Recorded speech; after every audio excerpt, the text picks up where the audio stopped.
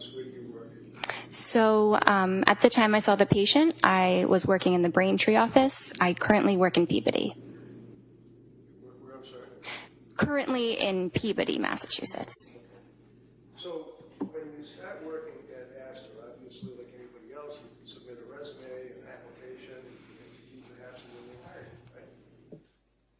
right? It's a fairly lengthy process and a number of interviews with different staff at the practice, and some recommendations, letters of reference, verification of credentials, all of that. But yes, it can be comparable to another profession in that process.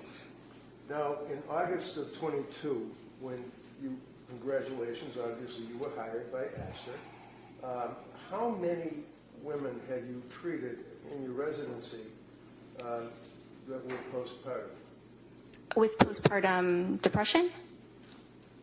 Or just in the postpartum period? How many women that were in the postpartum period did you treat prior to August of 22? Many. It's hard to give an exact number, but I did have specific training in that population. In that population. And where did you have the training in that population? At Boston Medical Center. And can you tell us in that 2-year period approximately how many women that were in the postpartum period that you treated as a resident? Okay, so it's really hard to give an exact number, but if I had to say, at least 50. So in the 2-year period, you treated 50 people in the residency that had postpartum. And can you tell me, what is postpartum? What is that? Well, I just want to address that it was a 4-year period, not a 2-year period. Oh, I'm sorry. Okay. So And sorry, what was your question? Hold on. You saw 50 people in a 4-year period that had postpartum. In other words, they had been after having a baby, right? Possibly, yeah, more or less. I saw a number of other patients. I saw much more than 50, but yes.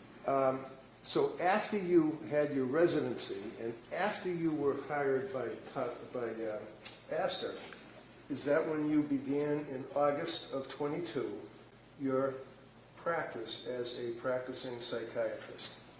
Yes. And when was it that you actually got your DEA license that authorizes you to prescribe medication to citizens?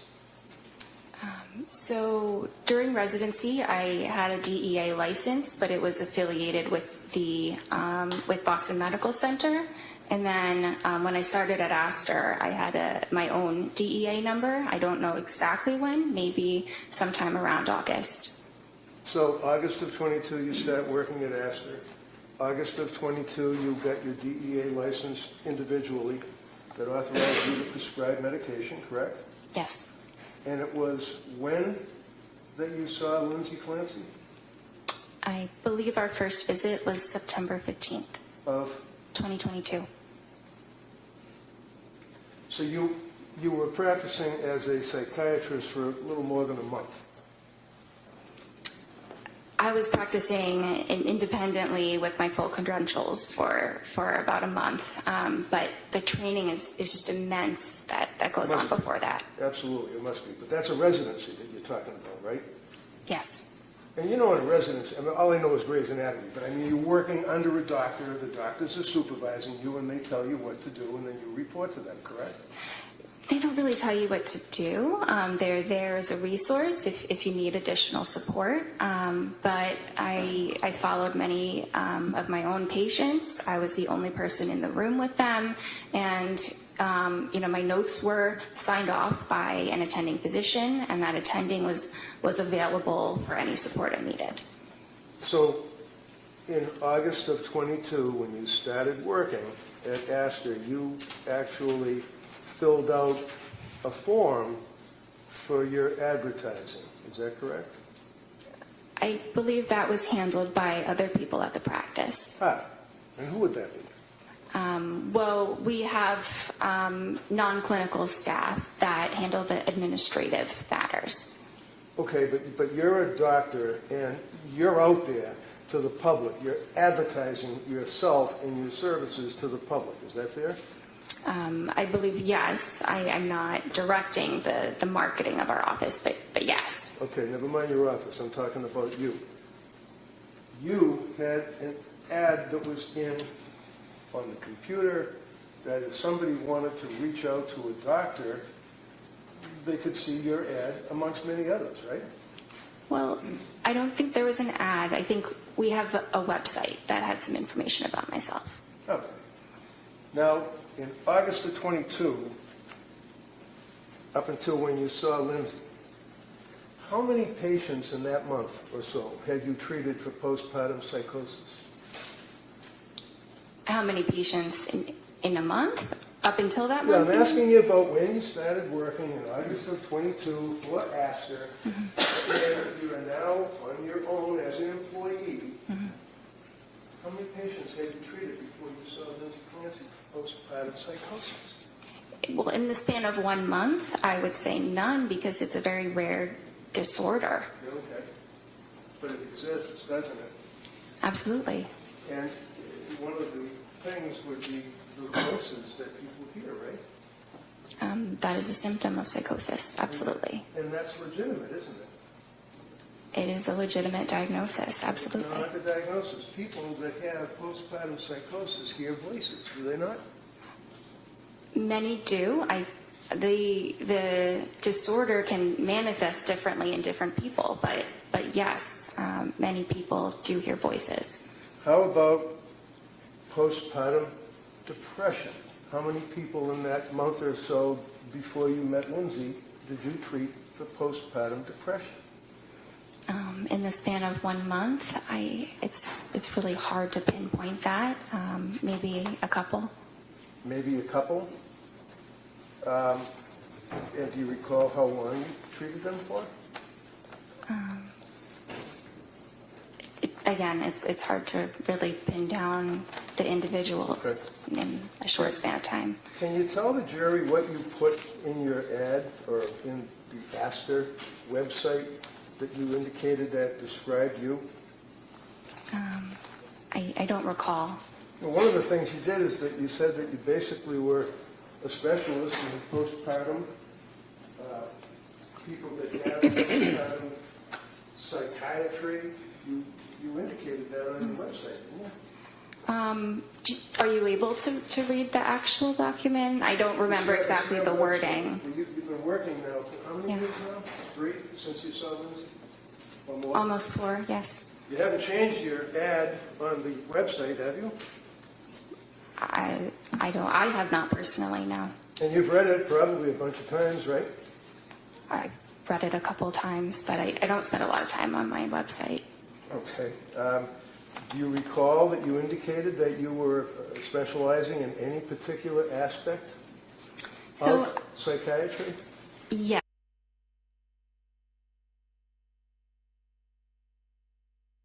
Women's health, in perinatal psychiatry, in trauma-related disorders, anxiety, and there may be some other things that were mentioned. Yeah, like women that have babies and they're suffering from postpartum depression. Right? Absolutely. You advertised that after a month working for Astor, right? That's listed as one of my interests, definitely. And again, forgive me, how many women did you treat for postpartum depression in that month and a half before you met Lindsay? I don't know, maybe a couple. But I've treated many of them in the residency, which was just immediately before. So when a person needs to see a psychiatrist, generally they're not well. Is that fair? Some are not well. It really can vary. So when someone comes to see a psychiatrist like you, it's because they need help, right? Yes. And when they come to you because they need help, for example, with Lindsay Clancy, she came to you because of your ad, right? Or your website for Astor, what you said about yourself. I don't know exactly how she found us. Well, do you know why she came to see you? I'm not sure exactly. Friday, we spent a long period of time going through your initial, or the initial intake that she had to fill out. Is that correct? You recall that? Yes, we did. And the district attorney kept asking you, and this is in September, is it September 12th? Is that when that form was filled out? I believe she completed the form on the 12th. The appointment was on the 15th. So what does a person do? Do they call you, or do they talk to somebody in administration? How do you get the form to fill out? Yes, our administration handles that. And what do they do? How does that happen? They send them the documents, probably by email, and the patient fills them out. Actually, it might be all within the portal that we use. Within the portal? The patient portal, yes. Okay, and that means that you go online and you can access Astor Mental Health, and then all these little drop-down boxes would come up? Something like that. Are you aware? Is it something like that, or are you aware of what it does? So because I don't handle the scheduling and the sending of forms, I don't know exactly what it looks like. Well, this is the form that you're giving a person that needs help because they're possibly mentally ill. Is that right? Yes, and what's important is that I review the forms and we go through them in the appointment. Absolutely. Yes. Now, understand that your records, Exhibit 219, I believe, the jury will have access to the Tufts records. Okay, you're aware of that, right? You know it's an exhibit. Yes. Because you have talked to the prosecution about what an exhibit is, and you know that your records are now in evidence before this jury, right? If that's what you say, yes. I wouldn't take what I say. Well, If you don't know, that's fine. I don't know the details of how this works. All right. Have you talked to them prior to your testimony? No. You haven't talked to the DA's office? No, not at all. You're a defendant in a very large lawsuit, are you not?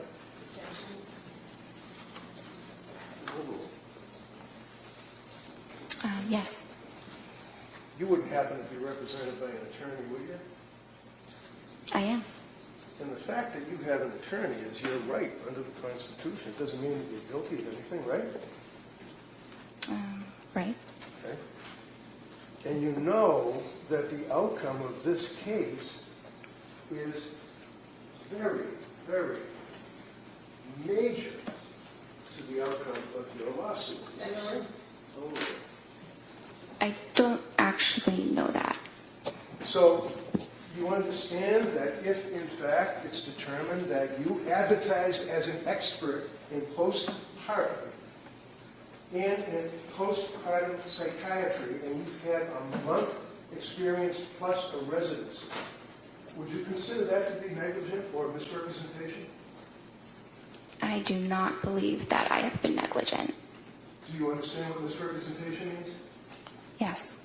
With a month under your belt plus your residency, do you really want this jury to believe that you were an expert? Can you advertise that? I don't think that's exactly the wording that I used. I think I said that it was an interest of mine. You were what? The answer? No, go ahead. Good, you answer. I just think the wording was that it's an interest of mine. I don't believe I called myself an expert. Are you an expert in postpartum? I may be. I don't know. I think it depends on what you define an expert as. Well, when a patient comes to you and they fill out the form, you agree with me that your records reflect that form that she filled out on September 12th of 2022, right? Yes. And the form that the district attorney went through painstakingly with you is basically, it looks something like this, right? That's one of the forms that you have people fill out, right? Right? Yes. You see the little check mark? Yes. Who puts the check mark? The patient. So how many pages, because I don't want to go through all the pages again, how many pages does a patient, well, how many pages did Lindsay go through to check the boxes for Astor? There were a lot of pages. What's a lot, 10, 20? Yeah, maybe between 10 and 20. Okay. And basically, they're all little checks in boxes, correct? Not just checks. No? So does the person then answer questions by typing in an answer such as, do you have any pending legal problems? No. Have you ever been arrested? No. Things of that nature, right? Those are some of the questions. And the questions also, do they ask the patient what medications they were on Yes. before seeing you? Yes.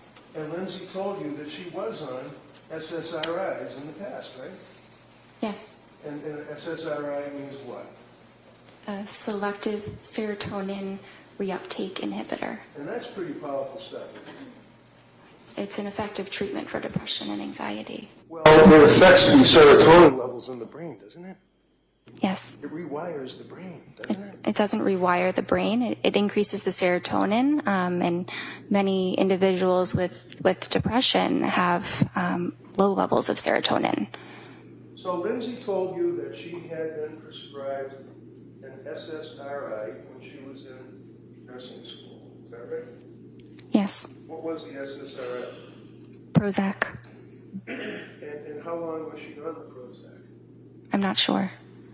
Never asked. I probably asked. Probably asked. Isn't it true? Don't you guys have a saying that if it's not written, it didn't happen? You take copious notes, do you not? It's impossible to write down every single thing that's said, so I write down what is clinically relevant, clinically necessary, but there's a lot that is discussed over an hour that is not able to be written down. Such as the fact that a person was on an SSRI when they were in nursing school is not an important fact to find out. Oh, no, that's important. Sorry. No problem. I'm not doing, the Sophie Cunningham at you. I'm just asking a question. That's all, and you can answer it, okay? How about if she had a reaction to Prozac? I asked her about the Prozac. Is that written in your notes? Yes. And what did she say? She said that she took it for a period of time. She didn't mention any side effects. Oh, she didn't tell you that she had side effects. I see. So when a patient comes to see you with a month under your belt and they're sick and they're looking for help, you wait for them to volunteer facts to you? She volunteered a lot of information. She knew very well what her medical history was and was able to provide that for me. Such as what? That she was in nursing school and took Prozac? That's part of it. And she told you that, right? Yes. And she was pretty upfront and honest with you, wasn't she, in answering these questions, right? I believe that she was. We all spent some time talking about the fact that she declared that she had consumed alcohol, that she felt guilty about it.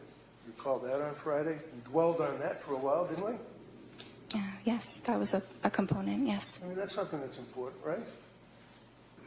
Yes. What was her drink of choice? I'm not sure. Did you ever ask her? I'm not sure. We were not concerned that her level of alcohol use Well, the was... certainly was Friday, right? All right, and everybody knows. Doctor, wait for the question, all right? And then same thing, I'll have counsel wait until you finish your answer, all right? Go ahead, Mr. Reddington. So is it important, doctor, for you as a physician to know your patient? In other words, know who they are? Yes. And you know that Lindsay was a nurse, correct? Yes. You know that she graduated, obviously, from college, right? Yes. Is she a good student? I don't recall. You know when she got married? I don't recall Did you that ask her? specific detail. I don't know. I knew she was married. She had 3 kids, right? Yes. And the reason that you knew that she was married is because you spoke to her husband, Patrick, correct? He Or did you? Sorry? Or did you? He attended one of the appointments, and I spoke with him on that date. Ah. And did you say, hi, how are you? And give him a handshake when we came in your office? It was telemedicine. It was what? Telemedicine. Telemedicine. Is it fair to say that after, 14, you said to the jury, 14 appointments that you had with Lindsay during that period from September till January? 14 appointments? Yes. Every single one of them were by telemedicine, weren't they? Yes. Until you came in this courtroom Friday, you never saw this woman in person, did you? Correct. Were you ever concerned about her mental health as a person? Absolutely. She was crying. She told you symptoms that she couldn't get out of bed. Isn't that right? At one time, she said it was difficult to get out of bed Oh, difficult to get out. Why was it difficult for Lindsay Clancy to get out of bed? because she was very depressed. And did you give her a hug? Oh, no, you're on telemedicine, so you couldn't give her a hug, could you? You didn't have any chance to even look at her in person, did you? I could look at her. It was always a video appointment. I couldn't give her a hug, but that's not actually something that psychiatrists typically do with patients. I imagine. Now, I'm looking at you, and you've got the witness stand cutting you off in half, right? So I can't see from your waist down, your legs, your feet, your hands, anything. That's the same view that you have on the telemedicine, right? Yes. Isn't it fair to say that you've studied and that you've learned that there are objective manifestations that patients may have that would be a tell, like if you're playing poker, you have a tell, that would be an indicia of the fact that they're stressed or emotionally disturbed, right? Yes. Like hand wringing, right? Yes. Were you able to see the hands wringing when you were on telemedicine? I don't recall seeing her hands. You recall, you know how people sit there and they do this with their leg and the leg bounces because they're going through some type of emotional stress? You couldn't even see her legs, could you? I couldn't see her legs, but I knew that she was under stress. So when she came to you,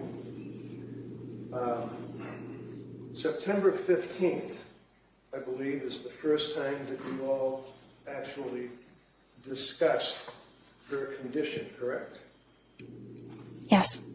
And looking at the medical records, which the jury will be able to look at, it says, visit date, September 15th, 2022, and you can look along with me if you wish, indicates why she came to see you, right? Yes. Right? Yes? Yes. Okay. Why did she come to see you? According, not guessing and speculating, never mind the TV. You just look at your notes. Tell me what brought Lindsay Clancy to your office. Postpartum anxiety. Is that it? Is that what you noted in the records? Well, those were her words when asked, what are the problems for which you are seeking help? I see. Postpartum anxiety. Now, as a psychiatrist, meeting with this young woman after a month or so of working as a psychiatrist for Astor, there are tests that you administer to a woman who's in postpartum to find out what type of anxiety they have, right? Well, there are some screening tests, but the most important thing is what the patient tells you and what my assessment is in the session. I see. And that would carry through the Tufts evaluations for all 14 of those meetings, is what the patient tells you, right? Yes, and what I observe in the session Through the television. through the computer. What, if you can tell me, is the Edinburgh test? It is a scale that looks at symptoms of postpartum depression. And when you administer, that's a major test, isn't it, for a doctor to evaluate a patient for PPD? I wouldn't say it's a major It's test. a pretty big one, though, isn't it? It's the only one that measures the postpartum depression, right? It's a common one. So what? Commonly used. Commonly. All right, so when you used it on Lindsay, when was that administered to her? I did not use it on Lindsay. Why? We used the PHQ-9, which What is is the PHQ-9? it's a depression screening form. That's like generalized anxiety disorder, general depression. It's got nothing to do with a woman suffering from postpartum depression, does it? I disagree. Well, do you agree that people perhaps that may know a little more than you determined that the Edinburgh scale is the appropriate scale to administer to a pregnant or postpartum woman? Sustained as the form. You're familiar with the Edinburgh scale, right? I've heard of it. And can you explain to me how it's graded? No, I cannot. There are 30 questions in it, are there not? I don't use this scale, so I don't know how many questions there are. So the Edinburgh scale, do you even know that the cutoff for someone that is depressed in their condition of postpartum would be 15? Anything over that, they're in severe depression? Okay. You know that her first Edinburgh test that was administered to her put her at a 23 Overall. severe depression? I was not aware of this test. I was not aware that this had been administered to her. Well, you know that except for the Prozac that she had when she was a nurse, what, 23, 24, 23 years old, she hadn't, other than seeing her own doctor for having a baby, she hadn't seen any doctors. You knew that, right? I didn't know exactly which doctor she sees. I think we ask about your primary care doctor, but she did not report any other medical issues that she was under treatment for. So is it important for Dr. Jennifer Tufts to know whether or not a patient who is coming to you for help has a prior medical history other than what they might tell you? Well, when patients are able to advocate for themselves and share their medical history, we rely on what they tell us. Was she able to advocate for herself, in your opinion, when she came to see you, when you evaluated her in September? Absolutely. How about October? Yes. How about November? Yes. How about December? Yes. And your medical records, you would agree, show that during that period of time that she was deteriorating, was a word that was used on Friday. Isn't that right? So No, so. You used the word deteriorating on Friday, did you not? she was a little bit worse at certain appointments, and the deteriorating word, which is not my word choice, is what is in the note because I had to select that. Because why? You have some kind of a program that you have to check the box and you have to bring down the drop box? You can't take a pen and write something down about a patient? There are certain parts of the note where I can write whatever I feel is necessary, but that specific aspect of the note is a button where you have to click one of three choices. So when the jury's going through your medical records, one of the things that they're going to see is that when you meet with the patient, you have a form that you fill out where it says, if you feel like you're going to harm yourself or somebody else, make sure you go to the emergency room, right? Yes. If you have any urges to harm yourself or others, go to the nearest emergency room. That's in every single time that you meet with a patient, right? Yes. And it indicates that if there's any, call the Suicide Prevention and Crisis Hotline. If you feel that you're in crisis, you may text home to a particular number anytime. What's a suicide hotline? It's a phone number that patients in crisis can call and speak to a trained counselor. Now, a psychiatrist, you'd agree with me, is not a counselor, that's for sure, right? Well, a psychiatrist has training in therapy as well as in Did medicine. you give Lindsay Clancy any therapy? There was some therapy incorporated in our sessions, Like but what? we did. Like what? Sorry. Providing emotional support, listening to Excuse her. me. Hold on, no, please. Hold on, hold on, everybody. She can. You ask the question, we're going to let her finish, and then you can follow up with any questions you want. Go ahead, Doc. Anything else you want to say? So her sessions were largely focused on the medication management, but there was an aspect of therapy including those items. Okay, and the sessions were for what, 17 minutes? No, How long were they? 25 to 30 minutes. So 25 to 30 minutes on the television, and were you face the TV screen with her for the full 25 minutes? Yes. And that's not noted in your records. It says 17 minutes in all your records, doesn't it? So if you look closely, it says the therapy component was for 17 minutes. It doesn't say the entire duration is 17 minutes. So what do you do when you're trying to give therapy as a psychiatrist to a patient that came to see you? What do you do? What do you do for therapy? It depends on the person. Well, how about Lindsay Clancy? What did you do for therapy with her?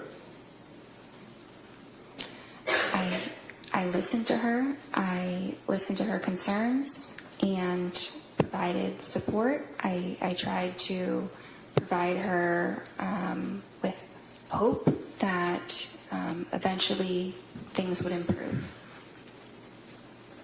So you listened to her concerns, and you'd agree with me that her concerns were, for example, that she actually was unable to sleep. It's one of her concerns, right? She was having a lot of difficulty with sleep. On the September 15th meeting, you indicate that her mood was okay, but her affect was anxious, and you called it incongruent. What does that mean?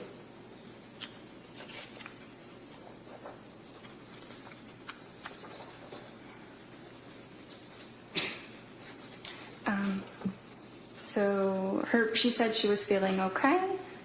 She appeared anxious, and she also stated that she was anxious.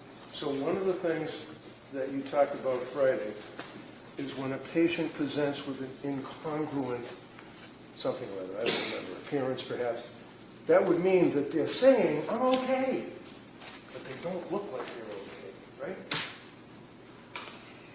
Well, it could.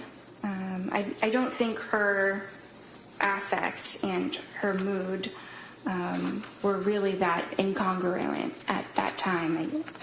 I think that she didn't appear terribly depressed. I didn't say she was terribly depressed in that initial visit, but she said she was anxious and she appeared anxious. That's pretty congruent. Okay. So did you put in the report that she was congruent or incongruent? So that is not an option for me to indicate in that section, but So- it was congruent. You're like a robot. You can't take a pen and write something down. You have to do the drop box and the X's on the computer. Well, if it's on the computer, I'm limited by the options that are up there You're a doctor. Why are you limited? because of the technology. What technology? The fact that there's a form on a computer? You're trying to treat a human being who comes to you for help. And that's what's most important. What's most important was the treatment, not what is checked off on a box. Makes sense.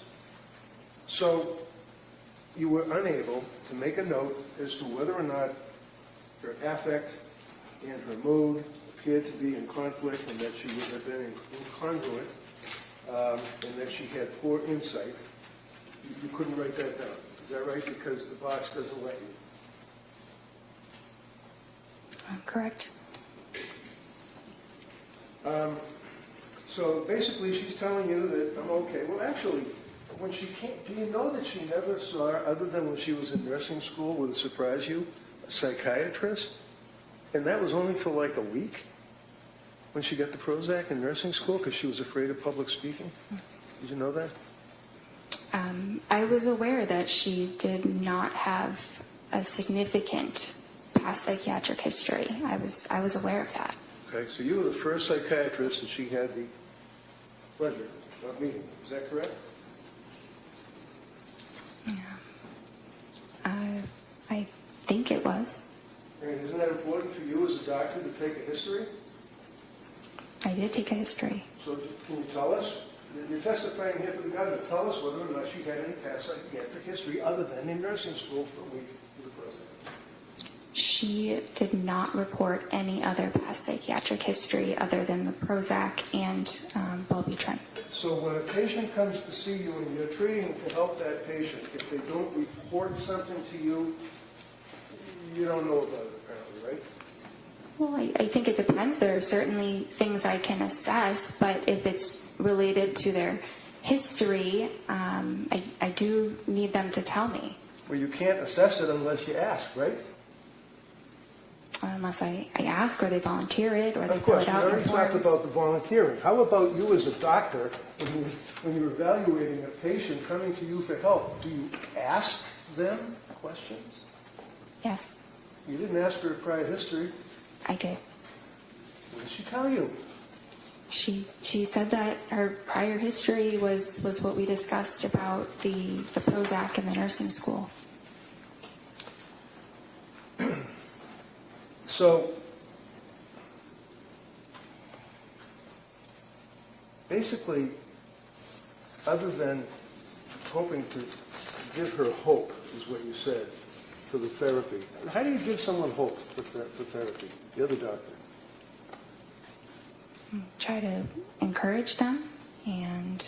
What did you encourage her on September 15th? Sorry? What did you encourage her to give her hope on September 15th? What did I encourage her? Yeah. I don't remember exactly the words. It was Did you write it almost 4 down in years your ago. records? No, we don't write those details of Well, that's everything the that's therapy said. you're talking about, right? Yes? Yes.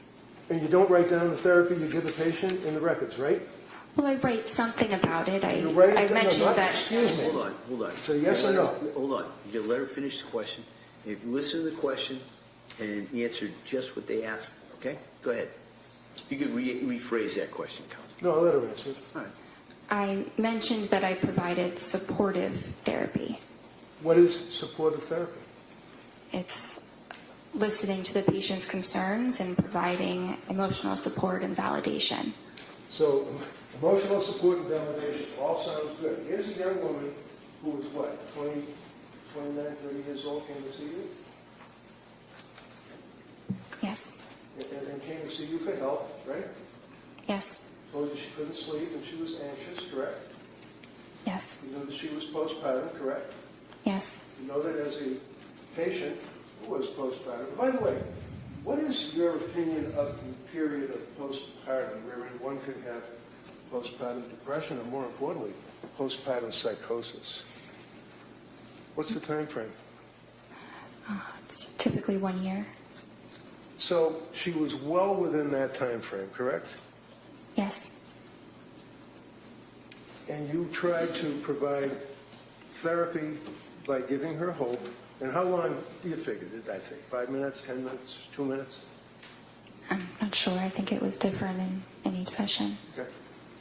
So the only thing that you diagnosed Lindsay with on September 15th was GAD, Generalized Anxiety Disorder, correct?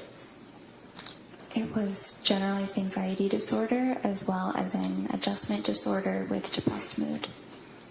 And you prescribed medications to her, right? Yes. And the medication that you provided to her was the sertraline, right?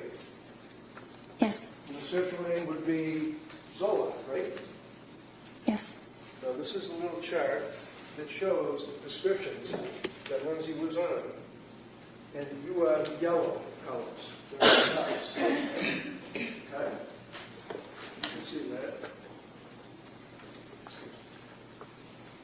Do you agree with me that on September 15th you prescribed sertraline, Zoloft, 30 count on September 15th, 25 milligrams, right? Yes.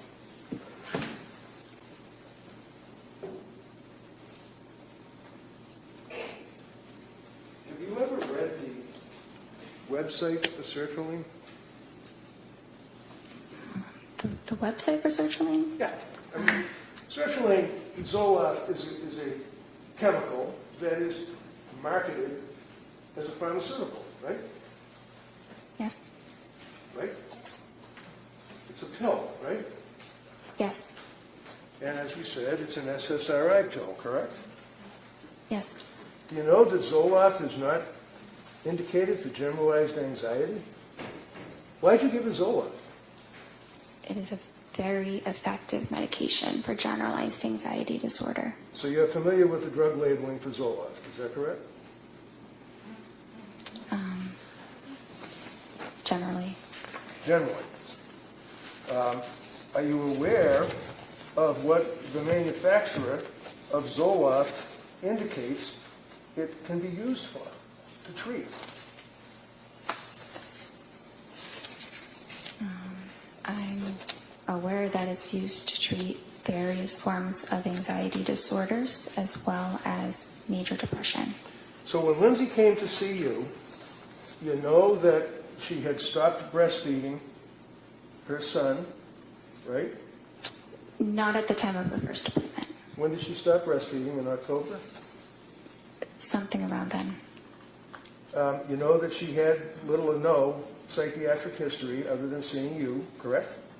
And the Prozac, yes. You know that, in fact, that she had stopped drinking whatever it was that she was drinking, because you never asked, right? I was not concerned about her level of drinking. Well, it's in your form, right? That was at the intake, but You know that she wasn't drinking when you were meeting with her, correct? yeah, that's what she told me. Okay, and you believe what she told you, right? Yes. So when she sees you, she's not on any psychiatric antitropics or whatever they're called medications, correct? She wasn't on any medication. Correct. And she had stopped drinking anything, whatever it may have been, right? I'm not sure when she completely stopped drinking, but yes. You don't know when she started, when she stopped, what she drank, do you? Well, I was not concerned that she was an alcoholic. That's a yes or no. Did you have any idea? Because we spent a long time on Friday talking about her guilt and that she drank alcohol. You don't know what she drank, when she started, when she stopped, do you? I know some details about her alcohol use, but it was overall minimal. What were the details then? Tell me what the details were. There was that one little box that was checked off. What other details were there? That she drank 1 to 2 times a week, 1 to 2 servings 5 times a week. And you don't know what it was? You have no idea, right? I think she had mentioned at some point that it was calming. It was something that was what? helpful. I'm sorry. Calming. Calming. Okay, Calming. so it was numbing. It was like trying to numb something, I guess, right? That's one way of saying it.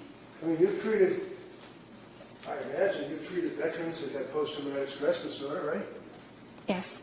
And would you agree with me that many times when people have an anxiety disorder or PTSD or whatever the case may be, they try to numb their feelings? Is that fair? Sometimes they do. And sometimes they use alcohol, right? Sometimes they do. But we don't know what alcohol. She wouldn't even know if it was a beer, do we? I didn't think that was relevant for her. So, with all of that, with that information, you then prescribed Zoloft to her, correct? Yes. You went over the side effects of Zoloft, sertraline, I imagine, with her, right? Yes. Did you tell her that one of the known side effects is suicidal thoughts and actions and ideation? Well, that's specifically in children, so I don't think I mentioned that because it wasn't relevant. Not really. Suicidal ideation and homicidal ideation. There's a black box warning on Zoloft, along with other SSRIs, right? Under Yes age, or no? for children and adults younger than Lindsay. Excuse me, Doctor, I apologize. Can you just listen to my question and answer it yes or no? Is there a black box warning on Zoloft? Yes. Okay. And a black box warning is required or prescribed by what, the FDA? Probably. Probably. And it basically warns that, especially with young people or young adults, that it may cause suicidal or, God forbid, homicidal ideation. Yes? Yes. And you're aware that, in fact, the FDA has determined that that goes up possibly to a 23, 24, 25-year-old. You know that, right? I think 24 is 24. what they Yeah, said. I'll give you 24. It's possible, is it not, that the SSRIs that get into a person's brain affect a person that's 3 or 4 years older than the FDA cutoff with suicidal ideation or homicidal ideation? It's possible? There's a lot of development that happens in the brain between ages like up to 24 and closer to 30. The brain is fully matured at past age 24, and so it's less vulnerable than in a younger individual. So with 24, you're suggesting as a cutoff, are you suggesting to the jury that a drug that increases the risk of suicide in a 24-year-old patient cannot increase the risk of suicide in a 29 or a 30-year-old patient? Just a little bit. I don't believe there's evidence that it causes that at all in individuals over 24. So, as a psychiatrist who had the ability to issue these types of medications to patients and citizens, what research did you do on Zoloft and suicidal ideation, homicidal ideation? I was taught extensively about SSRIs and suicidal ideation in my training. Right? In Vermont, in Boston, yes. Okay, so in Vermont was when you get your medical degree, right? Yes, And in Boston would be when you were a resident, right? yes, And then you had board certification on general psychiatry, right? yes. You can have a certification on a subspecialty, right? There are certain subspecialties, yes. Right, and some of the subspecialties deal with postpartum or women that are pregnant and have babies and have psychiatric symptomology. There's no board certification for perinatal or reproductive psychiatry. Well, there are plenty of classes that are recognized as, for example, at Harvard Medical School, there's an annual class or symposium, if you will, for postpartum. Have you ever been to that? No, sir. What have you done to research or to improve your education? I understand you went to med school and that you were a resident. What programs, continuing education, symposiums have you attended since you got the ability to prescribe these medicines to people? I have not attended a symposium. Have you attended anything? I have not, but I have done a lot of reading on my own, of research and guidelines about this area in psychiatry. Did you tell Lindsay when you were going, because one of the things that you guys are always concerned about is what's called informed consent, right? Yes. And what is informed consent? What does that mean? It means In a medical sense, not just like out in the street or something. explaining to a patient the risks and benefits of treatment and possible alternatives, and making sure that the patient understands what you're saying. Now, when you were going over the symptomology or when you were going over the side effects of Zoloft, one of the side effects of Zoloft is, and I quote, severe trouble sleeping, right? Yes. Did you tell her that? Well, insomnia is listed as a side effect. No. You already said yes, you know it. Did you tell her that Zoloft has a side effect of giving the patient severe trouble sleeping? That's all. So I didn't use the word severe because it typically doesn't cause severe trouble sleeping, but I thought you were referring to when she told me that she did have severe trouble sleeping, Well, and that that's was what true. she told you, right? That she had severe trouble sleeping, right? She told me, yes. And you know that one of the side effects of Zoloft is, let's say, trouble sleeping. You know that, right? Yes. Your answer is yes. The jury has to be able to hear you. Yes. And why would you prescribe Zoloft to a young woman who's postpartum, who's coming to you with anxiety, who's telling you she can't sleep, she's got all of these symptoms, and you prescribe a medication that would have a side effect of trouble sleeping? So individuals have very varied responses to medications. Some have no side effects, some have one or two. It's impossible to predict, but Zoloft is a top choice, a first-line medication for Says her. who? It was Says who? says it's the general consensus Well, you know among about the lawsuits psychiatrists. against Hold on, Zoloft, right? again, you can't have both of you talking at the same time. So let her finish her answer, and then I'll give you plenty of time to follow up any questions regarding her answer. So, you finish your answer on that? There's extensive research supporting the use of sertraline in this instance, and the general consensus among psychiatrists is that it's a first-line safe medication for individuals, including postpartum women. How about the kids that shoot other kids in high schools and the lawsuits that come out of that against Zoloft? You ever read about them? Overrule. Sorry? You didn't hear me? I wasn't sure what the question was. The question was, in response to your observation about how all the psychiatrists or the psychiatrists think it's a very, very safe, wonderful first-line drug, and you researched it. How about the kids that kill other kids in schools with the lawsuits that arise out of the use of SSRIs? Have you ever researched that? I don't know much about that. You know about the SSRIs and messing with someone's brain, they go out and they shoot people for no reason, right?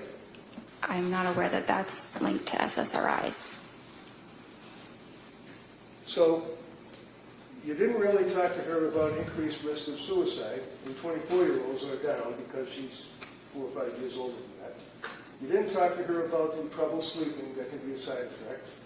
But you described there's other drugs that you could have given her that would be perfectly safe and calming and allow someone with no psychiatric history to sleep better, right? Not necessarily. Okay, so you prescribed her with the Zoloft. It was 25 milligrams, right? Yes. And when you prescribed her with the Zoloft, 25 milligrams, was that increased up to 0.05 milligrams, or did you increase it at some point? The instructions were to increase it to 50 after 1 week. After 1 week. Yes. And you expected that she would listen to your instructions, right? Yes. And she did, right? She waited about a month, but then yes, she did. Why did she wait a month? I think it took her some time to decide whether that was truly what she wanted to do. Right, she was afraid of the drugs, wasn't she? She was afraid of side effects. And she didn't want to take the pills, did she? She eventually did want to take the pills because she wanted to feel better. A month later, right? Yes. So you prescribe the Zoloft, SSRI, and then you tell her after a week to increase it, and she doesn't take that medication for a month, correct? Correct. And then she did take the medication, right? Yes. And did you meet with her or talk to her before she actually started to implement that particular regimen? I had met with her beforehand, but I was not aware of when she made the decision to go ahead and take it. So you met her on the 15th of September, right? Yes. When was the next time you met her? Can I check? Sure, of course, absolutely. You can look at anything you want. September 28th. And on September 28th, did you discuss with her the fact that she was afraid to take the Zoloft? Yes. And did you recommend that she do that? Well, she said that she was feeling better at that point and wasn't It's a sure. real easy question. When you Sure. talked with her, did you recommend that she increase or take the Zoloft? At that visit, I don't think that I did. Okay. So when did she actually take the Zoloft?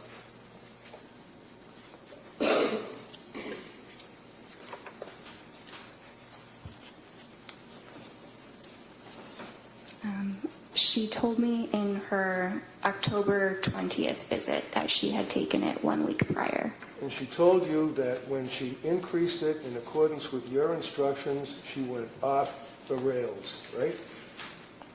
I don't think she used those words, but she had What words did side she use effects. for you as her doctor? She felt awful. Awful. Why did she feel awful? Did she have a stomach ache? Did she have a headache? Why did she feel awful? She did have some stomach aches. She had some diarrhea and had a difficult time eating. She also had increased anxiety. She had some more depressed feelings. She had more difficulty sleeping. And what was your advice to her as her doctor on the 28th of October, after she told you about the effect that Zoloft had on her? I told her to stop it, stop the medication. Okay. Now,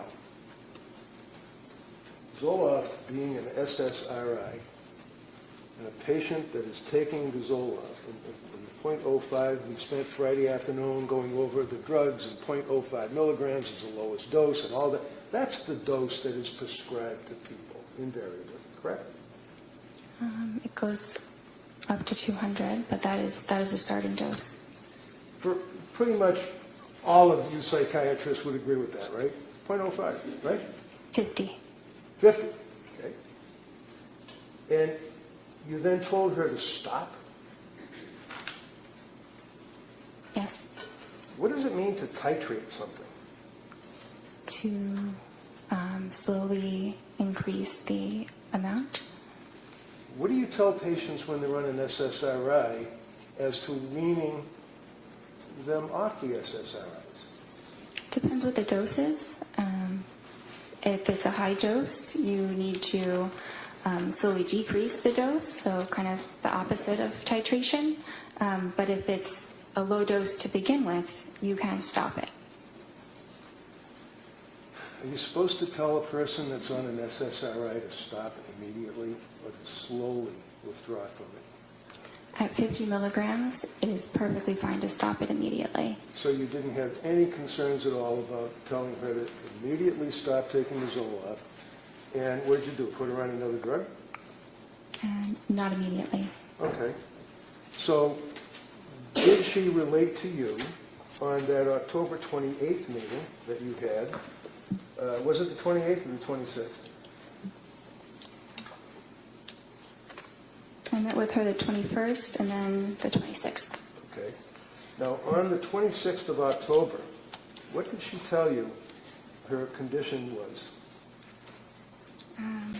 So she was feeling back to how she was before the Zoloft, which is not great still, and that she was considering a new medication. So she was considering it. Did she do research on medication as to what medication she wanted to take? Is that what you're telling this jury? She didn't specify exactly what medication she wanted to take, but that she wanted to try something else because she was still having significant anxiety. So when you say she wanted to try something else, I'm just asking, did you tell her what you recommended she try, or is that something that she decided to do on her own? No, I gave her my recommendation. Okay. The only reason why I ask that is that, a lot of times people might think that she's a psychopharmacologist, that she's a heart surgeon, that she's a vascular surgeon, that she knows everything about medicine. That's not true, is it? No.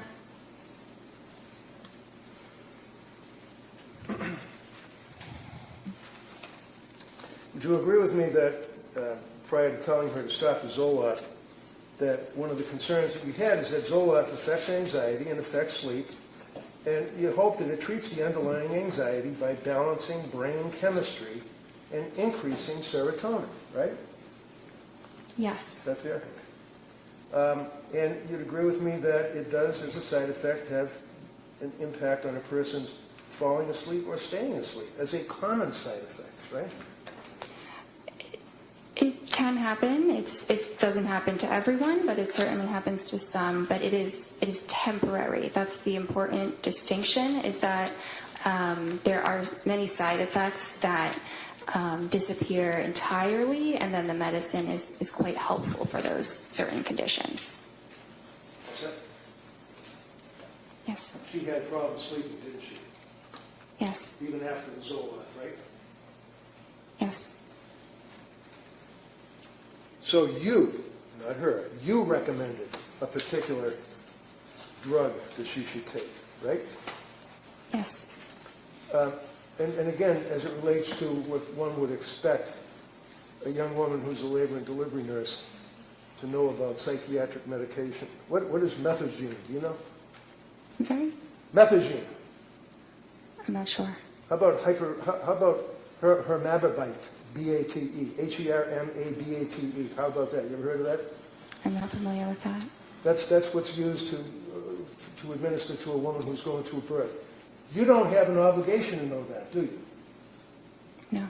You have an obligation to know about psychiatric medications, though, right? Yes. There's a difference between what's known as nescience, which is not knowing what you have no duty to know, and ignorance, which is you don't know what you should know. Is that fair? Yes. So, did you ever gauge Lindsay's knowledge or ability to judge what medication would be good for her?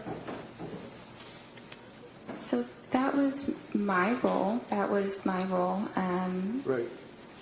I didn't expect her to know significantly the details about different psychiatric medications. Is it important to know that a woman that's coming to you because of postpartum issues, shall we say, had prior problems in prior deliveries? Yes. And you'd agree with me that you're on the front line of healthcare for pregnant women when someone comes to see you, either pregnant or after having a baby, right? They're usually referred by a therapist or an OB, but yes. Okay. So being on the front line and dealing with these people, and you advertise that you deal with pregnant people before they have babies, right? Yes. And after, correct? Yes. Did she have any prior issues with her prior babies? I knew that she had some anxiety symptoms with her prior, after her second child was born. And that would be Dawson?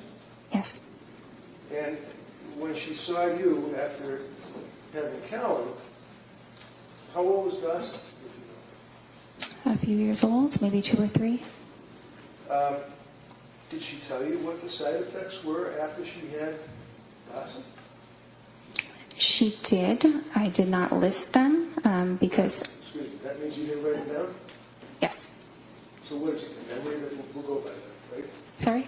We'll go by your memory? Go by my memory about what? I don't recall exactly which side effects she said, but I recall that they were some of the very common ones, the ones that are temporary. Hold on. You're telling this jury that you don't recall what the side effects were that she told you, but your memory is that they were general, common? Is that what you're saying? Yes, because if they were anything else, I would have documented it. Well, how about she took Zoloft? Did she take Zoloft, SSRI, after having Dawson? I think she took it for about a week. You think? Or she did? She did. So isn't that something that would be indicative of the fact that there was some psychiatric issues after she had her second child? Yes, but she did not describe them as being severe. Well, as a psychiatrist, can you ask her whether or not they're severe, or do you just wait for them to tell you? Based on her description, they did not sound severe. Tell me about bipolar. What's bipolar? Bipolar is a mood disorder that has both depressive episodes as well as episodes of mania. And is it your understanding that if a person has a difficult birth and in fact has some psychiatric attributes as a result of that difficult birth, that you should not prescribe SSRIs to that person because they could be bipolar? Having a difficult birth does not, it's not a contraindication to an SSRI. So after she had her second child, she took Zoloft, and you did not detail any side effects, and you don't remember any side effects. Do you agree that Lindsay had, at this point, a history of mental problems during postpartum? She had a history of anxiety postpartum. Anxiety to the point that she was prescribed an SSRI? Yes. And she also had mental problems when she came to see you, right? Yes. So she had mental problems after she had the second child, mental problems after she had the third child, correct? Yes. And you'd agree with me that this is not easy stuff for somebody to be talking about. People get embarrassed in our society if they have mental problems, don't they? Some do. She did, didn't she? I'm not sure. So, not documenting any of the side effects, did you think it would be important to document the side effects of the drug before you prescribed Zoloft a second time? She's telling you that she had, you don't know, but she had side effects with Zoloft. Was it important for you to document the second time that you're giving her Zoloft? I did not feel that it was necessary to document the specific side effects. So if someone comes to you as a person who is in postpartum and is all the symptomology that she had related to you, that if she told you that she was on Zoloft after her second child and had side effects, you don't think it's important to document the side effects, number one, right? It depends what the side effects are. Which we don't know because you didn't write them down, you don't remember it. I would have written them down if No, they not were. what you would have done. What did you do? No, overrule. Go ahead. I would have written them down if What did you do? I wrote that she had side effects. What are they? I'm not sure. And then you prescribed Zoloft again, didn't you, in 2022? Yes. Do you recall, in the period of September of 22, October of 22, into November of 22, that she used the word overwhelmed, told you that she was overwhelmed? Is that correct? Sorry, which visit are we looking at? Well, the period of time, September, October, November, she used the terminology that she was overwhelmed. Yes. Okay. And when you were treating her, you didn't think that she was just merely overwhelmed with 3 children. You knew she was really struggling, didn't you? I did. And it was at that point that you diagnosed her with a psychiatric condition, and you prescribed psychiatric meds. Isn't that right?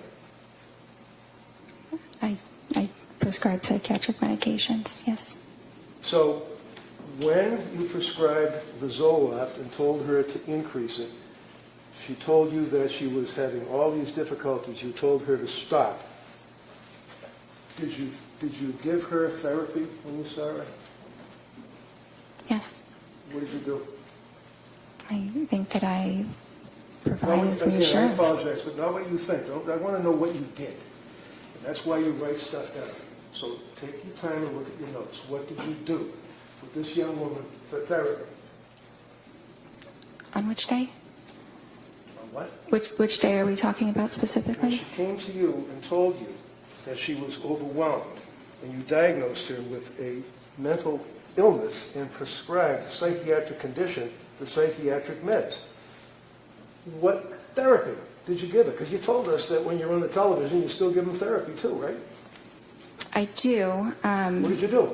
Well, I'm having trouble identifying exactly when she said the words overwhelmed. So it's hard to pinpoint exactly what I said in a span of, a number of different visits.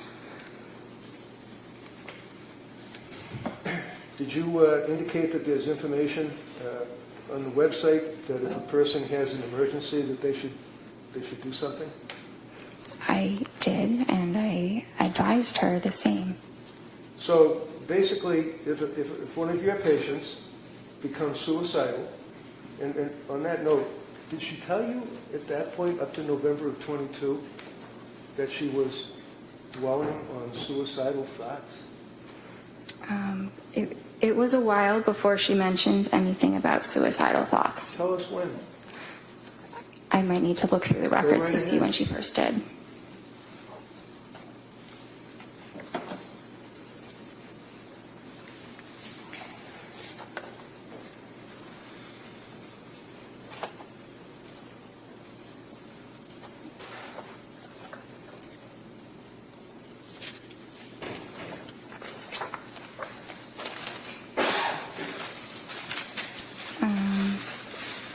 December 1st. So on December 1st, what did she tell you?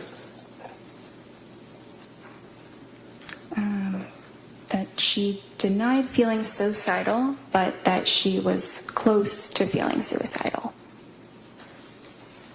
It's kind of like being a fisherman out in the ocean who's worried about the possibility of a storm and is thinking about the storm and is dwelling on the storm, almost in fear of the storm, right? Objection. No. Isn't it? I guess. So when she tells you that she's, and I don't want to put words in your mouth, what did she say? She's having suicidal thoughts, or what did she say? How close to it? She denied having suicidal thoughts, but felt that she was getting close to it. Okay. So she was dwelling on it or thinking about it, right? Is that fair? She was fearful of eventually having those kinds of thoughts. To kill herself. Yes. And how frequently were the thoughts? I'm not sure exactly how frequent they were. Did you ask her? It's Sorry? very likely that I did ask her the frequency. Would that be in your medical records? I mean, you see some patients, you have some patients other than Lindsay Clancy at that point, right? Yes. And you document when a patient, my God, when a patient comes in and tells you that she's in postpartum distress and she's close to having suicide thoughts to kill herself, that's important, isn't it?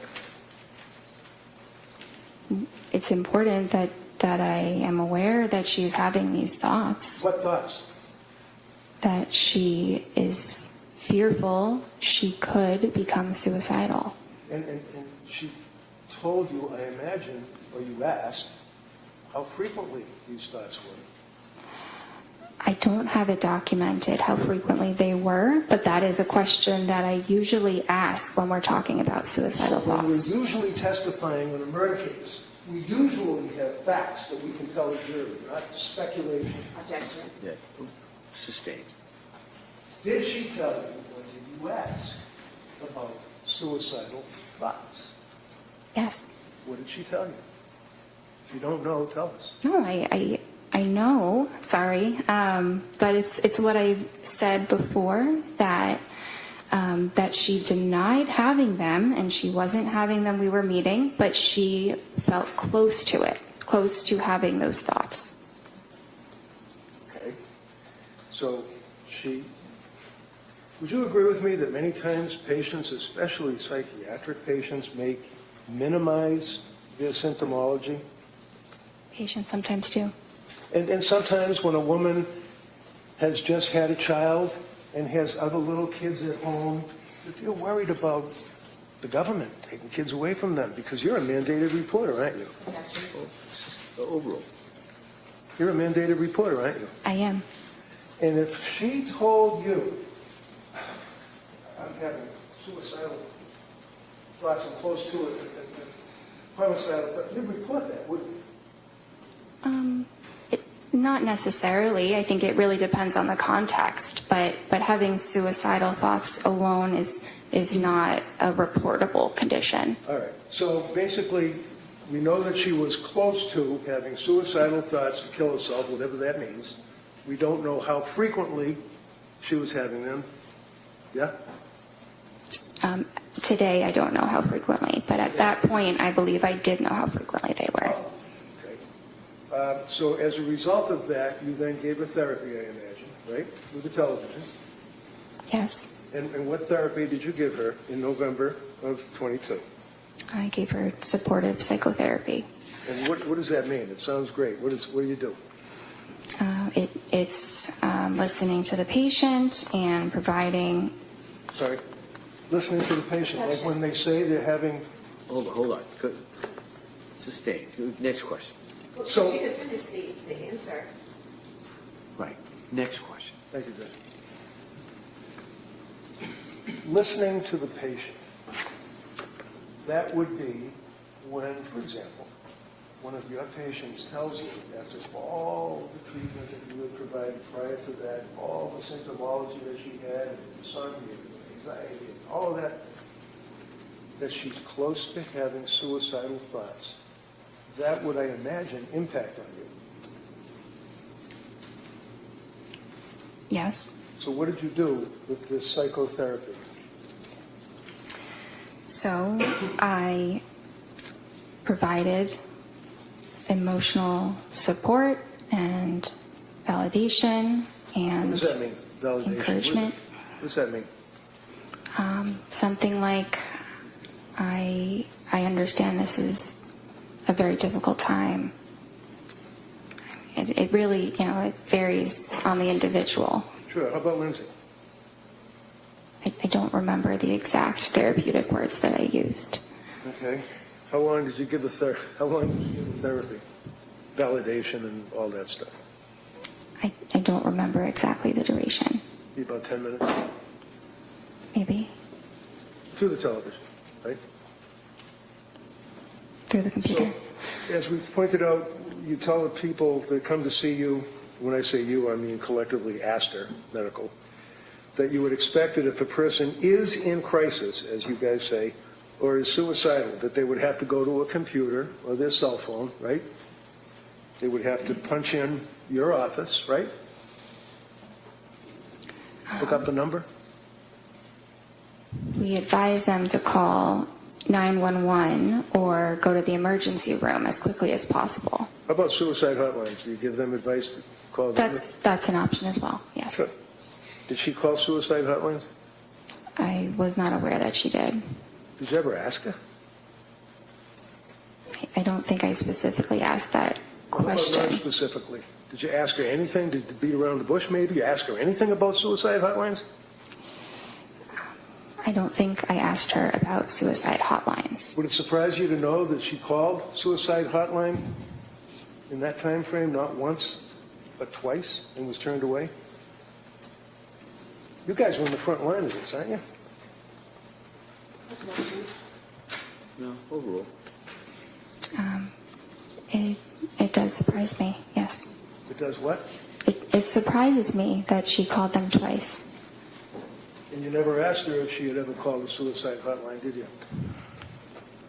I don't think that I did. I understand.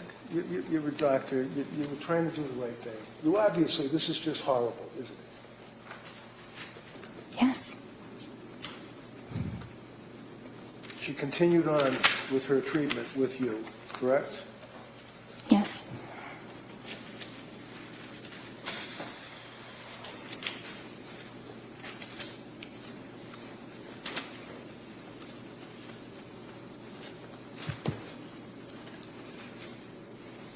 What was the next medication that you put her on?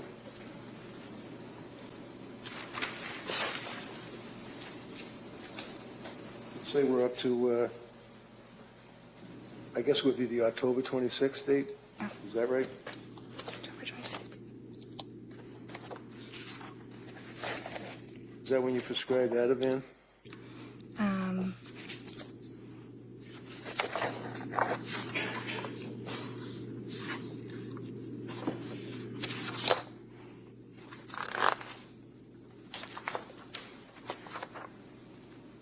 I prescribed that on the 21st.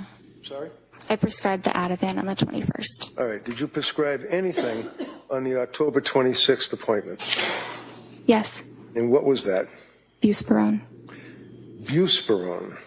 And would you agree with me that, is that also Vanspar?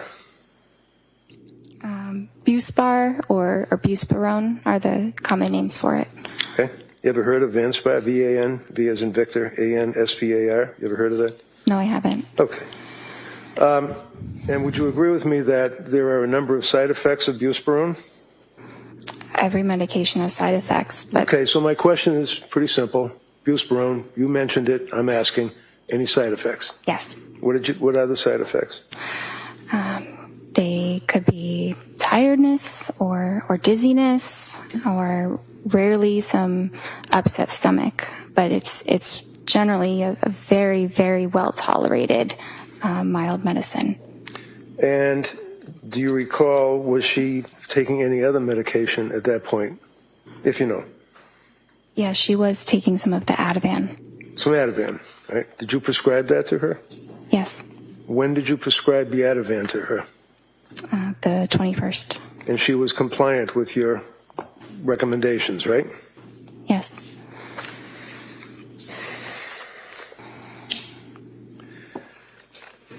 Was she also reporting to you that she was taking Benadryl, it's like over-the-counter stuff?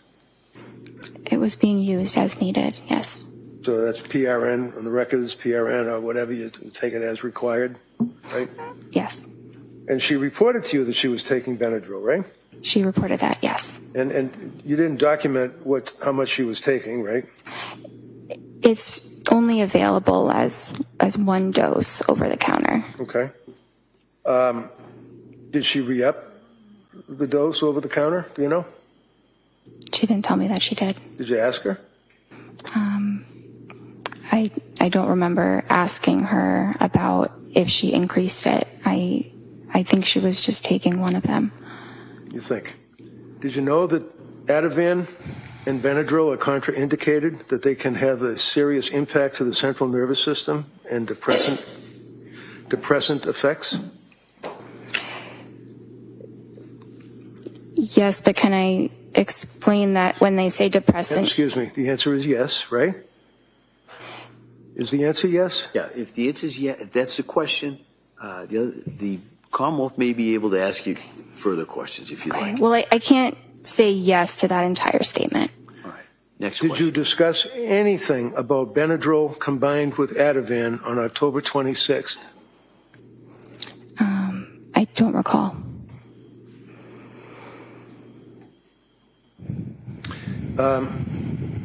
On October 26th, was she still worried about suicidal thoughts? She denied that. And on October 26th, how did she deny that? Do you have that noted in your record? I do. And what does it say?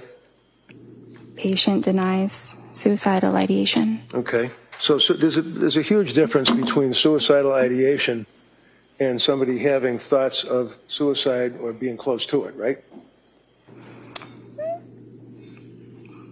Not exactly. Well, you knew that the last time you spoke to the woman, she told you that she was close to having thoughts of killing herself, right? Yes. And you're her doctor, right? Yes. So what do? You just say, do you have, and check the box and say, do you have any suicidal ideation? And she says no, and you check the box? No, it's not that simple. Do you ask her, like, well, gee, the last time I spoke to you, you told me that you were close to having suicidal thoughts of killing yourself. Did you pursue that on the 26th of October? Yes. And what did she say? That she wasn't. Now, How long was that appointment, if you recall? Would you agree it was 17 minutes and then there was some therapy? The entire appointment was something between 25 and 30 minutes. And that was again through the television, right? The computer, yes. Computer. Did you also add a drug called hydroxyzine? Yes. When was that? So that was the same visit as an alternative to the Benadryl. Okay, so on October 26th, when she told you that she was taking over-the-counter Benadryl, I asked you what you prescribed to her, and you said Ativan, right? Right? Yes. And then I asked you about the contraindication of Ativan and Benadryl, right? You asked me about that, yes. And then you, on October 26th, started her on Buspar, correct? Yes. And what is the purpose of Buspar? Is that for anxiety? Yes. And what kind of drug is Buspar? It doesn't really fall into a class, but it does act on serotonin. So it's another, similar to an SSRI, right? It's kind of like a more mild version of an SSRI. Okay. So she's on Benadryl over-the-counter, Ativan, which is a benzodiazepine, Buspar, which is an SSRI, and then you prescribe hydroxyzine on the same day, right? They weren't all to be taken at the same time. What's hydroxyzine? Hydroxyzine is an antihistamine. Okay. Is that over-the-counter, or is that, can you just buy that over-the-counter, or do you have to go to the back where the pharmacist is? You have to go to the pharmacist. Okay. And as far as you're concerned, she was taking the medications as she was required, right? That's what I was told. I'm sorry? Yes, that's what I was told. Did you, by her? Yes. And did you at any time tell her that she should keep a diary of her medications and keep a diary of any side effects that she has? I didn't instruct her to do that. You don't have to instruct somebody to do anything, but did you recommend it? Like say, hey, if you're on all these meds, if you're having an effect, you should write it down. When, time, date, anything like that? I didn't tell her to do that. Would that be helpful? Maybe, but usually we go through all of that in the appointments, and we met very frequently. Now, you'd agree with me that at this point, prior to the next appointment, which was November 2nd, she had gotten significantly worse, even after all this medication that you had been prescribing, right?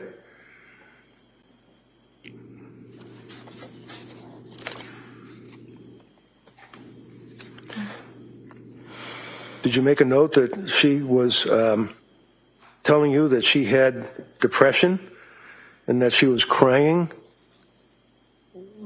had more anxiety, insomnia had increased, brain fog, and worrying about suicide?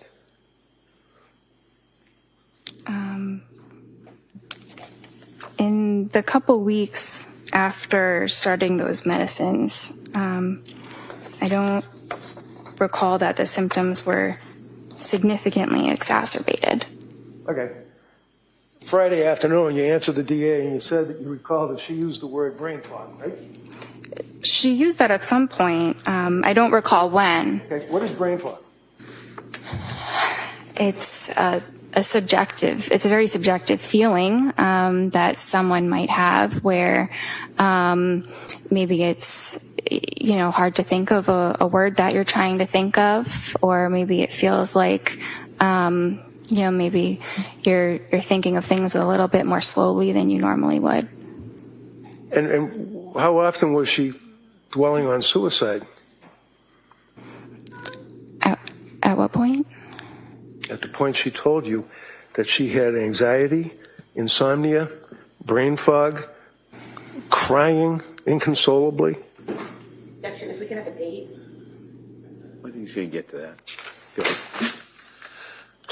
October 26th, heading into November 2nd. Do you recall, I'll rephrase it, do you recall going into the November month meeting with her and she told you that she had brain fog?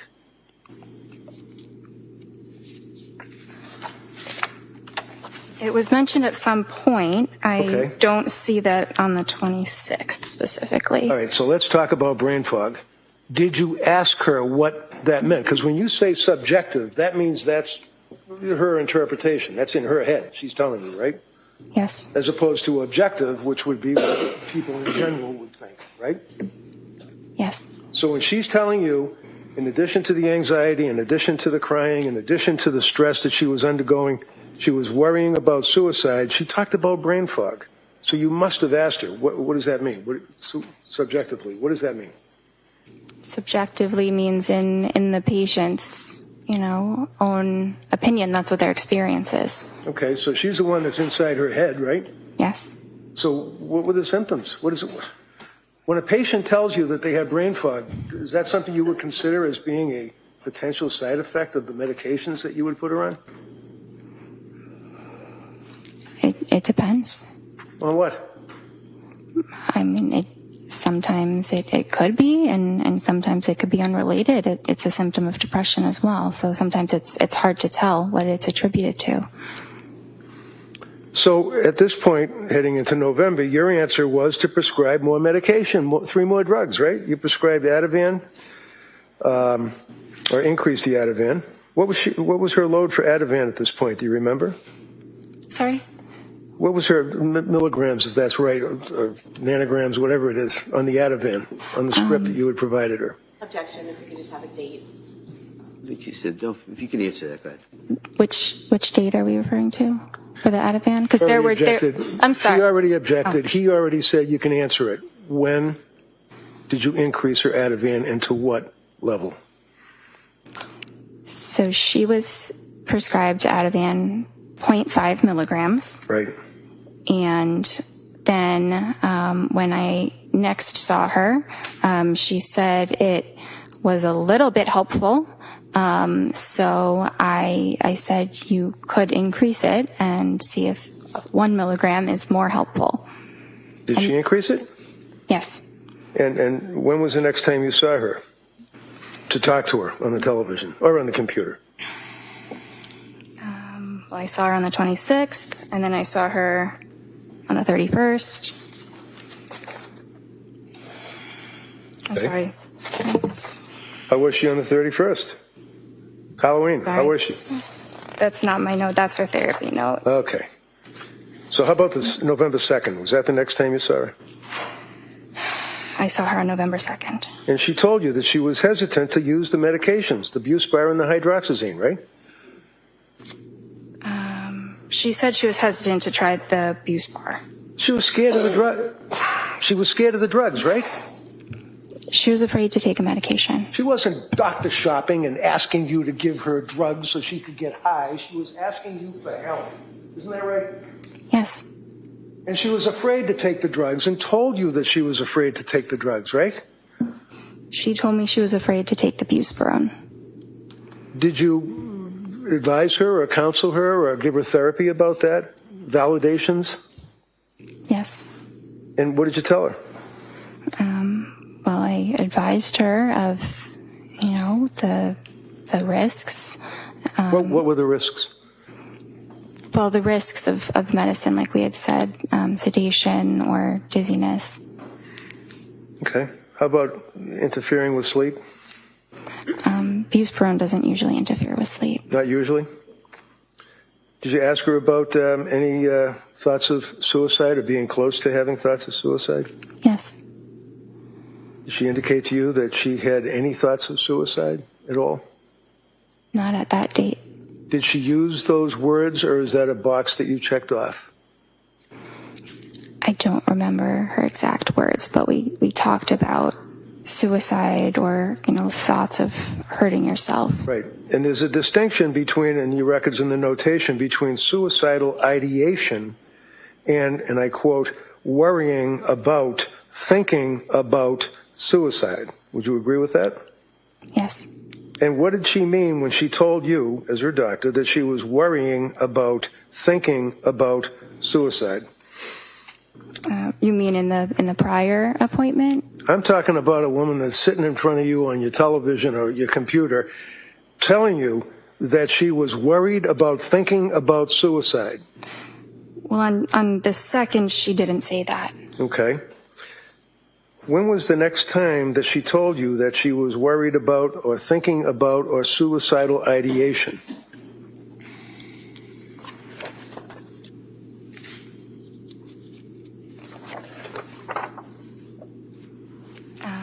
That was the December 1st visit. Okay.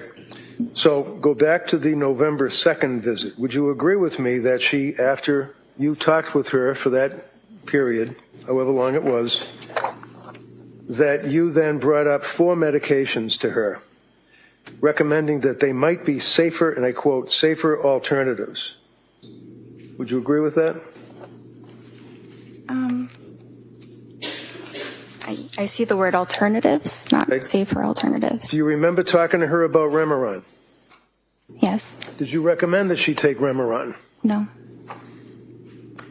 Did you ever prescribe Remeron? No. And is that mirtazapine, as far as its generic name? Yes. And Remeron is an antidepressant, isn't that right? Yes. And you did not feel that that would be an appropriate medication for her to take at that time? It was a very reasonable option, but we didn't decide to start it. So is this a collaboration? In other words, you and the patient, you would both make a decision as to when to start a drug?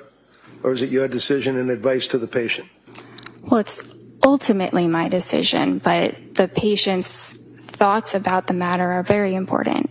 At the end of the day, the patient has to go home and take it themselves. I'm not there to ensure that that is happening or not. So you had a November 22nd appointment, right?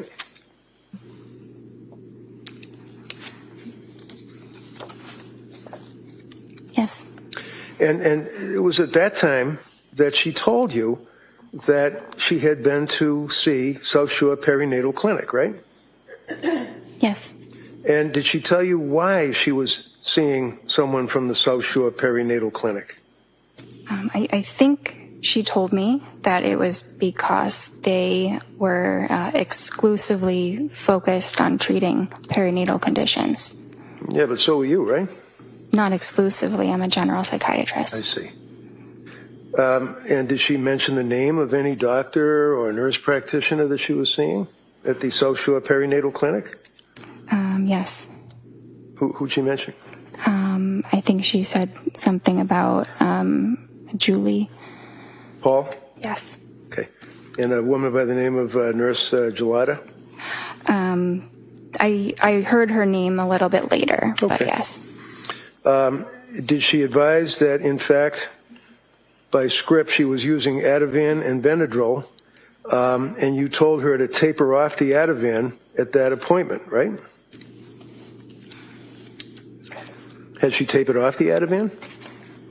I think I had told her I gave her a prescribed taper prior to that appointment. What does that mean? What does that mean, you gave her a prescribed taper? So I told her that she should reduce her dose by 0.25 milligrams every 2 weeks until the medication was stopped. Did she do that? I don't believe that she completely stopped it, no. No? You don't believe, or she didn't? Well, Trying to give the jury facts. Yeah, she said she was taking Ativan, so no, she didn't completely stop it. Had she tapered? I'm not sure how much she had reduced the dose because I wasn't prescribing it again. Right. So did you know that she had been, or had she been, to any emergency wards between that period of time that you last saw her and when you were seeing her on this meeting? I know she went to the ER, but I think it was after that. Go to, do you know? I think she went to Mass General. Do you know why she went to the ER? Because of depression. So was she treated at the ER? Did they make any, to your knowledge, as her doctor, make any recommendations? I'm not sure what they told her, but they ultimately... Go ahead. they ultimately discharged her. They didn't admit her. Go ahead. Sorry. That's all right. Was she put on any medication? Not from the ER. When you looked at the records from South Shore Perinatal Clinic, what did they indicate about suicidal ideation, worrying about suicide, close to suicide, anything? I didn't have access to those records. You're going to keep your voice up so everybody can hear you. You what? I did not have access to those records None. because we're a completely separate clinic. Seriously? Objection. She's visiting with you as a patient and you can't access her medical records? Is what you're telling this jury? I did not have access to them, no. Could she have signed a release, a HIPAA form? Yes, she could have. And you could have got the records. Yes. But you didn't.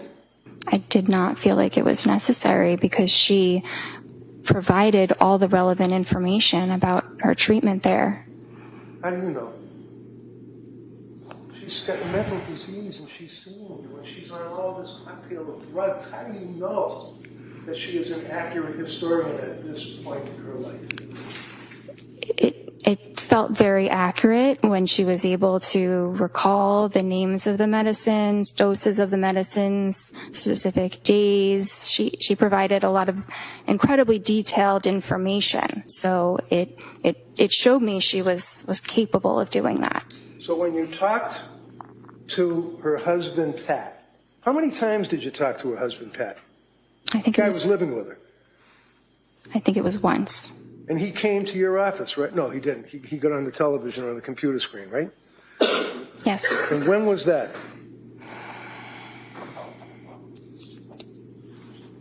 I think it was the December 16th visit.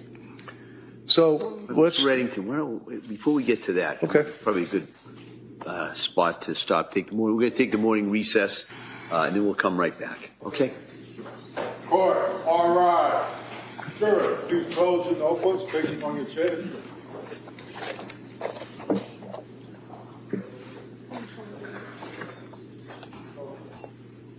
Wait, please.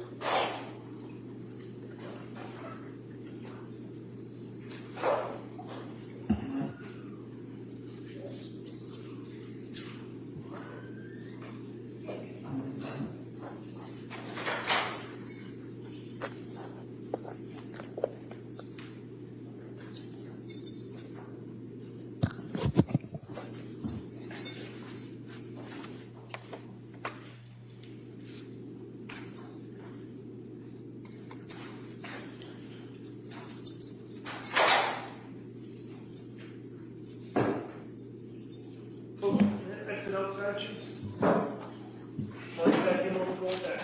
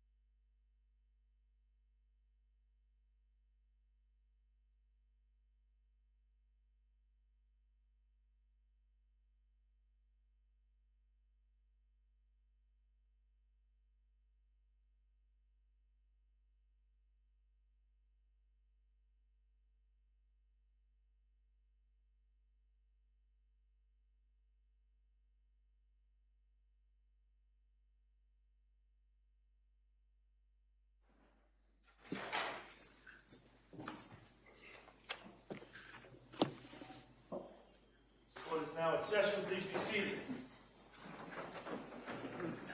You all set for the jury?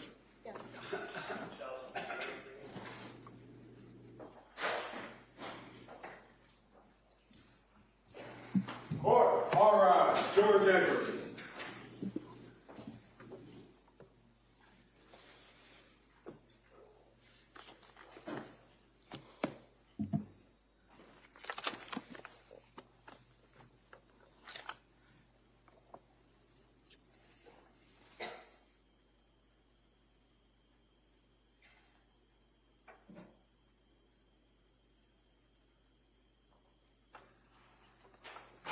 This court is now in session. Please be seated.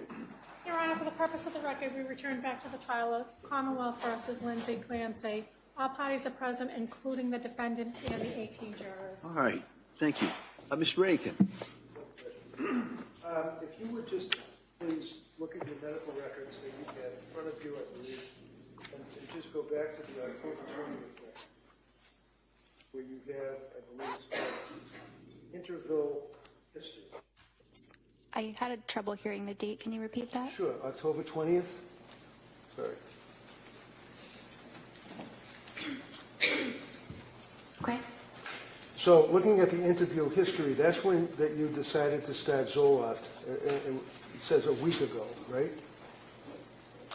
That's when the patient started it, yes. Okay. And she then increased the dose, and it says last night, right? Yes. And what was she telling you on the computer screen when you were talking to her? What did she say about increasing the dose of the Zoloft? That she felt awful. She couldn't sleep. Had insomnia, which became worse when she increased the dose. She didn't want to eat. She was having diarrhea. Food felt really unappealing. She was more depressed on it, crying all day yesterday, which is not normal for her. She had some mental fog and was terrified to start something new. Did she also tell you about her anxiety level? Anxiety was really bad even before med. Now hard to differentiate. Overnight racing thoughts, paranoid of getting suicidal thoughts, something bad happening, doesn't want to be alone. That must have given you concern that you had a pretty sick patient on your hands at that point, right? I was concerned, yes. So you gave her some therapy, did you?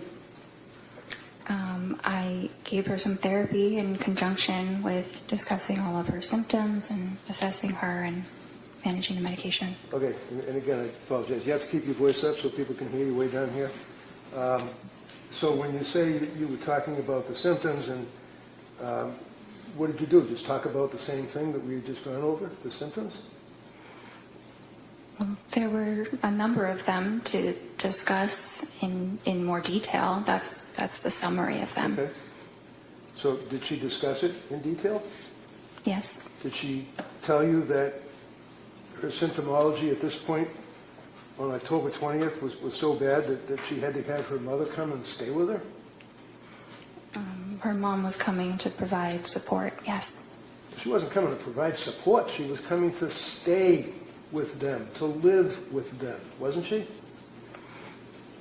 Yes, I don't know for how long, but yes. Did you bother to ask her? Why is her mother having to stay with them?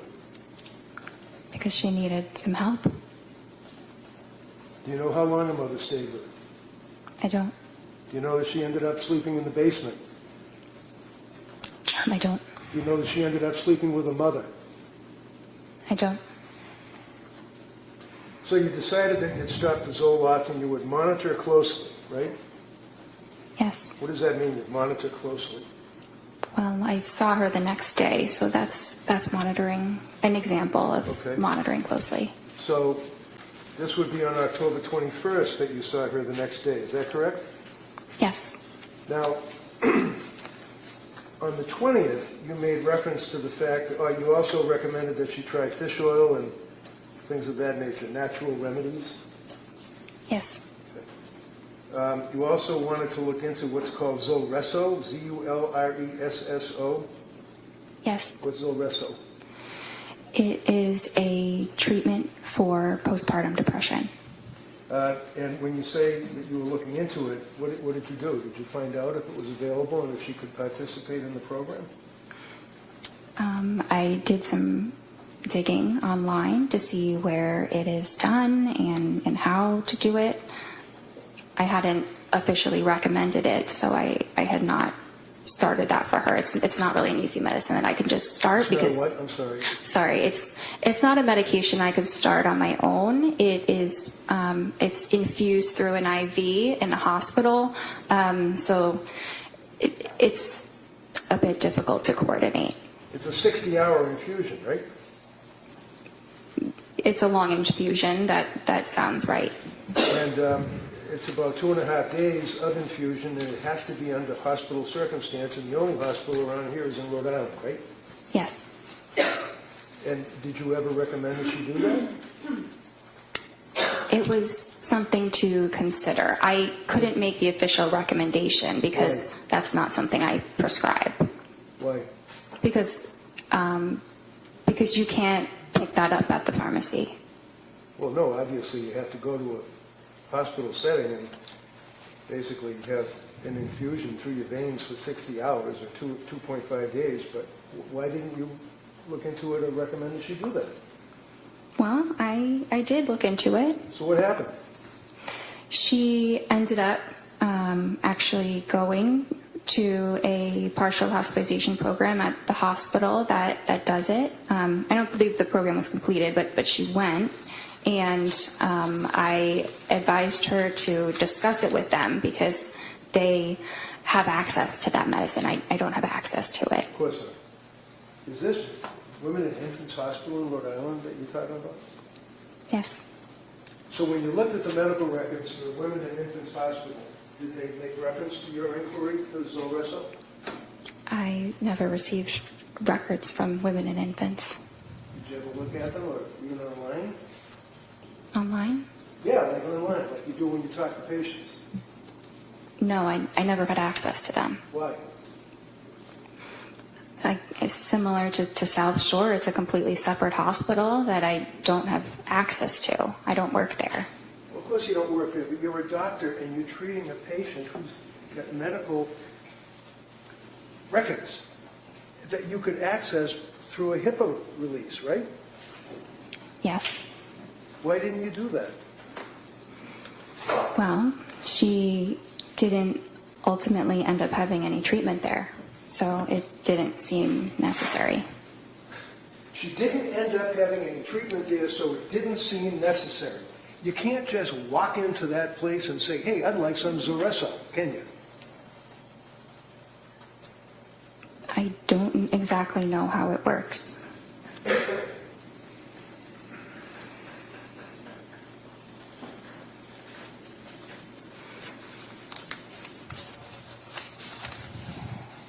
And then again, on that date, which would be October 20, when the jurors are looking at the records, you checked off the boxes again on objective findings, mental status exam, appearance, speech, things of that nature, correct? Yes.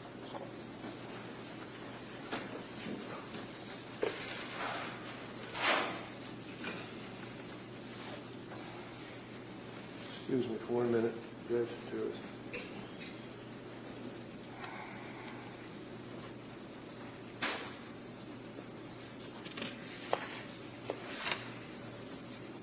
So when she was telling you on that date that she was in quoting your records, paranoid of getting suicidal thoughts and something bad happening, doesn't want to be alone, what did she mean by that?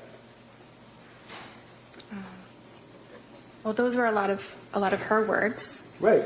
Isn't that a concern? If your patient is telling you she doesn't want to be alone, why didn't she want to be alone? Because she was very anxious and had the feeling like something bad might happen. Okay. Did her mother ultimately and dad come to stay with them? Yes. How long did they stay with them? I don't know. Did you When you talked to the mother and the father, did you say to them, what is she doing?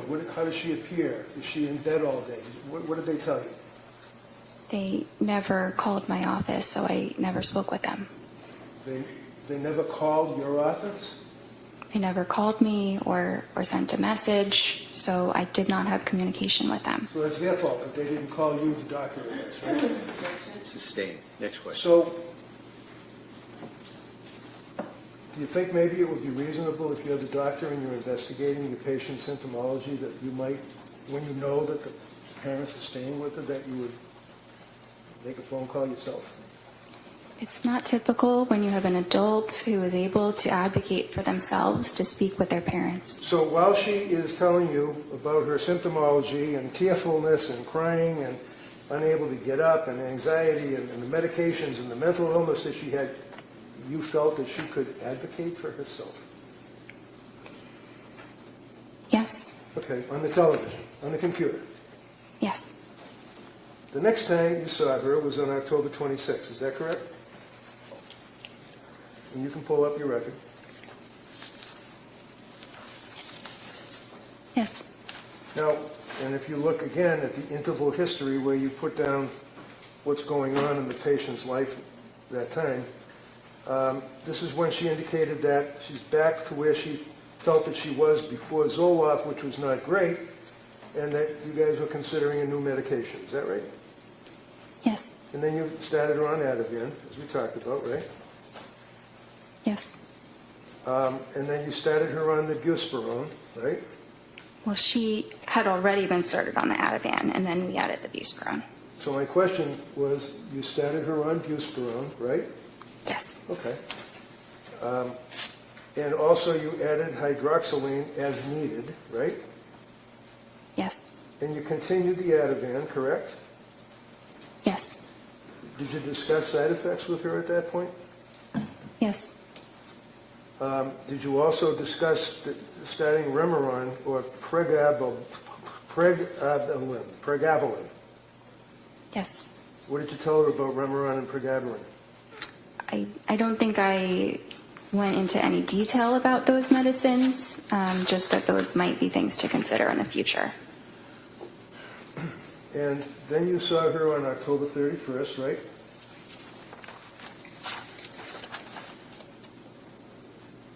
That was her, I think that was just a therapy appointment with a different provider. Would that be Jennifer McAllister? Yes. So it's a different provider in the sense that she works for Astor, right? Well, yes, it just wasn't myself. Right. So on October 31st, they did a suicide assessment, or she did, right, McAllister?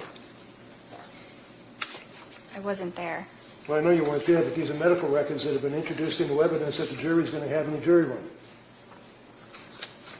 Objection, is that a question? No, good. Next question. McAllister did a suicide assessment, apparently, right?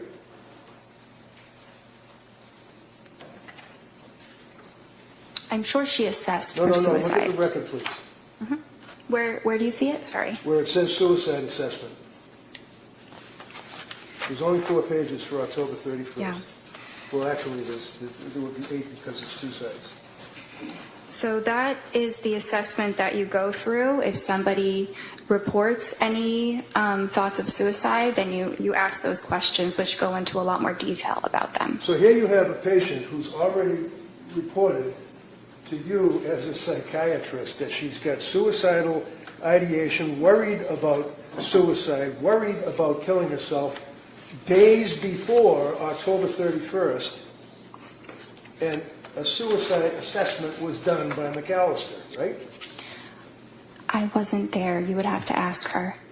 Well, maybe I will, if she Okay. comes in. Okay. Why don't you tell me what the record shows?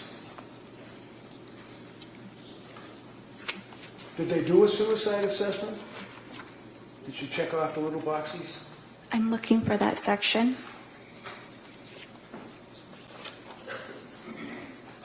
It says that patient denies suicidal or homicidal ideation at this time. Okay, so again, this is on October 31st, right?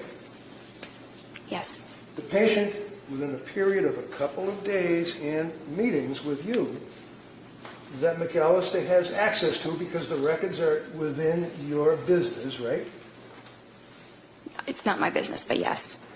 Has reported suicidal ideation and fear and dwelling about killing herself and afraid of those thoughts, right?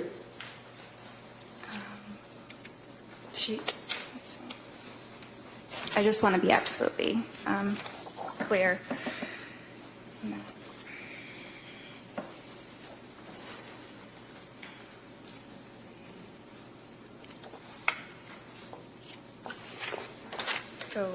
So yes, a little Yes, while yes, yes. earlier, she had voiced those concerns. Right. So as a result of voicing those concerns, is it your understanding that McAllister did not do any of the suicide assessment questions because Lindsay reported that she wasn't suicidal? It appears that she asked about Right, you already suicidality. told us that. I'm asking you about, excuse me. Hold on. Ask the next question. Go ahead. Thank you. I'm not asking you, you told us 3 times now that she said she was not suicidal when she spoke to McAllister. I'm asking you about the suicide assessment for the 3rd time. You see it in front of you? Yes. Okay. Can you tell me, did Lindsay answer any of the questions that were asked over the 2 pages, possibly 3, of the suicide assessment? Yeah, 3, done by McAllister.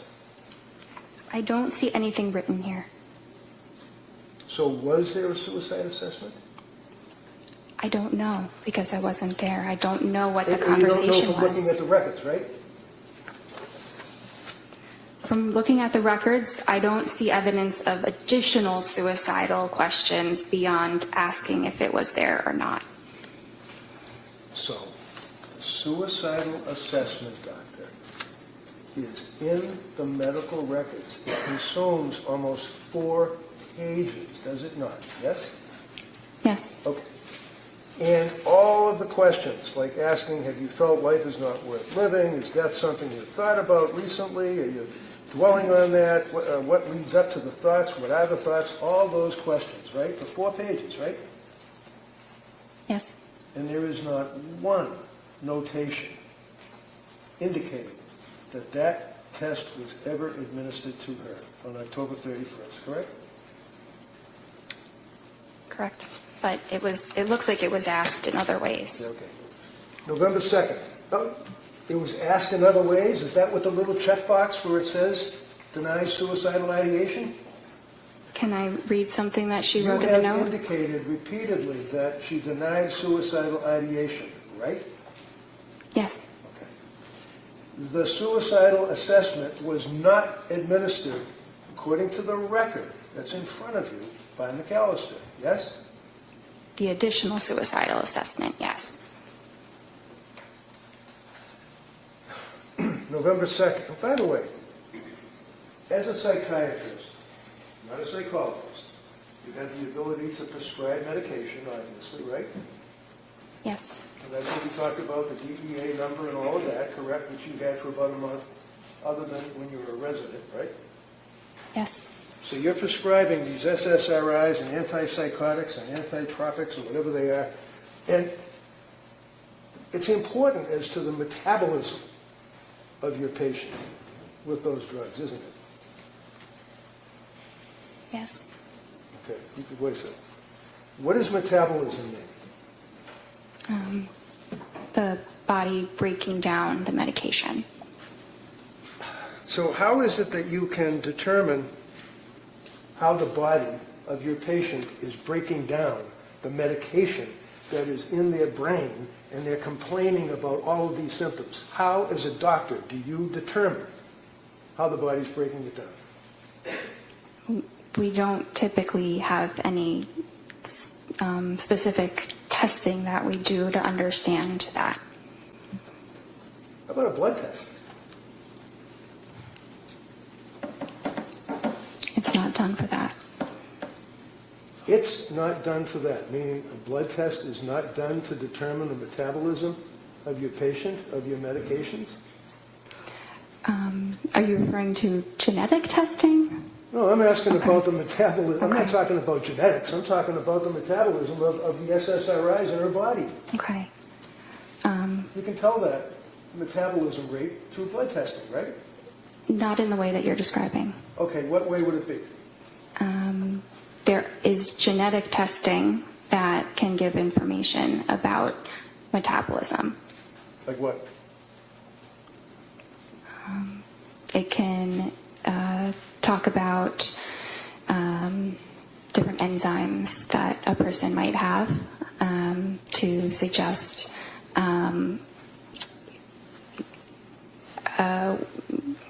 it provides information about the enzymes that a person might have the genes for. Okay, so it provides the enzymes that a person might have the genes for. Forgive me, I'm having difficulty with that. What does that mean? It's a little complicated. Yeah, you don't expect a patient that's going through what she was going through to understand that, would you? No, Did you guys do the enzyme test? they are not typically done. Why? Because, again, it's genetics Does insurance and cover it? She's just in the middle of answering. Good. You finish that answer, and I'll allow a follow-up. Go ahead, Doc. so it's not as simple as testing for an enzyme or not. You can test someone's genome, like we have the ability to test the entire human genome now, but which is great, but the clinical use of that is not there yet. So while we can test these things, it does not yield meaningful clinical information, so it is not commonly done.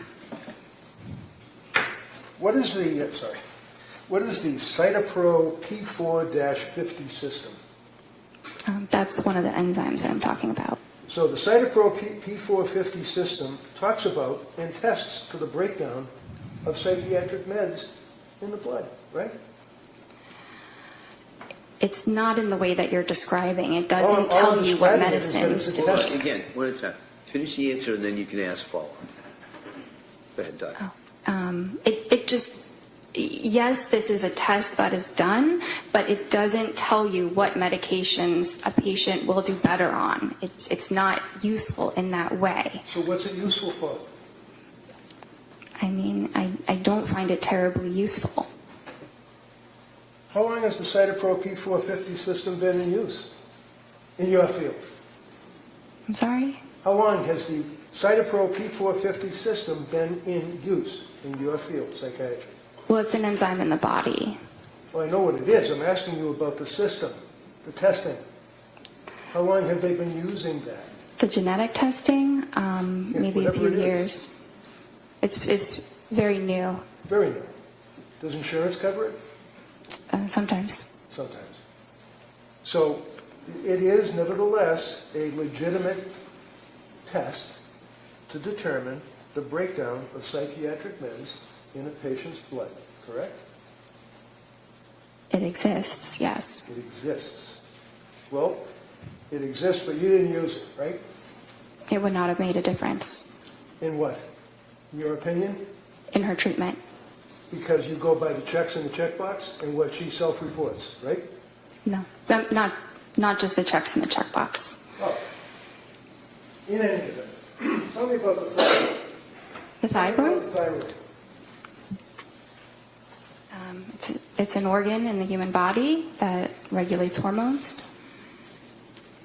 And what, if any, import and impact do thyroid levels have on your evaluation of a woman who is in the throes of postpartum depression? They don't. What is the purpose of a test to determine the thyroid levels? Well, you can test something like the TSH, Well, I don't know what a TSH is. I'm sorry. What is a TSH? thyroid stimulating hormone. Okay, thank you. That's something that can be tested, typically by maybe a PCP, primary care, or endocrinologist if they have concerns about someone's thyroid function. Were you aware of a study that was a major study that was peer-reviewed? What does peer-reviewed mean in your business? That it was reviewed by other researchers in a similar field. And the report or the article or whatever it may be has to be approved by the peers that are reviewing it before it can be published, right? Yes. And you'd agree with me that in the medical field, it's a big deal to have publishing articles on your resume, right? Yes. And how many articles have you published about postpartum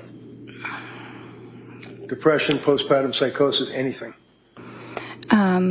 I have published something, but it's not a full article. It's just a small thing. Okay. Are you aware of the psychiatry magazine article dealing with, in 2021, thyroid function in postpartum psychosis, an exploratory study? Have you ever heard of anything about that, let alone read an article about it? No. Are you aware that there are studies that have compared thyroid function between psychosis with postpartum onset, PPO, psychosis without postpartum onset, PWPO, and normal postpartum? You aware of that? No. Well, you're supposed to be an expert, or you specialize, or you have an interest in treating women that have suffered from postpartum, correct? Yes. Have you written any articles at all about postpartum? Depression, anxiety, psychosis? No, I'm not a researcher. I'm a clinician. Have you read any of the articles, such as thyroid function in postpartum psychosis? I've read many articles. There are thousands. I have not read that specific article. Thousands? Thousands of articles on postpartum psychosis and the thyroid? No, not on that specific topic. So, when the Astor doctors are treating a person like Lindsay, it's your testimony to this jury that testing, whether it's blood testing or whether it's the Cytopro P4 testing, is not necessary because Jennifer Tufts doesn't think it's necessary, right? It does not yield information that would influence treatment. Really? So if there was elevation in the thyroid, that wouldn't impact on your treatment at all, your evaluation, your investigation? Sorry, I thought you had mentioned the cytochrome issue. Are we talking about that one, or are we talking about the thyroid? Talking about the thyroid. Okay. Yeah. So if Can you there were repeat? tests that revealed elevation in the thyroid level, is it your testimony that you wouldn't care? If I somehow found out that a patient had elevated thyroid levels, I would advise them to talk to their primary care or maybe get an endocrinologist to discuss it. Did you ever recommend that Lindsay get an endocrinologist? No, she The did reason not. that- The answer is no. And you basically did not have any information that you could use to even realize that there might have been a thyroid issue with this woman that was postpartum, right? Because you didn't do any blood tests. There was no clinical reason to obtain a blood test. All right, so you continue on with your meetings by the computer, correct? Yes. November 2nd. You can get November 2nd out. You got it? November 22nd? No, it looks like November 2nd. I apologize. That's what I'm looking at. Tufts, Jennifer, MD, Clancy, Lindsay. Follow-up note, November 2nd. Yes. Okay. And you're still diagnosing her with generalized anxiety disorder, GAD, right? Yes. You add in there an adjustment disorder with depressed mood, I guess because of what she had been telling you, right? Yes. Okay, looking at the psychiatric condition, you note that it's improving. Right? Yes. And then you determine that you will decrease the Ativan to 0.75 milligrams for 2 weeks, and then decrease it to 0.5 milligrams for 2 weeks, and consider alternatives for sleep anxiety. Is that correct? Yes. And then you note if she's having urges to harm herself or others, to go to the nearest emergency room and call 911 and things of that nature, correct? Yes. So is that a form that you basically press a button, because it seems to be kind of like a generic advice, call 911 if you're feeling suicidal and things of that nature? Well, that's advice that we provide for every single patient. Okay. And then you note that half the encounter was on counseling or coordination of care on November 2nd, right? Yes, that's a typical statement. It's just a part of documentation that doctors use. All right. Now, on November 2nd, you were suggesting the 4 drugs that she would start would be Remeron, Trazodone, Pregabalin, and hydroxyzine, right? Those were just things we were considering. Oh. I wasn't starting all of those I medicines. see. On November 22nd, now that would be almost 3 weeks later, right? You saw her, right?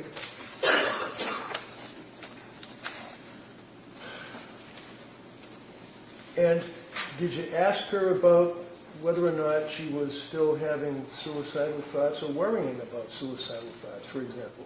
Did you ask her that? Yes, And how do you know that? Because the box is checked? it's written in my note. What does it say? Patient denies SI. Okay. What did you ask her about that? I don't remember the exact words, but I know that I asked about that. Did you ask her about how things were going at home with the mother and father staying there? That I don't remember. I didn't document how her parents were doing. Okay. Well, I don't really care about how her parents were doing. I'm asking about whether or not you asked her how it was working out while her parents were there helping out. If you did, fine. If you didn't, that's fine too. Yeah, I don't think that I did. In this Okay. appointment, sorry. Okay. That's all. That's fine. December 1st was the next appointment, correct? And you can look at the integral history. Yes. Now, on that December 1st appointment, this is after she had transferred to South Shore. Yes. She disclosed to you that she had been seeing South Shore, right? Yes. We already talked about the fact that you never got the records from South Shore, so you don't know, other than what Lindsay reported to you, what medications she was on, right? Right. I knew what she was telling me. Right, and she told you that she was doing the Ativan taper, right? Well, she said she had tried doing that, but that then she was having worse sleep. Having difficulty sleeping is what she indicated to you, right? Yes. And she tried other meds that you had suggested, but stated that she was having difficulty with those meds, including Trazodone, right? Well, the trazodone she didn't have a problem with. It just didn't seem like it was particularly helpful. Right. Did you prescribe the Trazodone or somebody else? This was somebody else. So do you know what the milligrams were that she was on? It says she tried between 50 and 150 milligrams. All right. Now, did she at some point try Remeron? She said that she did.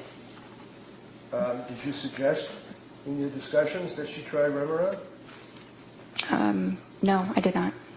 Did she indicate to you that she had rebound anxiety and intrusive thoughts, that she was going to die? Do you recall that? Well, she said worse depression and intrusive thoughts. Okay. Did she tell you what the intrusive thoughts were? It was the feeling like I'm going to die. Did she then have a script for Prozac, 10 milligrams? That's what she said. And she said that she couldn't sleep and had worse sleep, so that had to be stopped, right? Yes. Then she was on Klonopin, right? Yes. And what is Klonopin? It's a benzodiazepine. And on December 1st is when she told you, again, that she was close to having suicidal ideation, feeling hopeless. Do you recall that? Yes. Now, on the interval history, on that date, you indicated that she can't sleep, she's panicking, she had worse depression, intrusive thoughts, she was numb, nothing mattered, I feel like I'm going to die, denies suicidal ideation, but, quote, yesterday, close to it, feeling hopeless. Did you give her therapy and validations after she told you that? I believe that I did. What did you do? You got a woman that's telling you that she's hopeless. She doesn't care if she dies. Can't sleep. What did you do to validate on your therapy? Well, I told her that this was something that we could address, that there was hope, that there were treatments, and there are different types of treatment programs that are more supportive, like partial hospitalization programs. So she knew that she still had options and a reason to hope. Did you ever suggest to her that maybe you ought to come in and see me rather than talk on the computer? Talking with her over the video did not seem like an issue. It didn't seem like there was anything that I was missing or that there was any need to see her in person. Now, you'd agree with me that in December of 2022, COVID was all done, right? It wasn't completely all done. Were you still nervous about dealing with people and wearing masks and stuff, or were you able to sit down and talk to somebody face to face? We were definitely feeling more comfortable about being face to face with people, but I think, it was still something that we thought about. You discussed trying Seroquel with her at that point, right? I didn't really discuss it. She had told me that was something that she had discussed with her other provider. So looking at your notes, does it say also discussed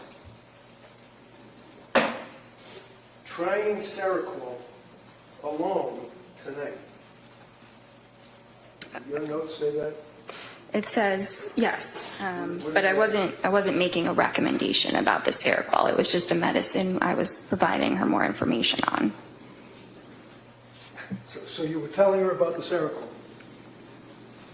You're providing information? Yes, we were talking about the Seroquel Right. Why? because her other provider had recommended that she started it. What is Seroquel? It's an antipsychotic.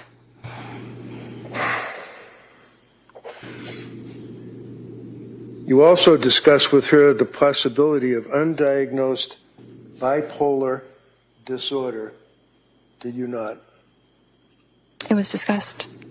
And undiagnosed bipolar disorder was, in your opinion, as a result of not a reaction, but extreme reaction to the SSRIs, right? Not as a result of the SSRIs, but that Does your note say, and I quote, also discussed possibility of undiagnosed bipolar disorder given extreme reaction to SSRIs and insomnia, period. Does it say that? Yes. Those are your notes, right? Yes, the way you were saying it made it sound a little bit different before, but that's exactly what I wrote. I read it directly from your note, right? How did I make it sound different? I don't know. It sounded different the first time you said it than the second. So did she have bipolar? No. Did you make that decision that night? that day? I assessed that with her pretty much every time that I saw her, and she never had mania. What about mood stabilizer like Lamictal? Did you discuss that with her? Yes, What is Lamictal? it's an anticonvulsant, but it's used in treating mood disorders. So what was the end result of your meeting with her on December 1st? What did you guys do? Did you give her any recommendations, advice, anything? Yeah, well, so at this time, I was not prescribing her medications, but I was still concerned, not concerned enough that she was at imminent risk of hurting herself or anybody else, given what she said. But we had a plan for her to pursue a partial hospitalization program. Where was that? Well, the one that I had recommended was HRI. What is that, HRI? It's a hospital in Brookline.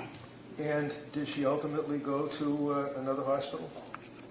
She ultimately went to the Women and Infants Hospital for one day. And those are the records that you didn't get, right? Correct. Okay. And you decided that she did not have bipolar disorder because, in your opinion, she did not meet, and I quote, the criteria, right? That would be the criteria in the DSM, right? Yes. And the DSM, of course, is the Diagnostic Statistical Manual, Roman numeral 5R, meaning text revision, right? Yes. Is that what you were using back then? Would be this thing here, DSM 5 TR? Just the DSM, right? It's like a cookbook, right? It's more of a guideline that we use to, to help us in our treatment, but it's not the psychiatry Bible that people sometimes think that it is. Right. Hypomanic bipolar disorder. How many days does that require under the DSM? A hypomanic episode lasts for at least 4 days. And is that per the DSM? Yes. Remember on Friday you said that the most important criteria is 7 days with continued high energy levels? Yes. So is it 7 days or is it 4 days? And who says? Well, mania is 7 days. Hypomania is 4. Discussed again, with her on December 1st, and that particular Lamictal sheet, right? Yes. And do you know in your records that she indicated that she was really struggling, and it was as a result of that you recommended that hospital program, correct? Yes. You agree that she had, in your opinion, a severe mental disturbance at that point that was manifesting itself? She had a maybe moderate heading towards severe. Moderate, heading towards severe mental issue, okay. You'd agree with me that she had increased anxiety, right?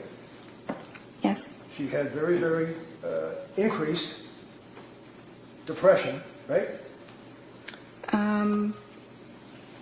Well, she did. She said Okay, so as you since the answer this, Ramadan. you just answer yes or no. I'm sorry. I was just trying to check the record. Okay, you can check the record all you want, but if I ask you a question respectfully, can you just not go on and ramble?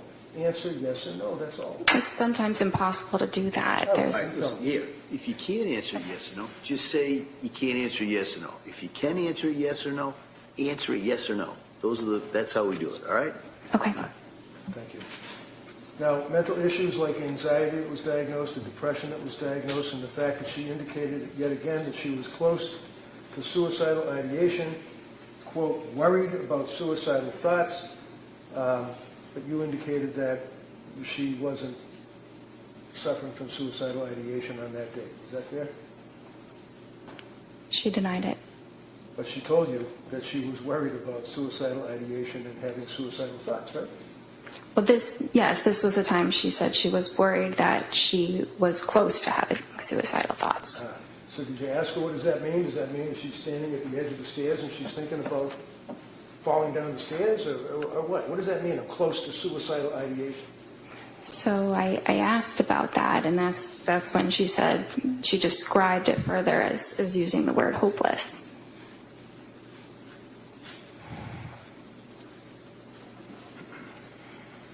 So did you prescribe the lamotrigine on that occasion or no?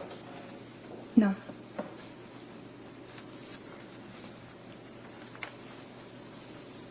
On December 16th, that's the next appointment she had, right?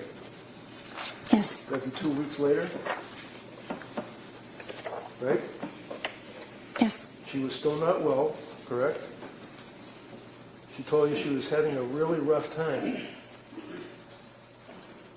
She was sleeping, but she was still feeling very poorly. In your notes, does it say that she was having a really rough time? Yes. So when I asked you, if your notes reflected that she said she was having a really rough time, why do you feel compelled to say she was sleeping? Objection. Overruled. It's an important detail. Yeah, I guess. How about the rough time? What did that mean? What were the symptoms of having a really rough time for this kid? Do you want me to? Yeah, I'd like you to answer that.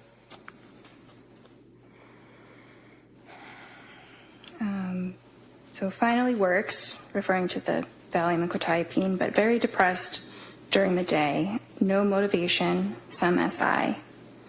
Do you want me to continue? Sure. Went to MGH emergency room for SI, declined inpatient, feeling hopeless, no intent or plan, and feels like depression related to Seroquel. Okay.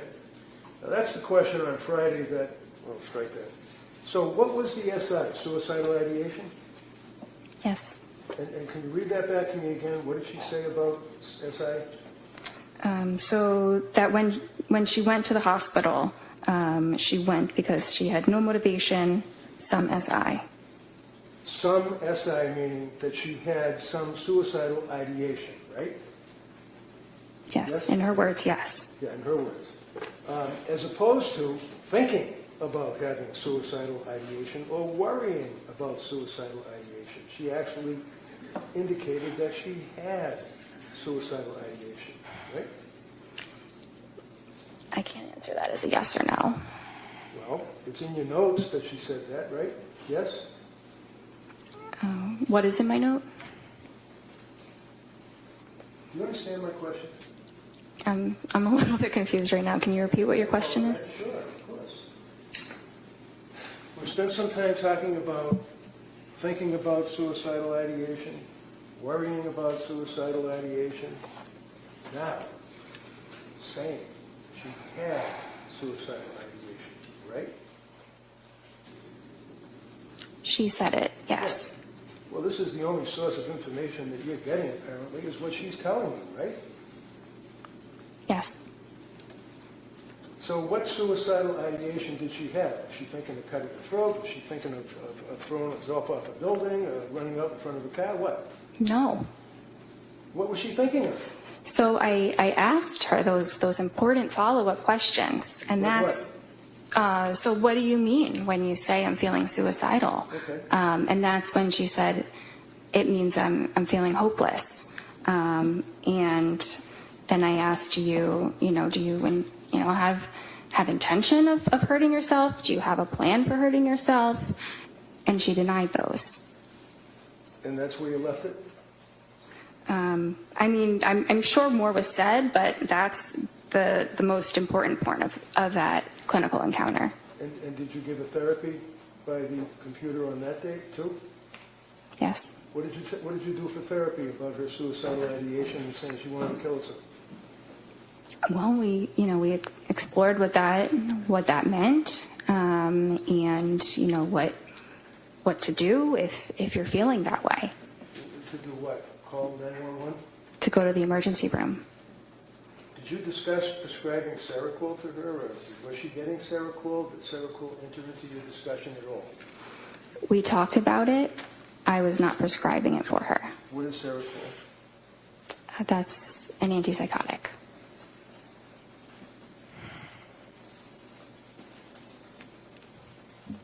So, at the conclusion of your meeting on December 16th, basically what you took away is that she had now increased the suicidal ideation, was feeling hopeless, all the rest of the things that we've talked about, and then she what, just moved on, went home? Well, she was assessed in the emergency room and was not admitted. And I assessed her on that day again. And while she was certainly struggling, she did not require hospitalization at that moment. So she was planning on going to the Women and Infants program, and I supported that. Did you know that around that time she confessed to her husband that she was having now thoughts of harming children? No. Would that have been something you were concerned about? If I heard that, I would have been very concerned. You would have called DCF, right? I might have. And when you spoke to Pat, did you ever ask him what his observations were of her spiraling into November and December? Not that one time that he stuck his face on the computer and talked to you. Did you ever talk to him? He never called me again. Or he never called at all. I never spoke with him again. So he is a husband of a woman, just had a baby, who was postpartum with all of these symptoms that we talked about, all of the drugs that you were prescribing and that she was dealing with, trying to get help. You never talked to her husband about what he observed? Because he didn't call you? Well, we did speak on that visit, Which visit? the 16th. Or I think that that's the one that he was at. You think it was? It's not noted in your records? It's not noted, but I remember some of what we talked about, and so in reading that record, it seems like that's the likely one that he was at.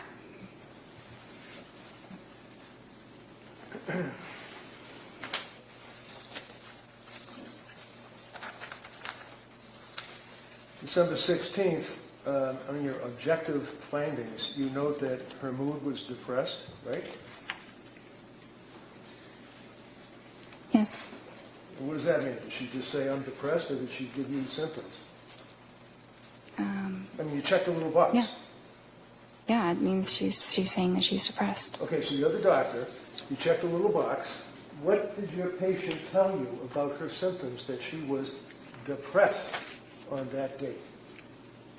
Was she crying? Was she able to get out of bed? Was she worshiping at the porcelain god? What was going on in her life? She said she was having a really tough time. Her affect was flat, right? Yes. And again, depressed. You check it off twice. One under mood and one under affect, right? Yes. And then the next page it says recent lab work. That wouldn't be blood testing, would it? I mean, does ASTA do blood testing? We don't have a phlebotomist or a lab, no. Well, why does it say recent lab work typed into your form when you check off the little boxes?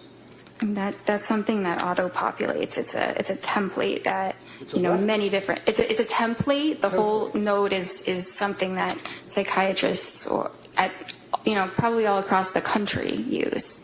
Probably. You can't diagnose someone's illness by a template, though, can you? No, You filled in, no lab results were found, right? there were none in the computer. Yes, I didn't type that in though. It So who typed it in? auto-populated. It was auto-populated. So on the next page where it talks about symptom goals, treatment goals, I'm sorry, symptom reduction and improved functioning. What does that mean? Symptom reduction is to have fewer mental health symptoms, and improved functioning means improved day-to-day life functioning, things that she's doing in her daily life. Really? Did you tell her all that? Yes. You're a young woman that's obviously mentally ill, very sick. She's deteriorated, whether you like that word or it's automatically imported. What, on that date, did you do? Never mind all those words you just said. What did you tell her on the television or the computer?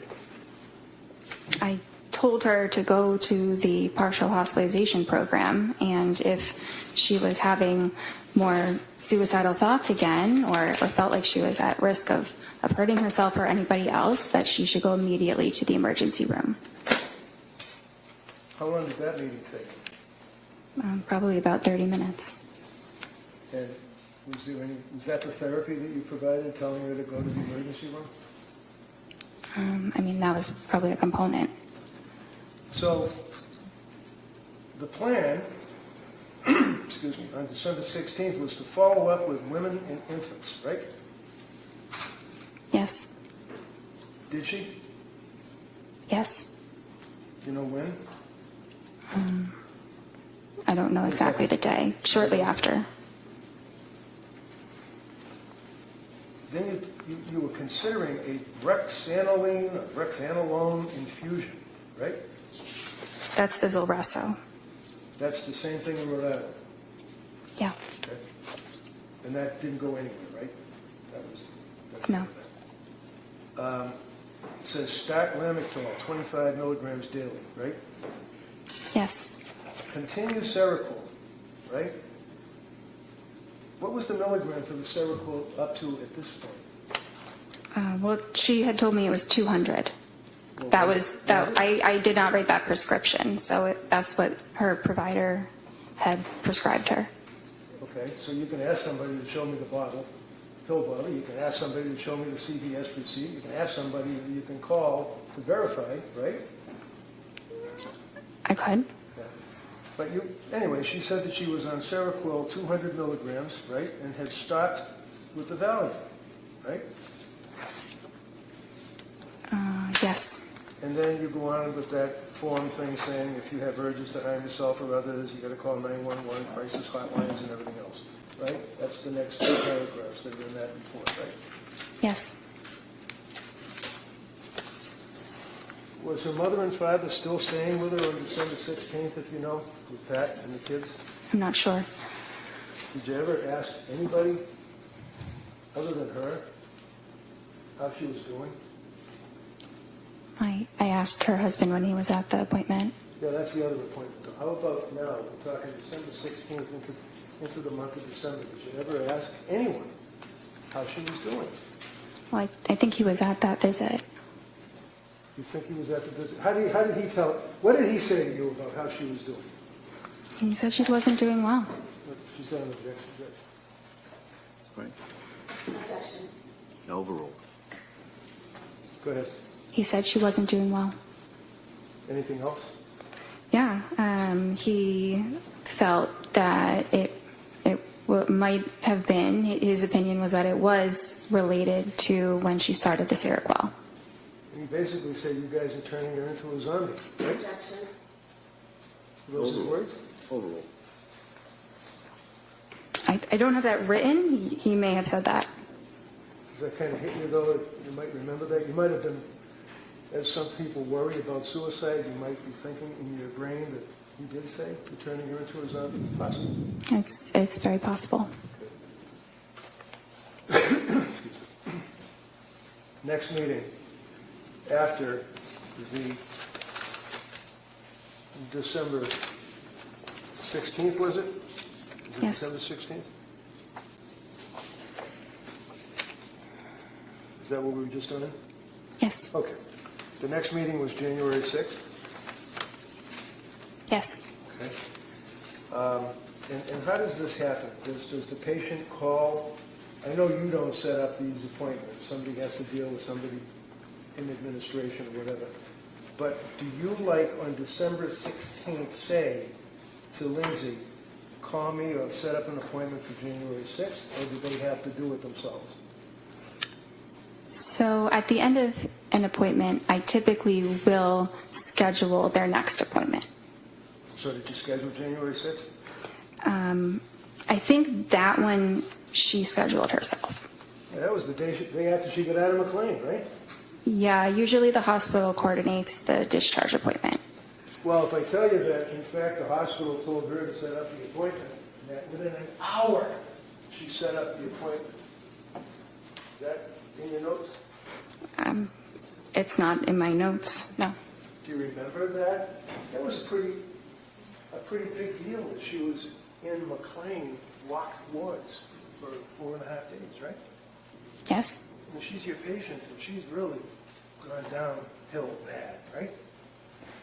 Yeah, she wasn't doing well. And she admitted herself to the Locked Wards at McLean, right? Yes. And what was the diagnosis at McLean?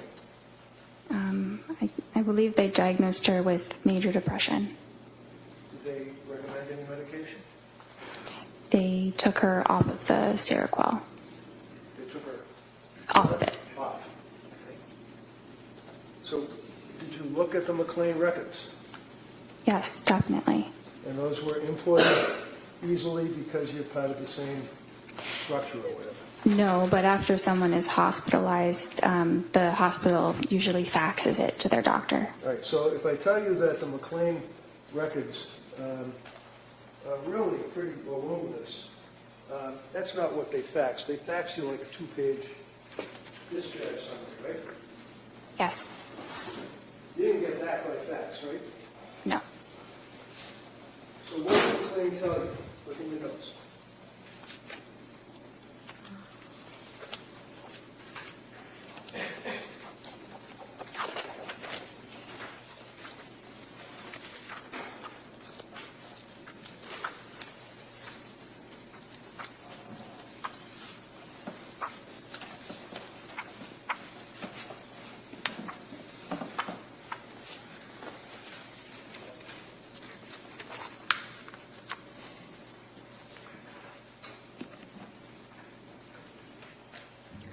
Which part do you want me to read? Did you ever have her sign a release from McLean? Did you ever get access to the McLean records?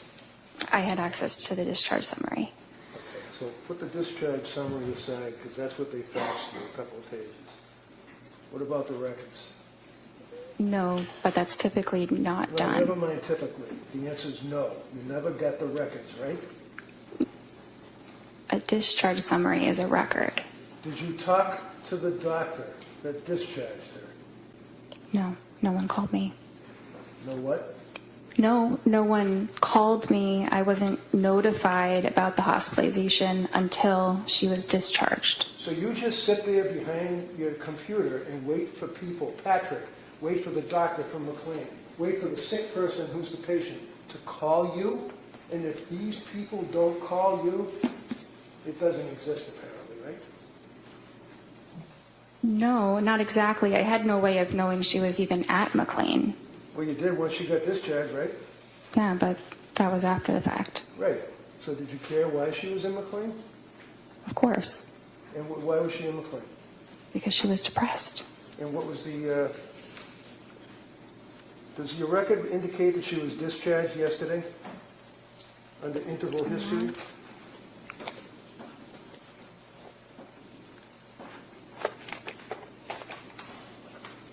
Yes. And discharged from where? Well, I said MGH. Is that Mass General Hospital? Yes. And she was currently on trazodone? Yes. She indicated that the goal was to come off Seroquel, Yes. and she described herself as still being very numb. Yes. She couldn't sleep, right?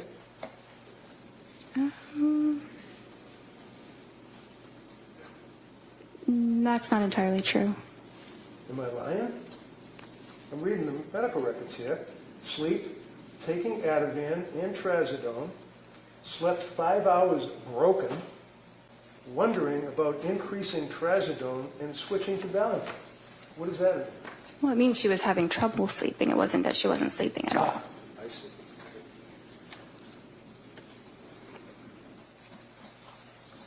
So was the trazodone increased at that point? Yes.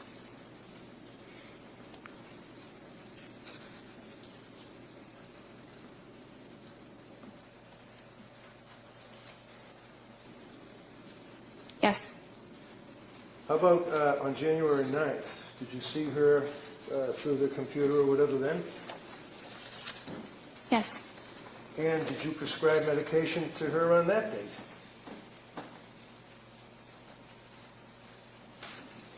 Yes. And was that diazepam? Yes. 14 count, 1 milligram? No, I'm sorry. 14 count, 5 milligrams. That sounds right. Okay. Did you also, on January 12th, 3 days after January 9th meeting, prescribe additional medication to her? I'm not sure. I don't have a record from January 12th. Do you recall on January 12th that, in fact, you prescribed trazodone 150 milligrams, 30 count? Yes. 3 days later, or a couple of days later, January 16th, do you recall prescribing amitriptyline? Yes. What is amitriptyline? It's a tricyclic antidepressant. What does a tricyclic antidepressant mean? Well, it's an older antidepressant.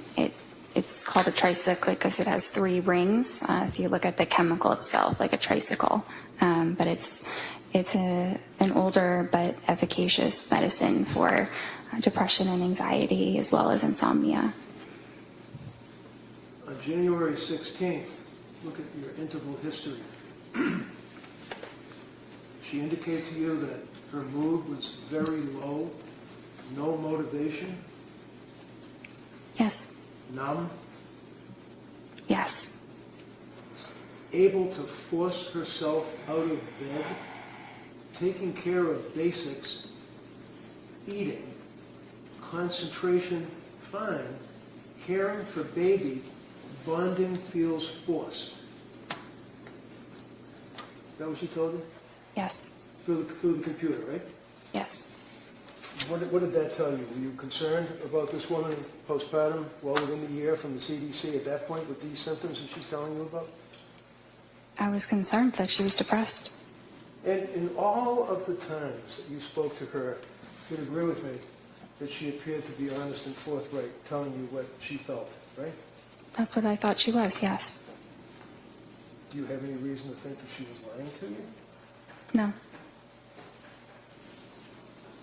Diazepam taper on January 16th, 5 milligrams last 2 nights, slept for 4 hours, and then a light sleep, maybe 2 hours, stretches.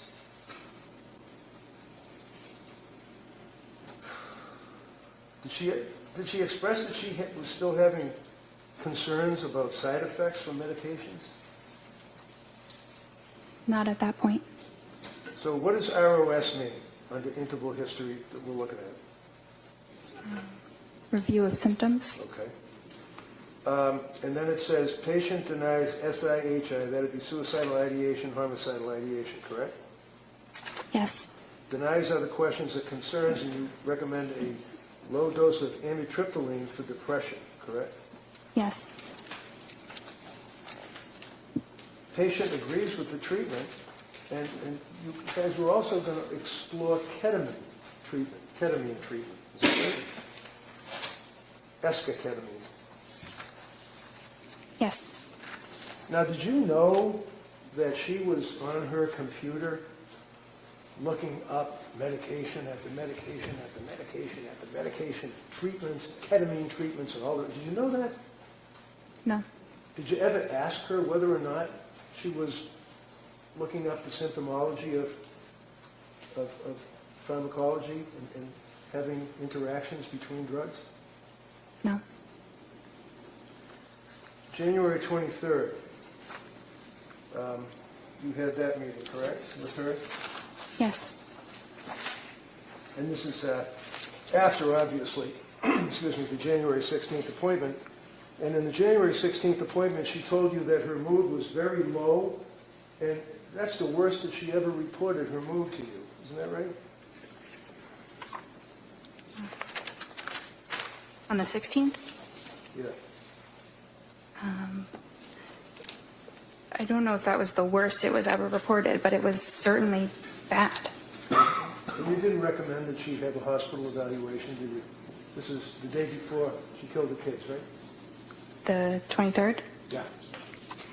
It was the day before. You didn't recommend a hospital evaluation, did you?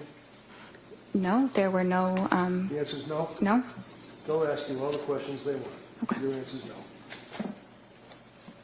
January 23rd, Friday, you testified that she said her mood was depressed, and you noted that her affect was depressed and flat, right?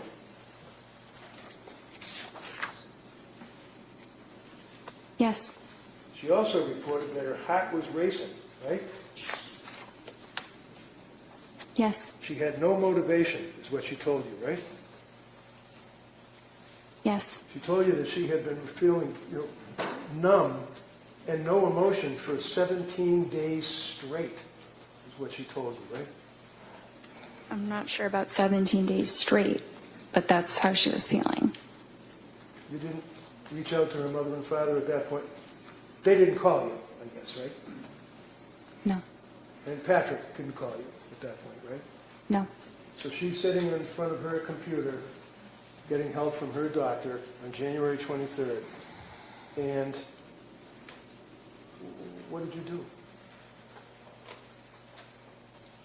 Well, I thought about how I could best help her, the medicines that she'd tried and what her current symptoms were, and it made sense to slowly titrate the amitriptyline so that we could get her to a dose that reduced her depression so that she would feel better. But you increased the amitriptyline. Yes. That pushed you over the edge, didn't it? I don't think so.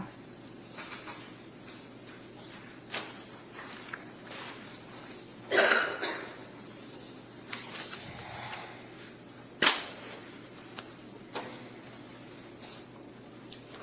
all I have. All right, members of the jury, we're going to take the afternoon recess at this time, all right? Court, all rise. Jury, please kindly close your notebook.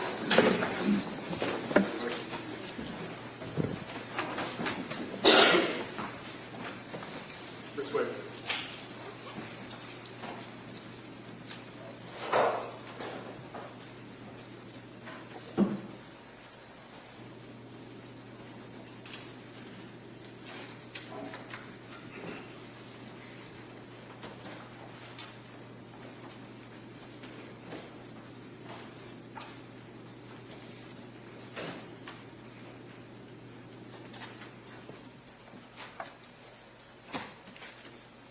Jurors of executive, the court is closed in session.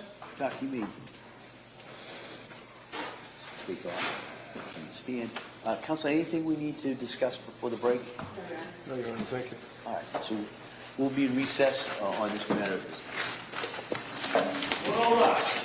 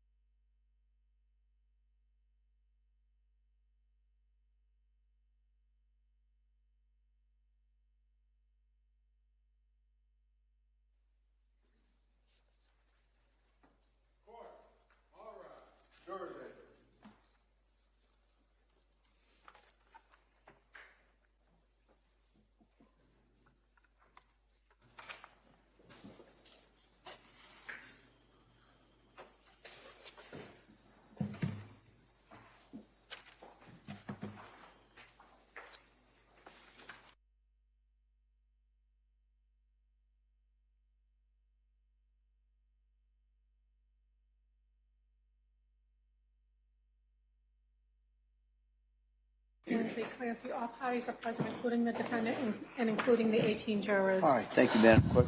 Call them, redirect. Thank you. Good afternoon, Doctor.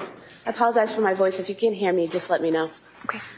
You were asked on cross-examination about your residency. At that point, you were already a doctor, correct? Yes. And during your residency, that was a 4-year period, correct?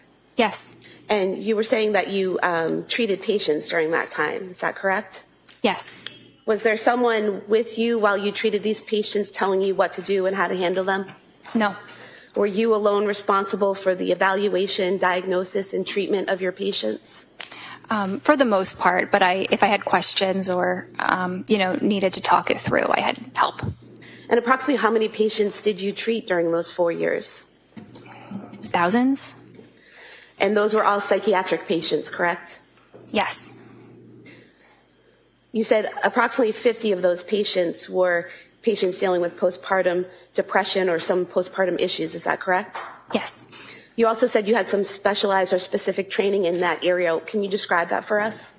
Yes, I did a specialized elective with a specifically perinatal psychiatrist where I worked in an obstetrics clinic and I saw patients who were pregnant and postpartum. And how long was that clinic for? It was for about a year. And so for a year, you were evaluating and diagnosing and treating women with postpartum issues? Yes. And that's separate and apart from your residency? It's a part of the residency. It's an elective. So for 1 year out of the 4, that was specifically designated to postpartum issues? Yes. It wasn't every single day, but it was continuing the same patients for about a year. So you would follow those same patients throughout the year? Is that what you're saying? Yes. And you were asked about postpartum psychosis, and you said it was rare. How rare is it? I'm not sure of the statistic, but low. Well, have you dealt with patients in your 4 years of residency that had other types of psychosis? Yes, many. And psychosis, whether it's from postpartum or some other mental illness, does it present the same, or does it matter what the underlying illness is? I mean, it can present different based on the individual, but it's the same general disorder. And so what are the symptoms or signs that you look for to determine whether someone has psychosis? So you look at them, you assess their appearance, are they disheveled, and then you look at how cooperative they are, how they're engaging in your interview, are they answering your questions or maybe refusing to answer your questions, maybe being very aggressive. You look at their speech, whether they're speaking very fast, very loud, or the opposite, like maybe not really even speaking much at all. You look at what their thoughts are like, and we assess thoughts by what they're saying. That's how we know what people are thinking, and whether what they say makes sense linearly, or whether someone's jumping around and you can't follow them.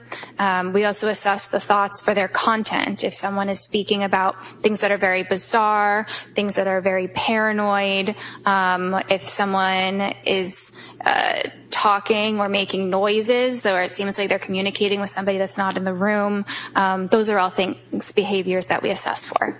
So although you'd never treated someone with postpartum psychosis, you had evaluated, diagnosed, and treated people with other types of psychosis. Is that correct? Yes. Did you see any signs of psychosis in any of your interactions with Lindsay Clancy? No. Defense counsel mentioned that part of your residency was during COVID. Did mental health issues just stop during COVID? Of course not. They often got worse. And so it's fair to say you still kept busy seeing patients on a daily basis? Yes. You also mentioned that some of the patients you saw in your residency, it was outpatient care. Is that correct? Yes. Is that similar to the care you were providing to Lindsay Clancy? Yes. And was that all 4 years you were providing outpatient care to psychiatric patients? For 3 of the 4. You were also asked about telehealth. Is telehealth appointments in psychiatric care standard in the industry? Yes, And how long has that been standard? since COVID. And is it a fairly common and accepted practice at this point? Yes, Most of the session, for a psychiatric session, you're talking to someone, right? yes. Does looking at someone through a computer screen somehow inhibit how you hear the answers? No, it does not. Or inhibit the way you ask your questions? No. And defense counsel asked you about, not being able to see below the waist someone's shaking or moving, but if someone's sitting and they're bouncing, can you see it elsewhere? Can you see other movement? Yeah, sometimes it can reverberate in different parts of the body. You were also asked about the Edinburgh scale. You said you don't use it, right? Yes. You said you use the PHQ-9. Why do you use that instead of the Edinburgh scale? It's not my choice. That's the practice at Astor of what we use. And the PHQ-9, what does that look for? It assesses various symptoms of depression. And postpartum depression, are there questions on the PHQ-9 that look for the signs and symptoms of postpartum depression? Not specifically postpartum depression, but the symptoms of postpartum depression are symptoms of depression that occur during postpartum. It's the same symptoms. So the PHQ-9 is asking the patient questions that would reveal whether or not they might be depressed, but not whether or not they just had a baby. Correct. And then with your interaction with the patient, you're able to know whether or not they are in the postpartum phase. Yes. And so would it be fair to say that you take the PHQ-9 plus the information you learn from the patient, put it together and come up with a diagnosis? Yes. When you take a history from a patient, you were asked about taking history from Ms. Clancy. How important is it that the patient give you accurate information? It's very important. And why is that? Well, that information is being used to make treatment decisions, and a lot of things can be assessed. The things that I described before. That's very helpful, but we can't see what someone else's thoughts exactly are. So the person does have to tell them to us. And would you agree that people in the medical field, such as nurses, are acutely aware of the necessity of an accurate medical history and symptom presentation? Yes. You mentioned that the defendant was able to advocate for herself. In what ways did she show you that? In scheduling her own appointments, in presenting herself to the emergency room when things were really not going well,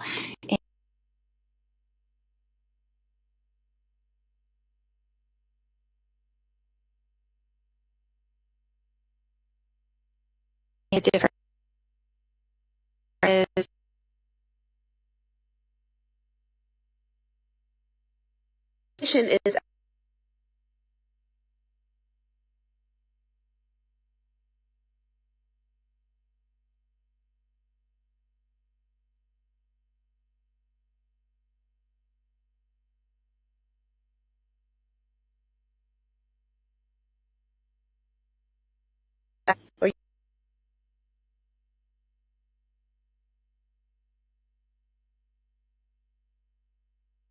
therapy sessions?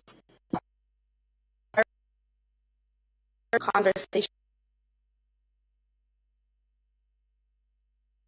Script or conversation? it's a conversation.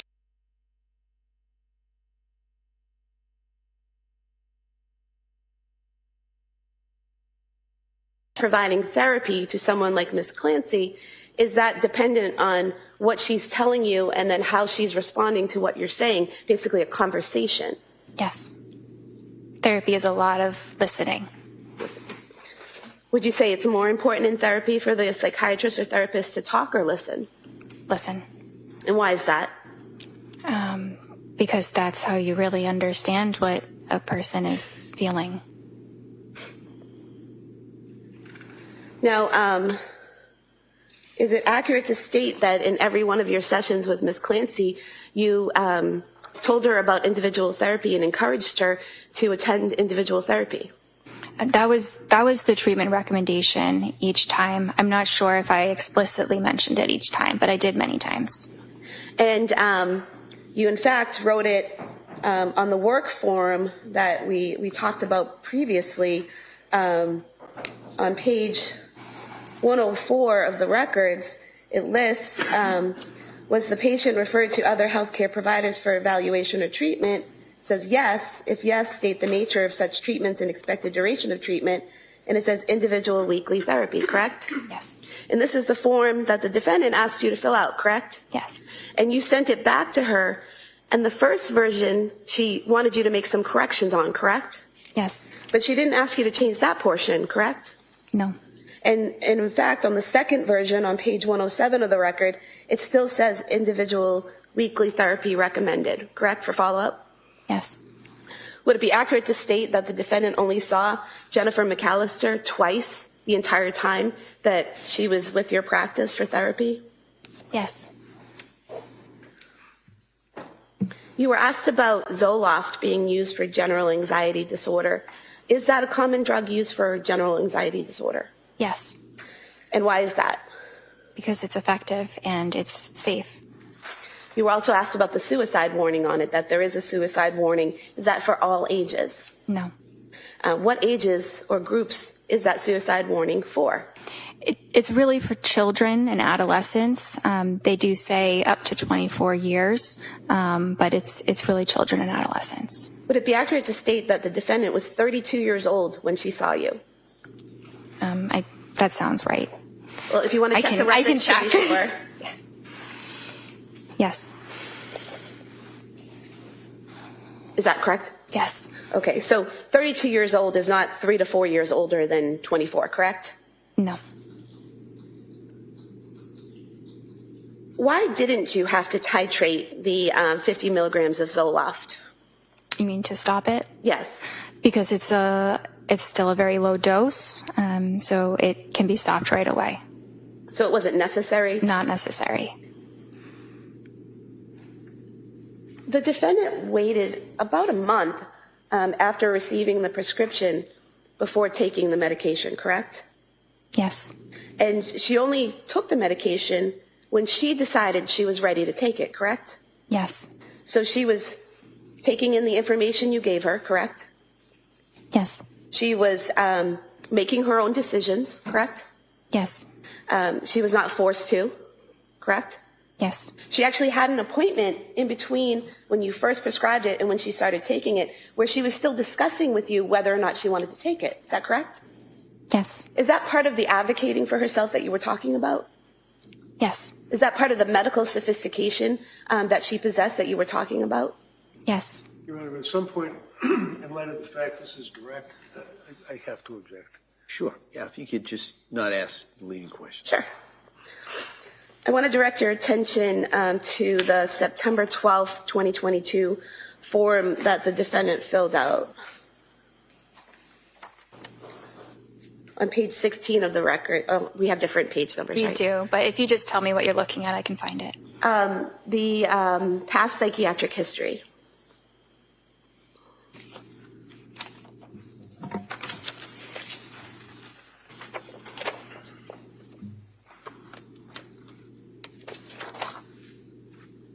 Okay. What did she tell you, Ms. Clancy, tell you about the, where it says, if yes, list the reason and dates? What did she tell you? She said anxiety, September 2013 to September 2014, postpartum anxiety, May 2020. And on the following page, under the past or current psychiatric medications, which ones did she list?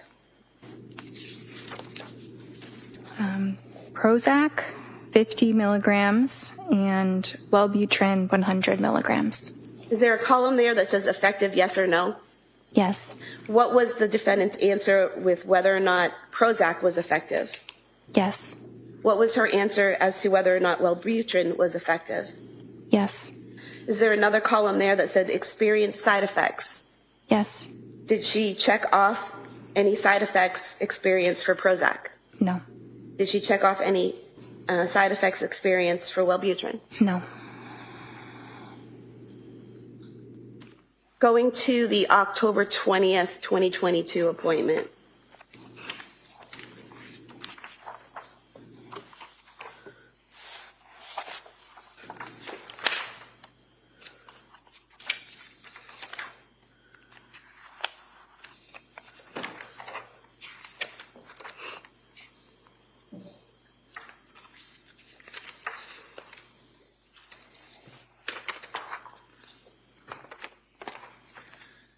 You were asked about this on cross-examination, about documenting side effects in your notes.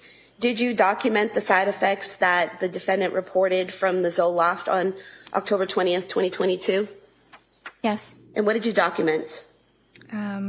Well, I checked the box for GI, but I also talked about the side effects in the interval history. And so what does GI mean? Gastrointestinal. So would that mean stomach issues? Yeah. And what did you put in your notes? Couldn't sleep, insomnia, worse on increased dose, doesn't want to eat, diarrhea, food really unappealing, was more depressed on it, crying all day, yesterday, not normal, mental fog, terrified to start something new. And so you did document the side effects that she reported to you, correct? Yes. You also documented in the interval history, paranoid of getting suicidal thoughts. Was that the defendant's phrasing? Yes. And is there a difference between someone being worried about having suicidal thoughts and someone actually having suicidal thoughts? Yes. And what's the difference in terms of how a psychiatrist sees it? So that's the difference between what a patient might answer and then what the psychiatrist actually assesses. So say a patient might say they're having suicidal thoughts, but when they describe them, they're not actual suicidal thoughts. They're fears of suicidal thoughts. So that's the difference there. And I'm sorry, I think I forgot exactly what your question was. So what's the difference in your training and experience between someone having fears of suicidal thoughts and actually having suicidal thoughts? Well, so if it's a fear, then it means that they're not actually having suicidal thoughts. It's a negative. And does that affect the way you proceed with treatment? Yes, in some ways, yes. How? Well, you still proceed with treatment. It's still concerning, but it is a level of concern that can be managed on an outpatient basis, not requiring hospitalization. And so, according to the defendant, she was not yet having suicidal thoughts at that time. Yes. So when defense counsel asked you repeatedly why you didn't document how many times she had those thoughts, she hadn't had those actual thoughts yet, correct? Correct. That was later in December, is that right? Yes. Now, she also told you that she was worried about that something bad might happen, so she arranged for her mother to stay. Is that correct? Well, she arranged for her mother to stay. I'm not sure if that was because she was afraid something bad was happening, or it just seemed like they needed more help. Okay. So you don't recall the two being together as a thought? Correct. And the fact that she was struggling and arranged to have her mother stay, got support, advocated for herself, would those be protective factors? Yes. How so? So if someone demonstrates that they can advocate for themselves, that they can seek help if symptoms worsen, then that shows that they have good judgment. They can be trusted to present for care if serious safety concerns were to arise. So based on your training and experience with Ms. Clancy, where she says she's worried about getting suicidal thoughts, and she has her mom come stay with her, do you see that as a positive decision? Yes. You were asked about not asking the defendant if she had called the suicide hotline. If a patient denies suicidal ideation, would you typically ask them if they had called a suicide hotline? No, And why not? because I wouldn't think that they would have. If a patient were to call a suicide hotline, I would think that they would be telling me they're having suicidal thoughts as well.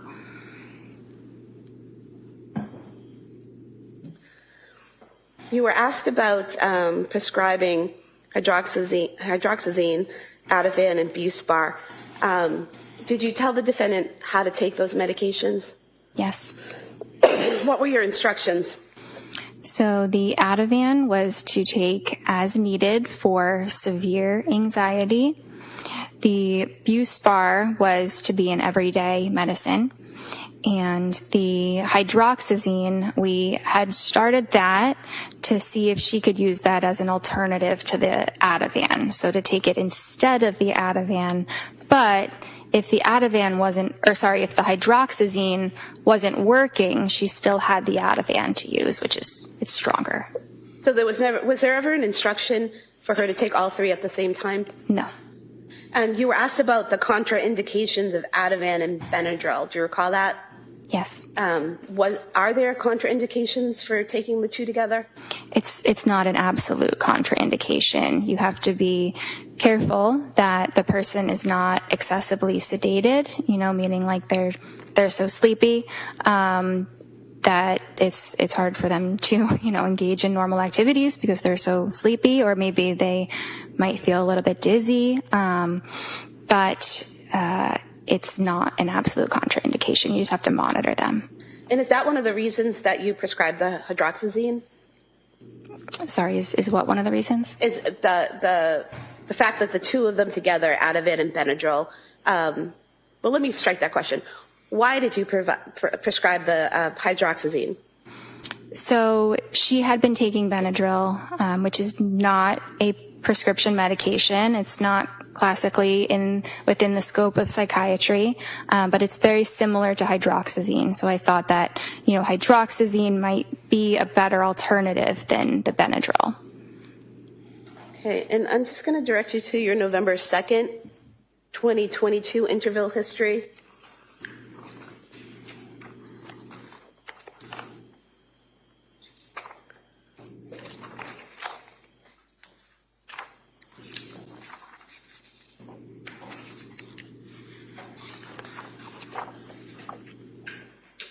Now, would it be fair to say that on the November 2nd date, the defendant reported she was fine all day, evenings, bedtime, get anxious, Ativan helps, sleeping great on it, afraid to try something else, but knows it's not a long-term solution. Is that correct? Yes. And what part of that did the defendant tell you was not a long-term solution? Taking the Ativan. And why is that?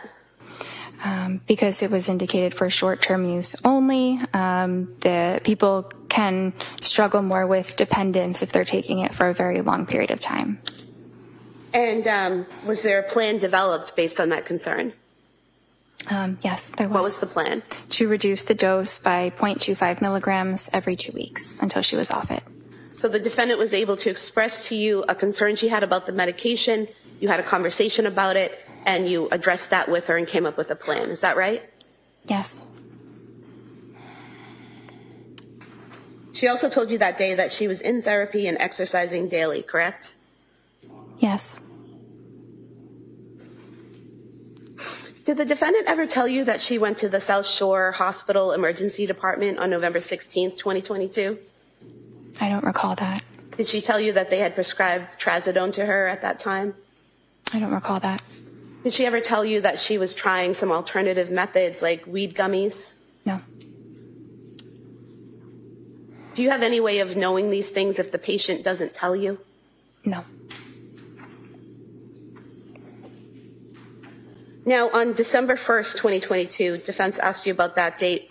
That's the date that she, again, said she had the fear of thoughts of suicide. Is that correct? Yes. Up until that point, had she consistently denied suicidal ideation or intent or a plan? Yes. Had she consistently denied homicidal ideation, intent, or a plan? Yes. What's the difference? Let me ask you this. When you talk to a patient, do you ask them, do you have suicidal ideation? Not usually. What do you, Not in that way. how do you get that information from them? What types of questions do you ask? It depends how the course of the conversation is going. I might ask if they're having thoughts of hurting themselves, if they, sometimes wish that they weren't alive. It can be a lot of different words, and sometimes I use, the patient's own words, but things like that. And is there a difference between having thoughts of suicide versus having the intent and a plan to do it? Yes. And are there different types of treatment or things that you would do if someone has intent or plan to do it? Yes, that would generally require hospitalization. And so if Ms. Clancy had told you she had thoughts of hurting herself, or actually, straight that, if she told you that she had a plan to hurt herself or a plan to hurt her children, would you have moved to commit her? Yes. And that would be a Section 12? Yes.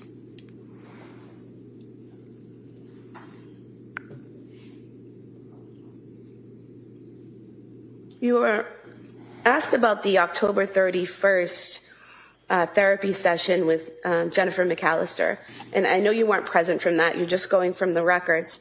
But you did say that in that session, the defendant denied suicidal ideation and homicidal ideation, correct? Yeah, that's what's documented. Would there be any reason, based on your training and experience, to do that further suicidal intent assessment? No. Why not? Because if someone is denying suicidal ideation, they're just going to deny every other detail about suicide. That further evaluation, is that very specific questions about planning for suicide, how you do it, all of those things? Yes. You were also asked about evaluating the defendant for bipolar, and you said that she, based on your conversations with her, there were no signs of mania, correct? Correct. What are the types of questions you ask a patient to determine if they've experienced an episode of mania?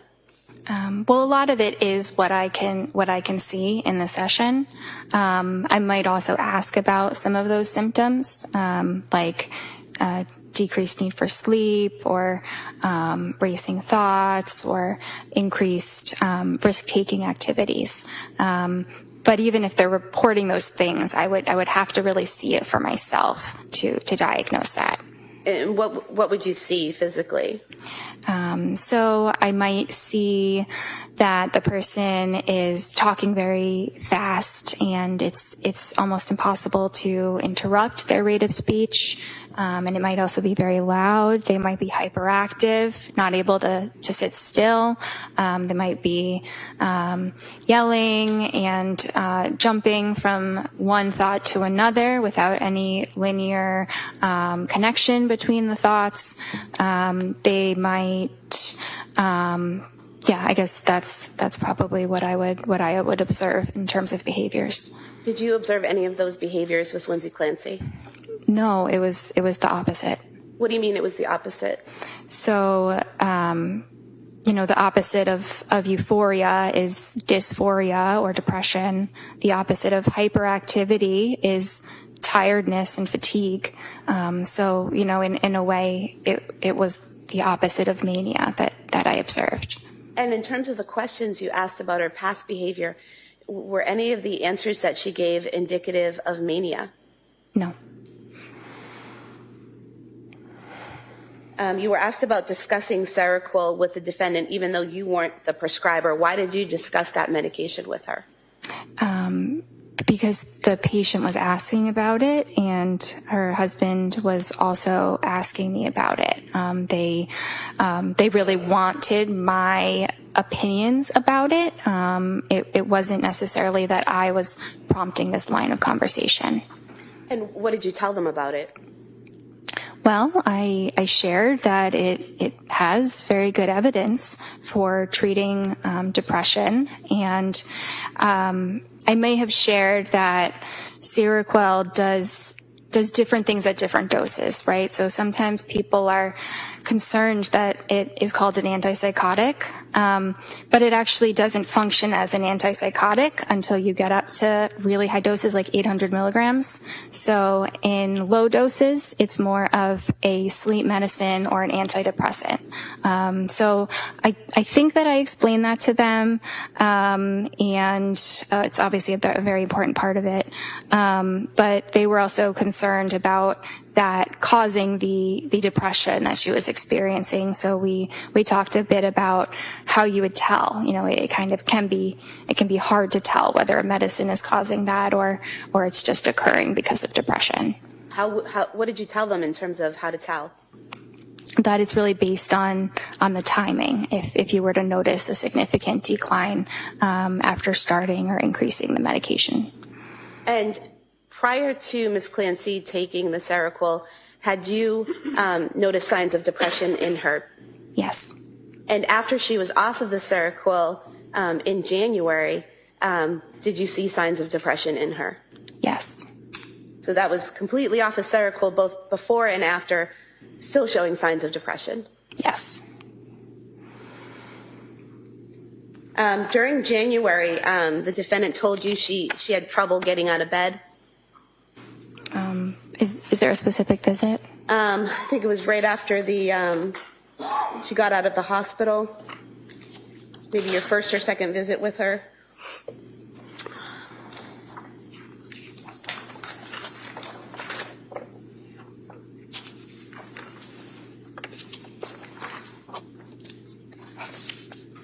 I see that on the 16th, she did say that she was able to force herself out of bed and take care of basics, so on and so forth.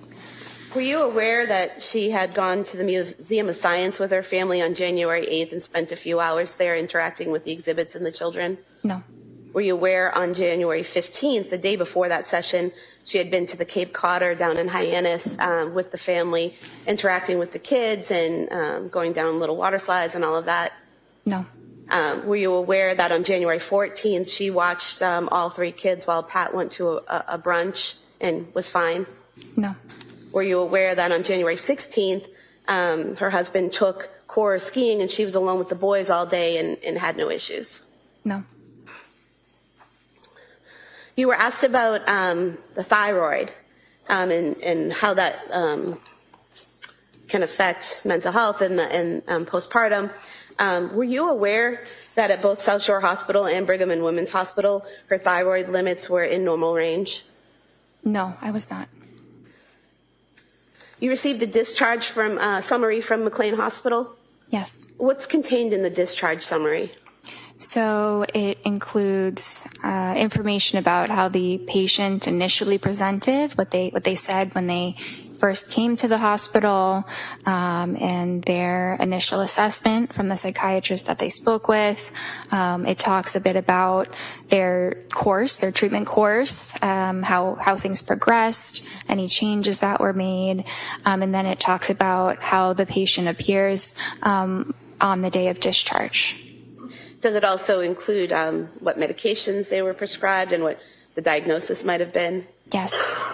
And was that sufficient in terms of your review of the information that you needed for you to know about your patient at that time? Yes, that was a very helpful amount of information that I would typically review that amount of information for a patient after the hospital. Now, you were asked about your January 23rd, 2023 session with the defendant. Defense counsel asked if you had, recommended a hospital evaluation for her on that day, and you said no. Why not? Because she was completely denying any suicidal ideation or homicidal ideation. There were no signs of psychosis or mania, so there were no serious signs that her safety or that anyone else's safety was at risk. And during that session, did she ever tell you that she planned to harm herself or the children? No. If she had done that, what would you have done? I would have, it depends exactly how it would have played out. It would definitely include hospitalization. If the children were in immediate harm, it might include enlisting help from my staff so that they could call the police while I'm on the phone with her. I think it depends, but I would address it promptly. You were asked by defense counsel about the amitriptyline that you prescribed on January 16th, 2023. That initial prescription was for 10 milligrams, correct? Yes.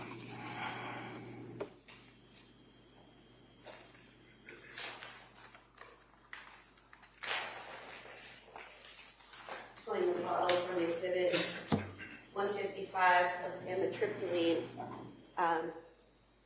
Would you agree with me that this shows that the prescription was filled on that same day, January 16th, 2023? Yes. And out of this pill bottle here, there were 30 pills in this prescription, correct? Yes. And there are 8 pills missing from this bottle. So filled on January 16th, 16th, 17th, 18th, 19th, 20th, 21st, 22nd, 23rd would be 8 days, correct? Mm-hmm. And on the 23rd is when you said she could raise it to 20 milligrams? Yes. So if there are only 8 pills missing, she never took that additional dose, correct? That's what I would think based on what you just said. So the amitriptyline, increasing it from 10 milligrams to 20 milligrams, wouldn't have pushed her over the edge, correct? Well, if she didn't take 20 milligrams, then that's correct.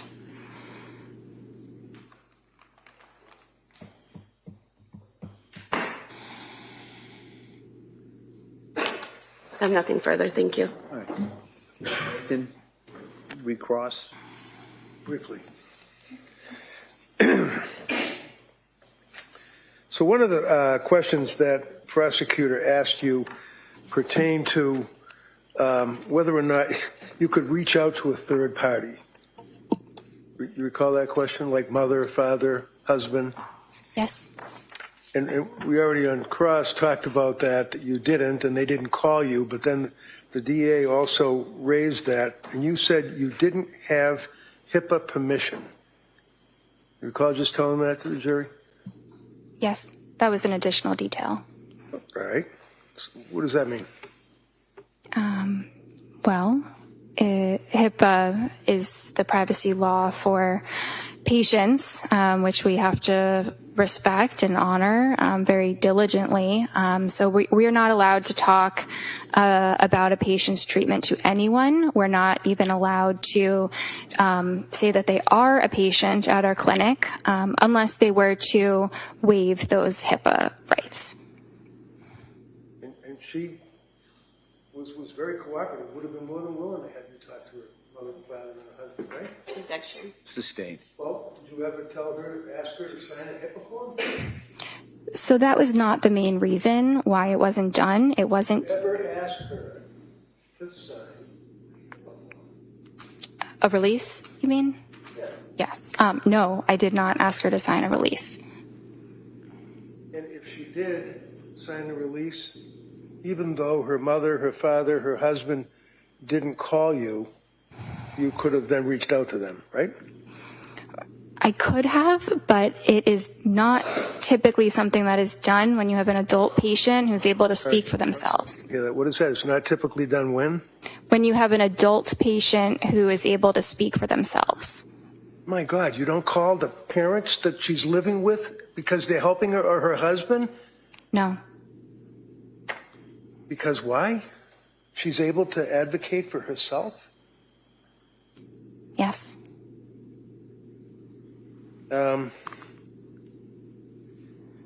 Prosecutor yet again raises the issue of the marijuana. You recall that question? Yes. She wasn't smoking marijuana, was she? She did not tell me she was smoking marijuana. Did she tell you that she was using marijuana? No. Did she tell you that she was using gummies? No. Did she? Because gummies in plural is what the DA asked you, right? She was using gummies? Yes. Now, I asked you about getting access to the Women and Infants Hospital records, which you did not. Which you did not, right?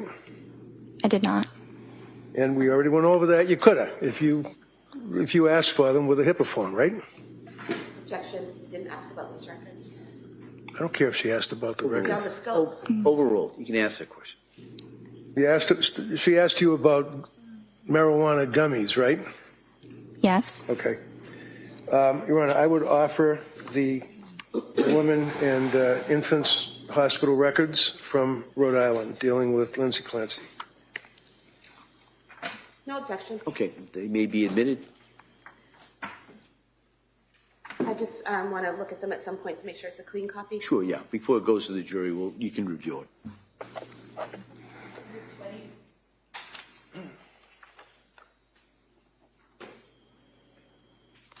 And it's important for a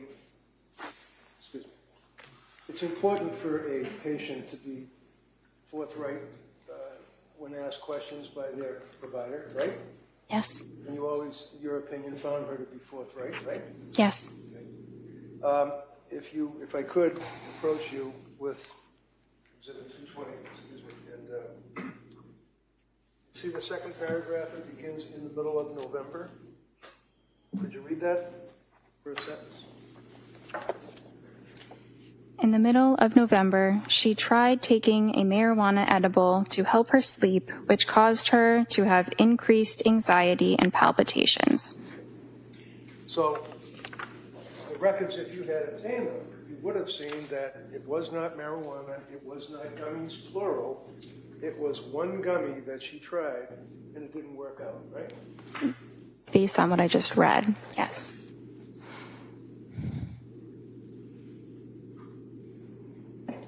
Then you told us that there's a difference between a thought of suicide versus a plan of suicide, one of which would result, in your words, were a commitment, right?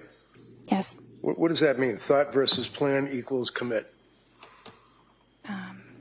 A suicidal plan means that they are, they know exactly what they're going to do to end their life, what they're going to use, maybe when they're going to do it, they've researched it, and that presents an immediate threat, and that is something that would require hospitalization. District Attorney had asked you also about the thyroid levels, and you indicated, or she indicated that they were in the low range at Mass General Hospital, Reed. Is that correct? I thought she said they were normal. Oh, I thought she said low, but normal or low. MGH, Mass General Hospital, right? Sorry, what's the question? District Attorney asked you whether or not they were thyroid reads. Do you remember that question? She said her thyroid had been tested. The question now is, do you remember that question that she asked you that you answered with no problem? Yes. Okay. And your response was that, my memory, as jurors it counts, that it was low reads, MGH, and South Shore Hospital. Is that right? I thought she said that it was normal, or within normal limits. Almost fine. We'll go with normal. So your memory is that there were thyroid blood level reads of Lindsay Clancy from 2 healthcare providers. Is that correct? Yes. One would be Mass General Hospital, right? I don't remember exactly. I think she said yes. I think she said Mass General. Okay. Do you remember where the other hospital healthcare provider was? It might have been South Shore. Do you know what date those were? No. Those are old reads, weren't they? I don't know. One of the things that the district attorney asked you about on a number of occasions that seems to be important is if the person that you're treating has, I guess, what do they call it, pressured speech? Yes. And you told us repeatedly that you never detected that Lindsay had pressured speech, right? Correct. I'm sorry? Correct. Looking at the record from October 21st, would you... Objection. There's writing on this. Oh, all right, you know what, I'll ask her to just look at it. Might take a look at it, and if you want to get the actual exhibit, we could do that. All right, so forget all about my sloppy writing. I'm looking here on October 21st of 22, is that correct, right up there? Yes. Okay. Yes. And can you just read this paragraph here for us? No sleep last night. Falls asleep after 40 minutes. Heart racing, severe anxiety. Worrying about kids, baby, sleep. Yawns but not drowsy. Not hyper, pressured speech. What was that? Not hyper what? Not hyper, not pressured speech is what I meant. I know it doesn't say not, but that is exactly what I meant. When did you see this that you noticed that it did not say not?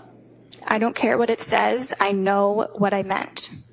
Well, when you wrote this, you did not say not pressured speech. You said in the medical record, pressured speech, right? No. Does it say that? Yeah, the word is the word not is right before not hyper, comma, pressured speech. Right, The two so are what does following a the comma mean not. to you? When you put down in a medical record, heart racing, comma, severe anxiety, comma, worried about kids, comma, baby, comma, sleep, comma, yawns but not drowsy, period. Not hyper, comma, pressured speech. That's what you wrote, right?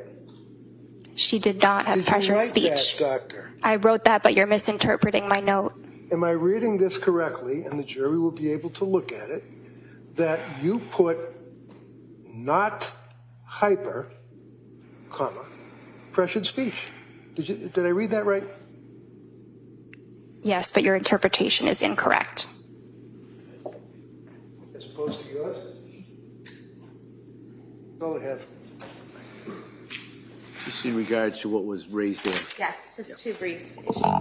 Approaching you with your records from October 21st, 2022, the section labeled speech, where there are all the boxes where you can put pressured, word salad, all of the different things. What do you check off for speech on October 21st, 2022? Appropriate. And defense asked you about the thyroid levels. Would it be accurate to state that I asked you if you were aware that her levels were normal at South Shore Hospital and Brigham and Women's Hospital? Yes. And your answer was no, correct? No, I was not aware. Because you don't have those records, correct? Correct. Thank you. Do we have any clue as to how old they were? I don't know. You're asking me about something I never saw. Nothing further. All right, anything further? All right, thank you, Doctor. You may step down. Thank you.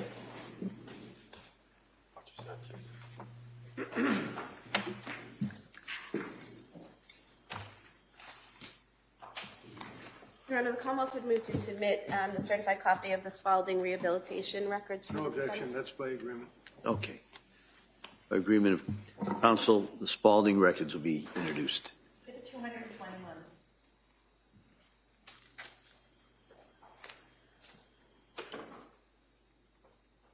Can I call the next witness? Please, counsel. Commonwealth would call Julie Paul.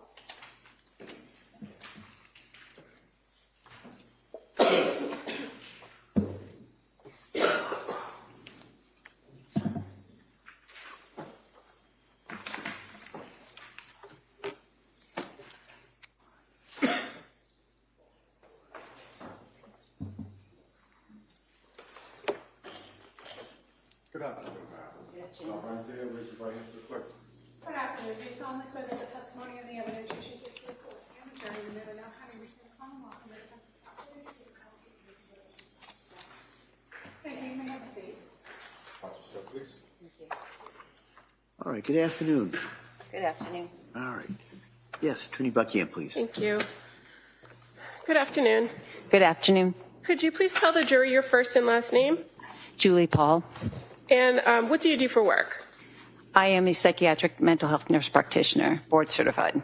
And can you tell us a little bit about your educational background? Sure. I graduated in 1991 from St. Anselm College with my nursing degree, worked as a labor and delivery nurse for 17 years, and then graduated in 2006 from Frontier Nursing University with my midwifery degree. And then in 2018, I graduated from Frontier Nursing University with my psychiatric nurse practitioner degree. I also have a perinatal mental health certification from Postpartum Support International from 2018. Okay. Are you also a certified midwife? Yes, I am.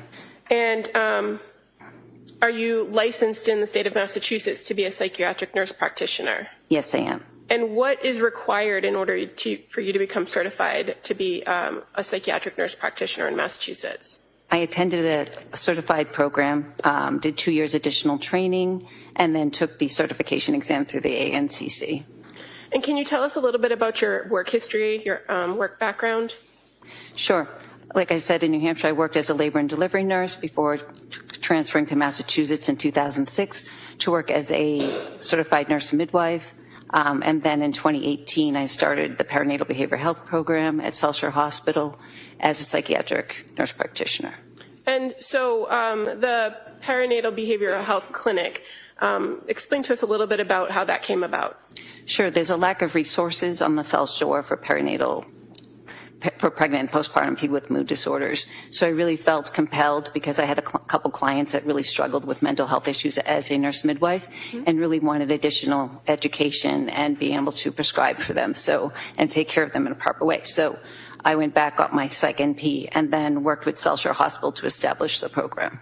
And where was the program actually located? It was located right in Weymouth, Massachusetts. And you said you worked with the South Shore Hospital? Correct. So the clinic is tied to South Shore Hospital in the South Shore Health System? Yes, it is. Now, when did you start that program specifically? When was it up and running? 2018 is when I started, in October of 2018. Okay.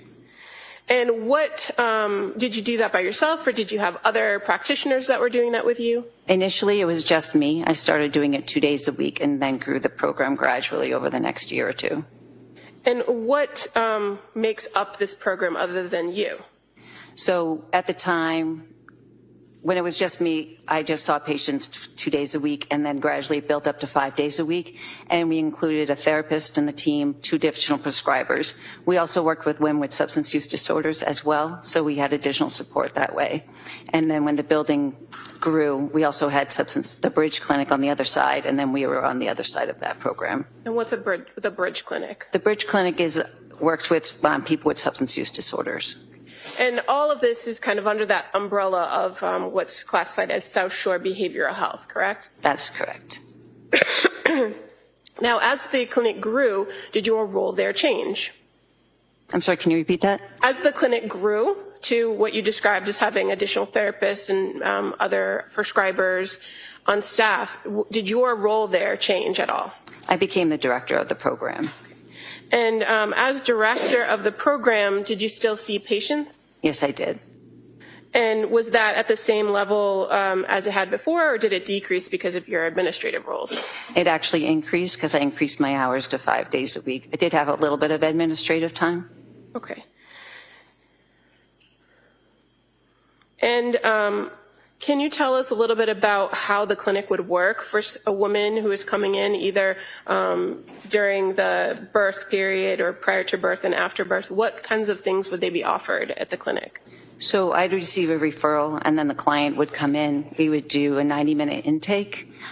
When they left, when it was just me, I was using outside therapists, that sort of thing. But as the program grew, we had moms groups run by doulas. We had therapists that we brought in, that was brought in from Aspire, but part of our program embedded within our program. And I brought in 2 additional prescribers as well as nursing staff. And when you talk about people as prescribers and your role as a psychiatric nurse practitioner who could prescribe, what were you offering to patients as part of this clinic as a prescriber?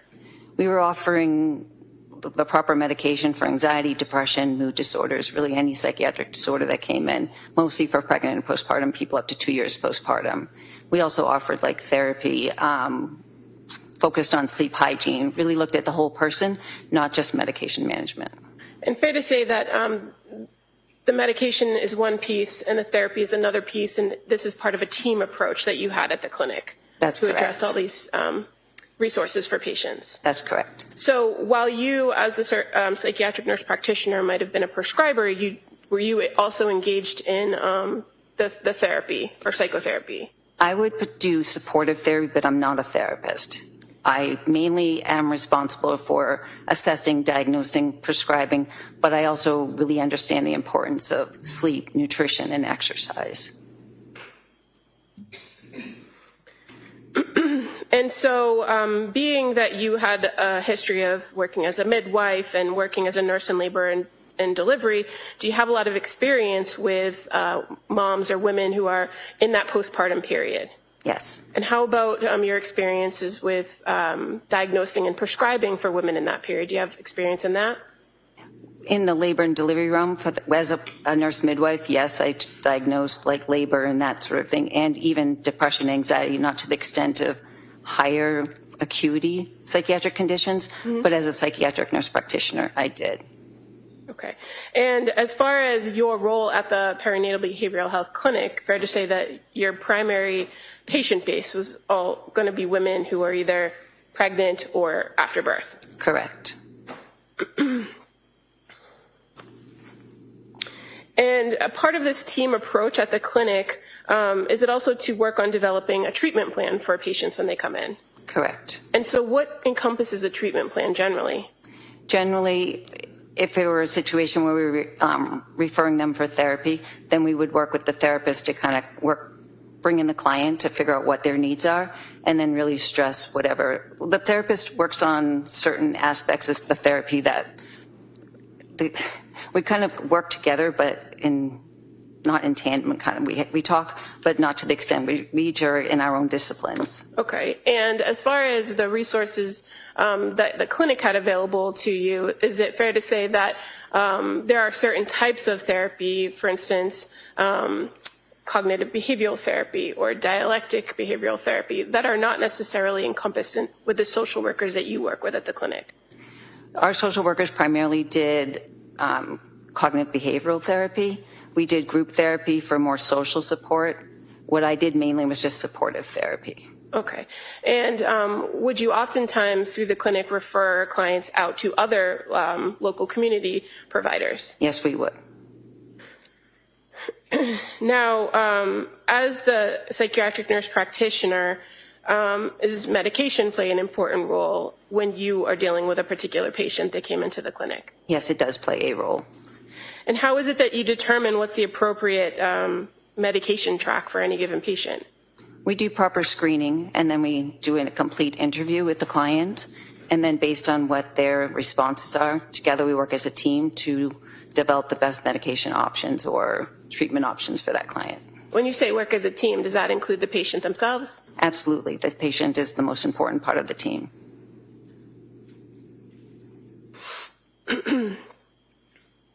And in your training and experience working with postpartum women, what is the acceptable period to determine postpartum? Anywhere within the first year.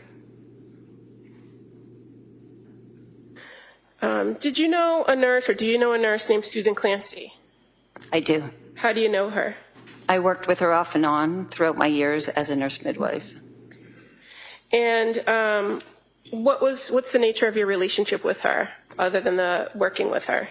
Essentially, we just worked together. When we did births together, we worked well as a team. Okay. And do you know where she worked? She worked at South Shore Hospital. On November 20th of 2022, did you have a conversation, or did you get a call from Sue Clancy? I did. She was referred to me through Nanette Landry, another midwife that I work with. Okay. And so as a result of the phone call that you had with her, did you get in contact with a woman by the name of Lindsay Clancy? Yes, I did. Was that the same day or a different day? It was the same day. And your contact with Lindsay Clancy, was it by phone or virtual or in person? It was by phone. And so what was the purpose of calling Lindsay Clancy? I just wanted to get her side of what had been going on with her history. Sue had alluded that she was struggling in the postpartum period, so I wanted to know exactly what she was struggling with to see if she'd be a good candidate for our program. So did you initiate the call to Lindsay Clancy? With the permission, I asked Sue Clancy if Lindsay had given permission, and she said she had. Okay. And in the conversation that you had with her, do you know approximately how long that phone conversation lasted? I don't recall. Okay. But were you able to get all the pertinent information from her during that phone call? I got enough data to determine that she would be a good candidate for the program. So she would have met criteria for a referral from any other resource? Correct. Now, is it fair to say that in this conversation, in order to determine whether she qualified, you had to ask her some background questions? I did. And so were you able to identify whether she was in that postpartum period? Yes, I asked when the birth of Callan was, and she said it was May 26th, 2022.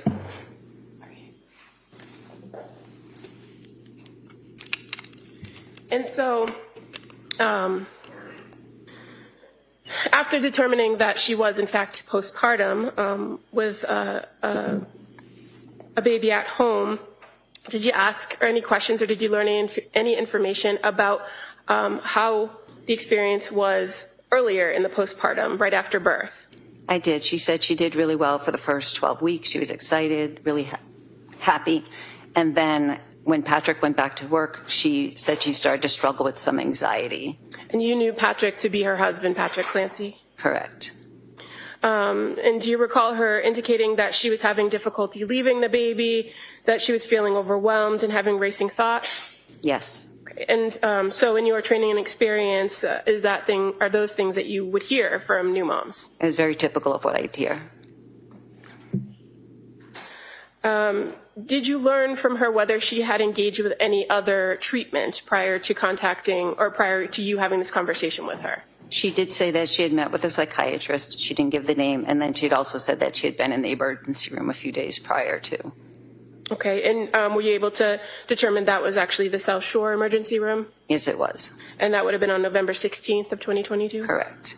Now, in addition to seeing a psychiatrist, did she identify to you some medications that she had been taking up to that point? She did. She said she had trialed Zoloft for 1 week. She also said that she'd been trialing Ativan and Benadryl, which worked the best to help her sleep. She identified she had questions about Buspar, didn't say specifically whether she had been prescribed that or not, but that she had questions about Buspar. Okay. And did she mention anything about that combination of Ativan and Benadryl in her treatment history that was of concern to her? Just that she had been taking it for 2 weeks. It worked really well, but then she was getting concerned about dependence, so she self-weaned herself off of that. And were you aware, did she tell you that she had been prescribed trazodone after that? Yes, after she went to the emergency room, she was prescribed trazodone. Did she indicate whether the trazodone gave her any relief to her sleep issues? She said she was able to fall asleep, but it was having difficulty staying asleep. Did she also indicate to you that one of her goals was not to be on long-term medications? Yes, she did. And based on this initial phone conversation, did you recommend that she come in for an intake appointment? I did. How about the immediate need for sleep? Did you address that with her in the phone I just encouraged her to take the medication that she already had on hand, that if the Benadryl and the Ativan were working, she should take that to help her sleep that night. And we talked the next morning about different options. And also in this initial phone call, did you have a conversation with her about options and risks of various types of SSRIs or continued use of benzodiazepines? Yes, we reviewed that being on SSRI most of the time is preferable than being on benzodiazepines for long periods of time, especially to address her concern about addiction or dependency on the medication. Okay. And is this kind of a normal conversation you would have with somebody to screen them and determine whether the clinic, the South Shore Perinatal Clinic, was an appropriate fit? Yes, it's more to establish rapport and get a basic understanding and make sure that she was safe. Okay. And she did indicate that she was safe. And so that's kind of my follow-up to that. So in the course of that phone call, you were able to communicate with her, correct? Correct. And what she was telling you about her reported history, did that seem to make sense to you? Yes, it did. And did you identify, or were you addressing or assessing during the whole course of this conversation whether there was any immediate safety risk or need for her? Yes, I was. And did you find that there was any? There was no immediate need. Now, as a result of this conversation, did you determine whether she was having any suicidal ideations? Yes, I asked her specifically if she felt like she wanted to harm herself or her children, and she said no. And how about asking her about homicidal ideations? Yes. And did she indicate whether she had any? She did not. Did you also ask her whether she had experienced any auditory hallucinations? I did. And did she experience any? Not at the time, no. And did she indicate to you whether she'd ever experienced any? No. How about visual hallucinations? Did you ask her about those? I did. And did she indicate that she had experienced any? No. And delusions, did you ask her whether she had any delusions? I didn't ask specifically about delusions, I believe. Okay. And in the course of talking with an individual, do you kind of constantly keep that in mind with what they're telling you, whether they're having any ideas or of delusion? Yes, I do. In the conversation you had with her on November 20th, did you identify, based on your conversation with her, whether she was experiencing delusions? No, I did not. And fair to say, a standard set of questions that you also ask have to do with drug use or tobacco or alcohol. Did you ask those questions as well? I don't recall. Okay.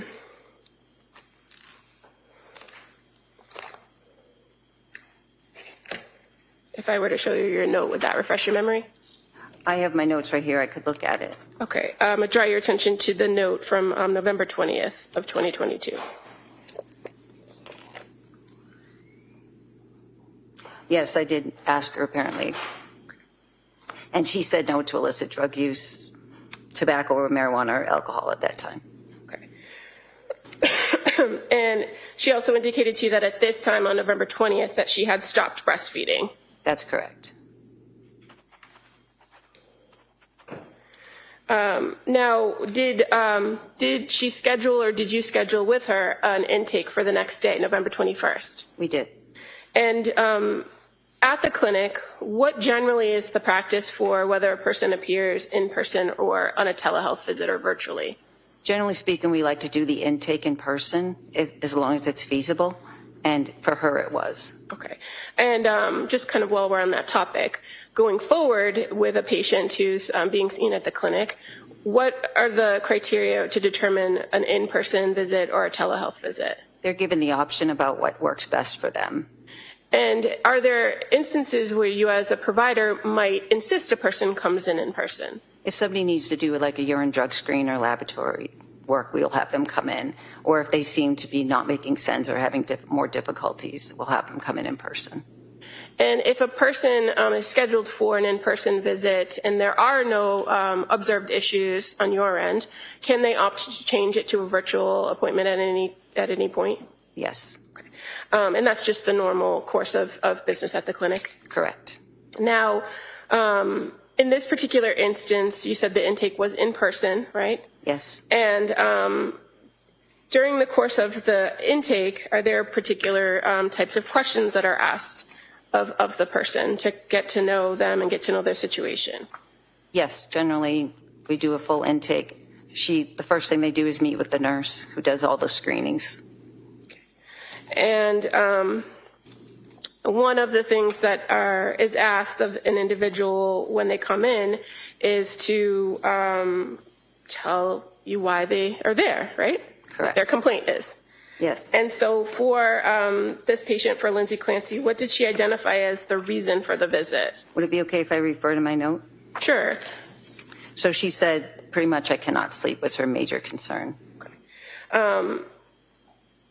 And is that something that you've seen in your experience with new moms that come through the clinic and are postpartum? It's very typical. Now, even with that report or that reason, do you do a full history to try to identify kind of what's going on in the present and what has happened in the past? Yes, I do. And generally, is it fair to say that that's kind of the goal of an intake, right? I do that with every client. I have a standard set of questions. Is that just for the intake or any follow-up? Any follow-up, I have a basic kind of script, but I always adjust it based on what they're saying. Okay. But fair to say, once a person gives kind of that history of their background, especially if they've had prior births before, prior experiences with mental health professionals or psychiatric history, that kind of follows the patient as they go through with their subsequent visits. Yes, So in this instance, you had some background information from the phone call you had with her, but did you go back through those standard questions that you'd ask in an intake? I did. And did you learn a little bit more about her current mental status? Did you ask her some questions about currently how she was in this November 21st meeting? I did.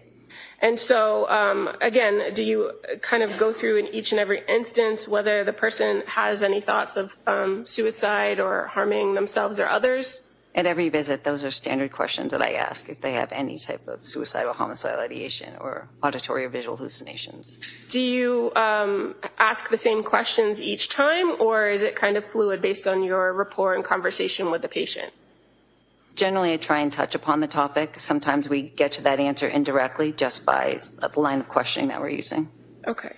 And where it had been reported to you that she had been on the Zoloft and stopped due to insomnia, that she was overwhelmed and her mind was racing, did you talk with her about intrusive thoughts? I did. And did she indicate whether at that point she was having any intrusive thoughts of harming herself or her babies? She was not. Did she report to you how she was feeling at home with having now 3 children to take care of? She was feeling overwhelmed. And that, again, reiterating that around 12 weeks when Patrick went back to work, that she was having increased anxiety. Correct. And did she indicate to you that that was something that she had experienced to some extent with her other 2 children? At least with her second pregnancy. And was she able to manage that with her second pregnancy without medication? As far as what I was told, yes. And fair to say she indicated that she would use breathing, meditation, and yoga to work through it. Correct. And so on this November 21st intake date, you again ask about drug use, right? Correct. And at this point, she had told you that she did trial one CBD gummy at some point, but that did not help. Correct. And you also learn about any prior psychiatric medication she had been on? Yes, she had been on the Zoloft, the Ativan. She had been prescribed Buspar, but she didn't indicate whether she had taken that or not. Okay, and so that was her report of her most recent course of treatment, but did she talk about having anxiety issues yes. further back in her history? Yes, in college she had trialed Prozac, propranolol, and Wellbutrin. And fair to say she indicated that to you that she did well on those medications in nursing school? Correct, with the only side effect being sexual side effects. Did you talk to her at this point in November 21, 2022, about whether she had a plan to go back to work? I don't know if that was a specific day. I know that we talked about work at a different date. Okay. If you have your note in front of you, I'd just draw your attention to maybe the last paragraph of the history of present illness. Oh, I'm sorry. And you're talking about the day of the intake? Yes, sorry. Sorry, I thought you said the 22nd. So, yeah, she had planned to go back to work in October, but it got delayed. She pushed it forward to November because she was having anxiety. Okay.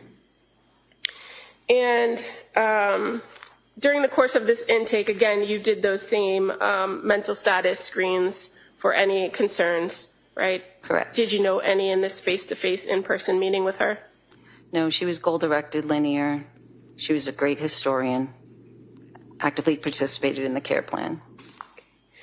And as far as some of the screenings that you do during these visits, for a person who is in that postpartum period, are there any specific screenings that you do? Yes, we do the Edinburgh Postnatal Depression Scale. We did the GAD, which is the Generalized Anxiety Depression Scale.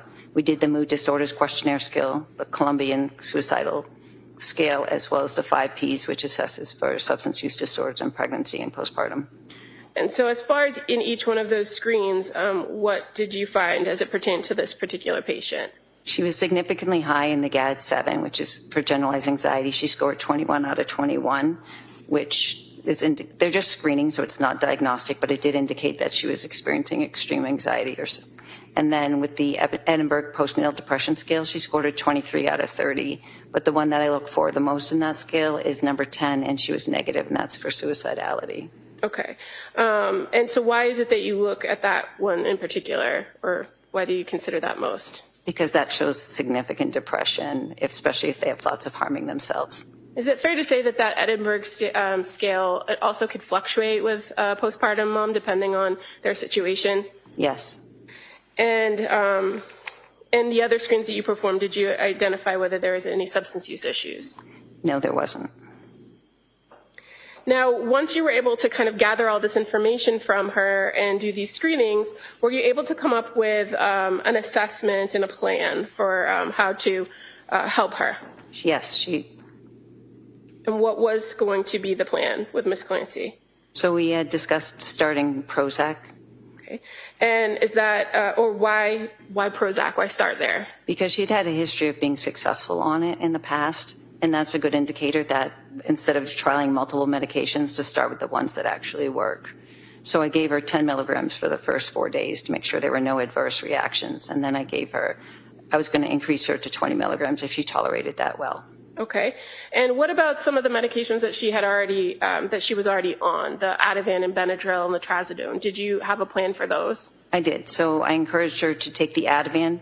So when Prozac can sometimes be very activating, it can make the anxiety worse before it gets better when you first start it. So I wanted to pair it with the Ativan just in the beginning, just to help her be more comfortable with the anxiety and to make sure that it didn't interfere with her sleep. And as far as Prozac goes, what class of medication is it? It's an SSRI, a selective serotonin reuptake inhibitor. Is it commonly prescribed to treat people with depression? Yes, it is a first-line treatment. You said first-line treatment? Correct. And the idea of pairing a particular medication like an SSRI with another medication, is that a fairly common practice with psychiatric medications? Yes. As far as you mentioned that sometimes symptoms could get worse before they get better. Is that also common with SSRIs? Yes, it is. Does it take a while for a medication to get into a person's system and stabilize them? Generally, side effects are the first week or two, but to get to a therapeutic level, it's about 4 to 6 weeks. And was this something that you discussed with her about the timetable it would take to reach a therapeutic level? Yes. And when we say therapeutic level, what's the goal of reaching therapeutic level? Is remission in symptoms. People start to feel better then, right? Correct.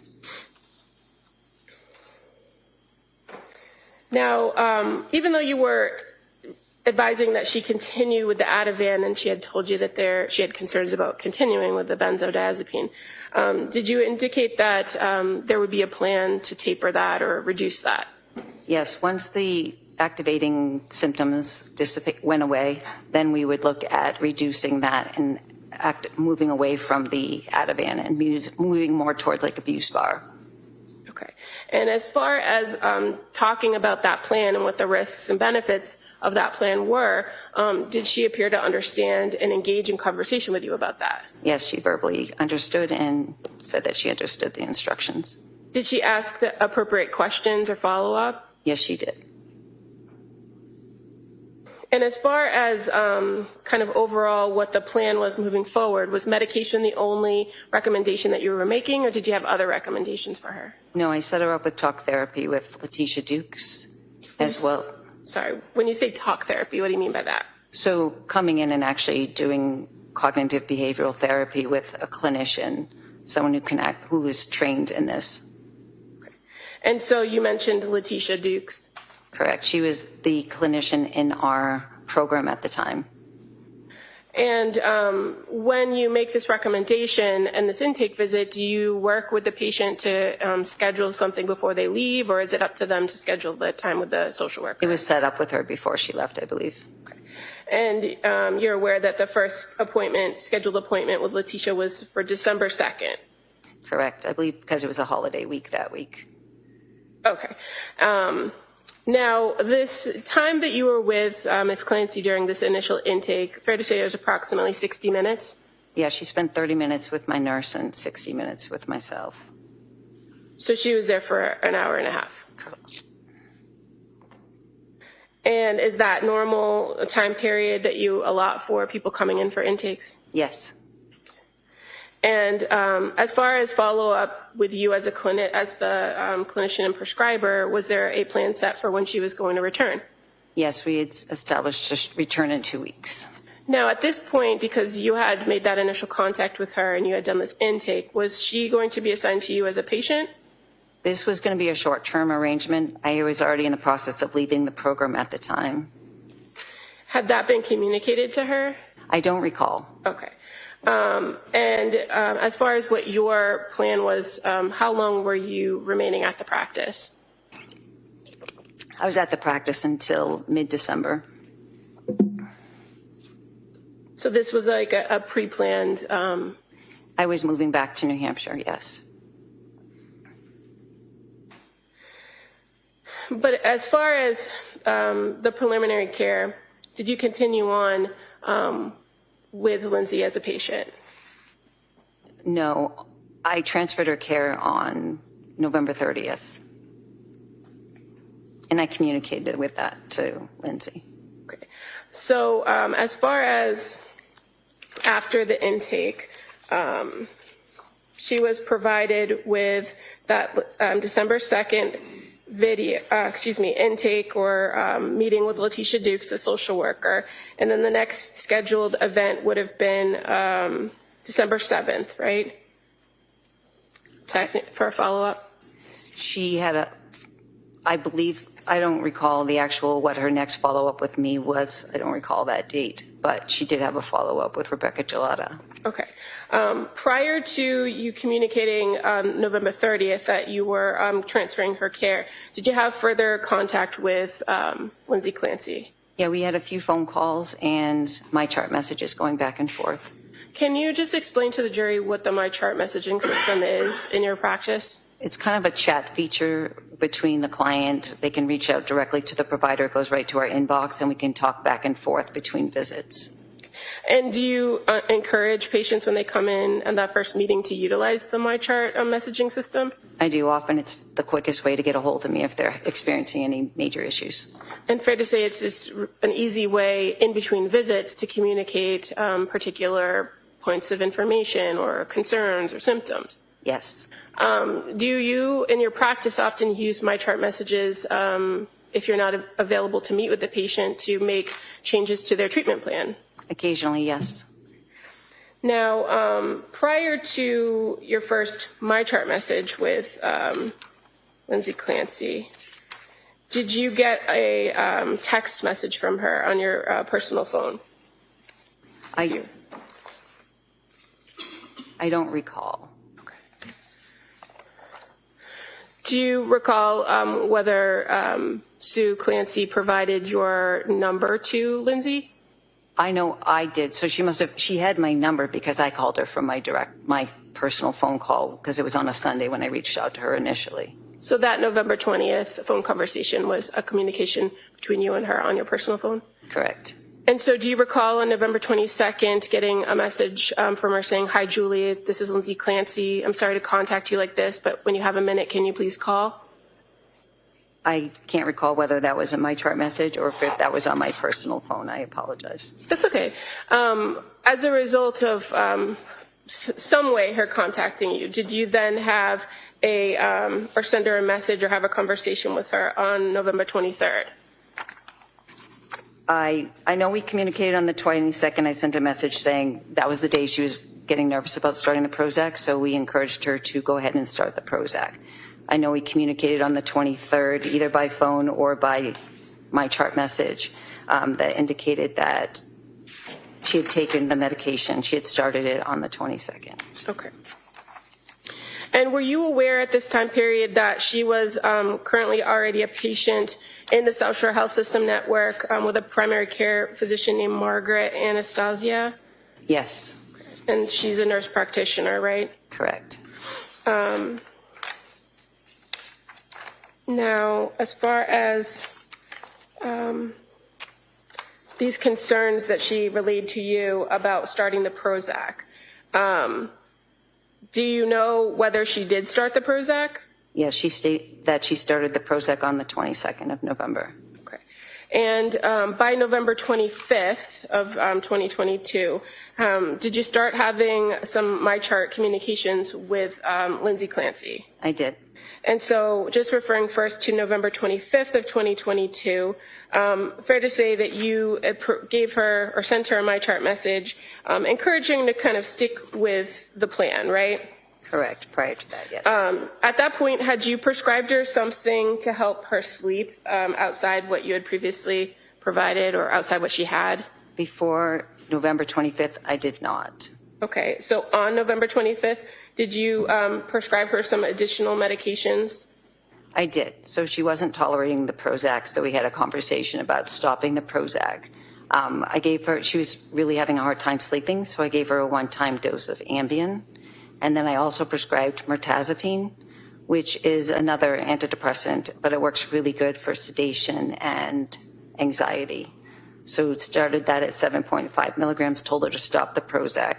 And I also paired it with Klonopin, but I told her explicitly not to take the Ativan, just to take the Klonopin to help. It's longer acting benzodiazepine to help her with sleep and longer acting anxiety support while we got this new medication up and running. And so in your conversations with her about her concerns about the Prozac, fair to say she reported to you that she was feeling disconnected, out of it, a little bit spacey. Does that sound right? Yes, that's correct. And so you said your recommendation at that point was to discontinue the Prozac. Correct. And as far as the Prozac went, she hadn't taken it for very long, had she? She took it for 3 days. 3 days? Correct. And again, you had that conversation with her about kind of waiting it out for the 4 to 6 weeks. But based on what she was reporting to you, did you have any concerns about her stopping the Prozac after only 3 days? When a client doesn't have buy-in to the medication, it's awful. It doesn't work as well. So I was working with Lindsay to try and find a medication that would make her feel more comfortable. She was feeling very uncomfortable, very anxious, and the Prozac, she just wasn't tolerating the activation from the Prozac. So mirtazapine is a little bit more calming, which I thought she would resonate with better. Okay. And so, again, this is not one of those follow-up visits on a telehealth or a face-to-face. So were you relying heavily on what she was reporting to you? Yes. And again, in that MyChart message, you did indicate to stop the Prozac, Benadryl, and Ativan, and don't take while taking Klonopin, right? Correct. And in your practice as a psychiatric nurse practitioner who prescribes medication, is it common that you have to kind of trial different medications to find the right one to work for any given patient? Yes, it's pretty common practice in psychiatry. And fair to say, there's no way to anticipate how a particular patient is going to respond to any particular treatment, medication treatment. Correct. So after prescribing the Klonopin, the mirtazapine, and giving her that single dose of Ambien, did you do anything or set anything up to follow up with her after changing those prescriptions? I just told her she can MyChart message me over the weekend. It was the holiday weekend. So I made sure she knew I was available to answer her questions. And fair to say she did, in fact, MyChart. You sent you MyChart messages over the course of that weekend, correct? She did, yes. And so starting at 7:51 on November 26th, she reported to you kind of how that night went, didn't she? Yes. Where she said, I did better last night. I took 7.5 mirtazapine and 0.5 Klonopin at bedtime, slept fairly well on and off until 3:45. And then she asked, do you think increasing the mirtazapine will help me stay asleep longer? I can survive like this, but would be helpful to get to sleep until at least 5. Thoughts? Thank you, Lindsay. Yes. Did you respond to that message? I did. And what did you advise her to do when she asked about increasing the mirtazapine and wanting to stay asleep longer? I said she could trial the 15 milligrams. And again, is that something that is common for you to do in prescribing, that maybe you have to adjust the dosage? Yes. Did you have any concerns that increasing the mirtazapine up to 15 would have had any issues or problems? No. And then again, on November 27th, you had a correspondence with her starting at 9:59 a.m., where she again reports to you how she did that night.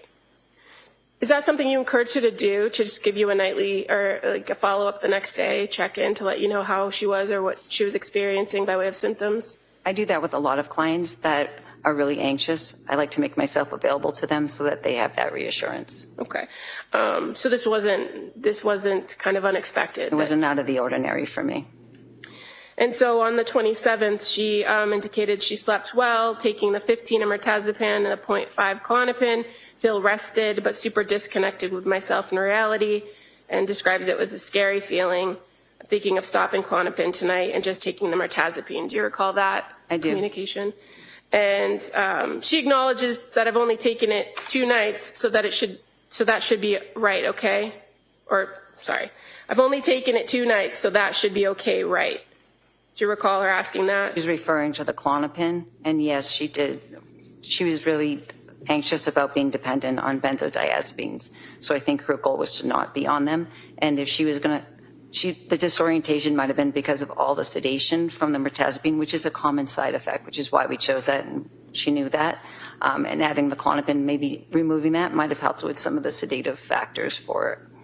So did you find there to be any issues with stopping the Klonopin or her deciding not to take it after 2 days? No, I did not. And in fact, you indicated and told her that should help with the disorientation, right? Yes, it might. Okay. And so that was on November 27th. And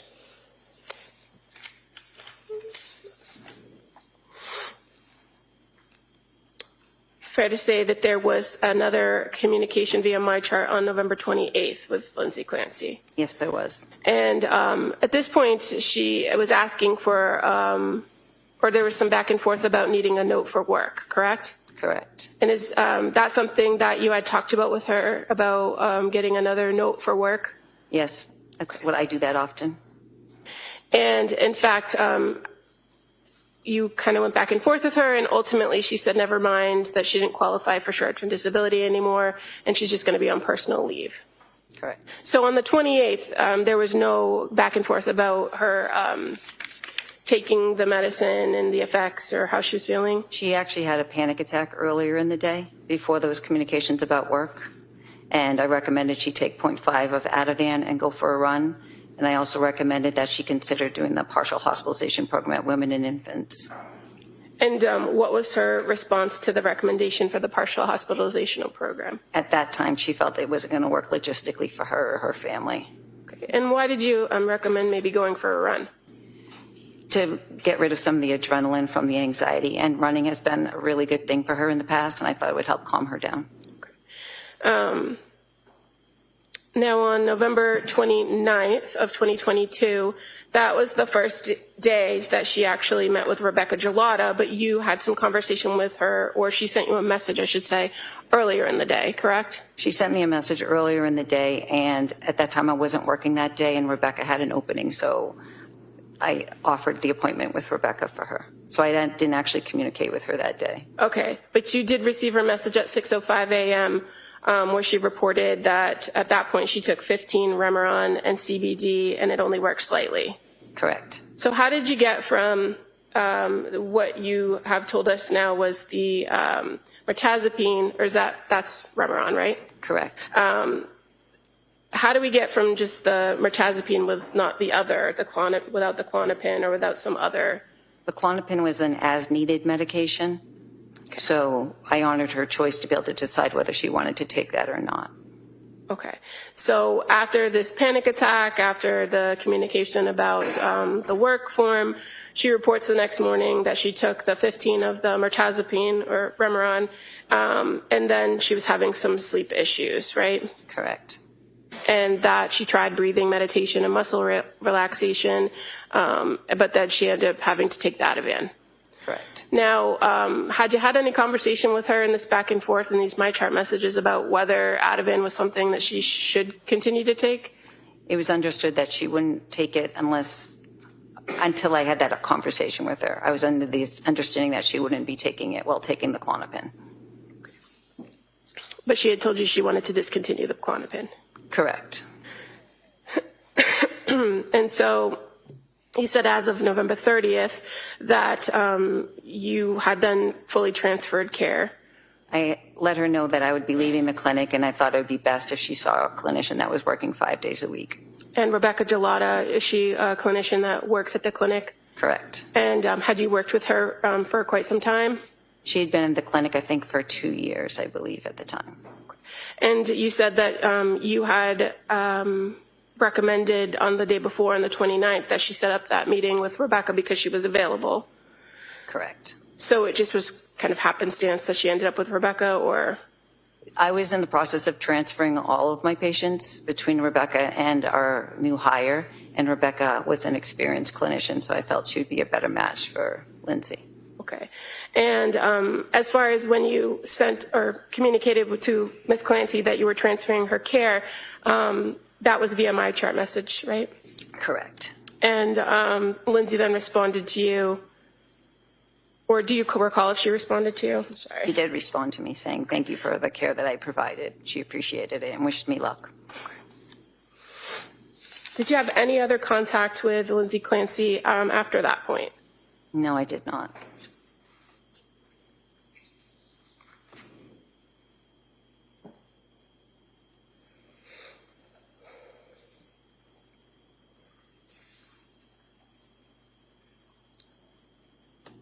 And just to be clear, so when we were talking about moving from November 28th to the 29th in time, did you have a phone call with her outside the MyChart messages about that panic attack? Or do you recall having entering a progress note about that? I do remember entering a progress note about that. And that's when I told her to go for the run. I made the recommendation for the PHP.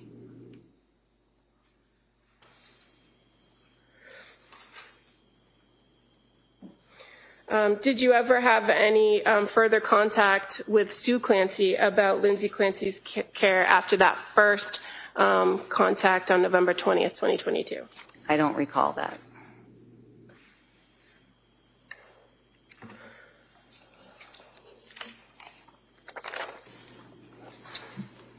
I have no further questions at this time. Counsel, can I see it? Sidebar.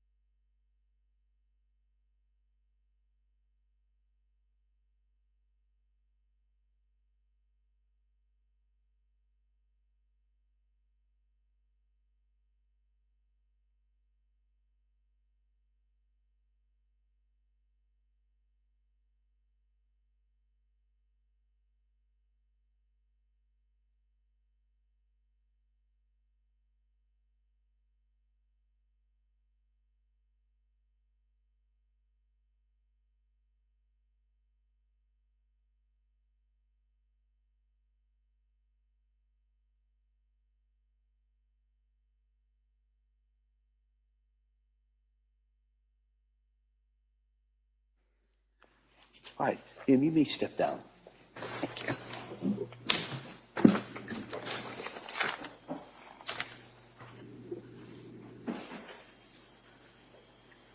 All right, well, members of the jury, just a couple minutes. So we're going to break. The Commonwealth is finished on their direct. We're going to start with the cross-examination of this witness, but we're going to start that tomorrow. All right, so we're going to break till tomorrow. Remember my instructions. Don't talk about this case. Don't read about this case, or even similar cases in regards to this. Don't read anything. Don't take any field trips. Don't do any research. You kind of know what the instructions are. I'm going to ask you those questions. We'll come in. We might start. I'd ask you to be here ready to go at 9. There may be an issue I have to talk to counsel. It might cause a little bit of a delay, but we'll try and keep that minimized. We'll get you in here tomorrow. Okay? Great. Thank you for all your work, and I hope you have a nice evening. We'll see you tomorrow. All right. Good. So you know what's call me.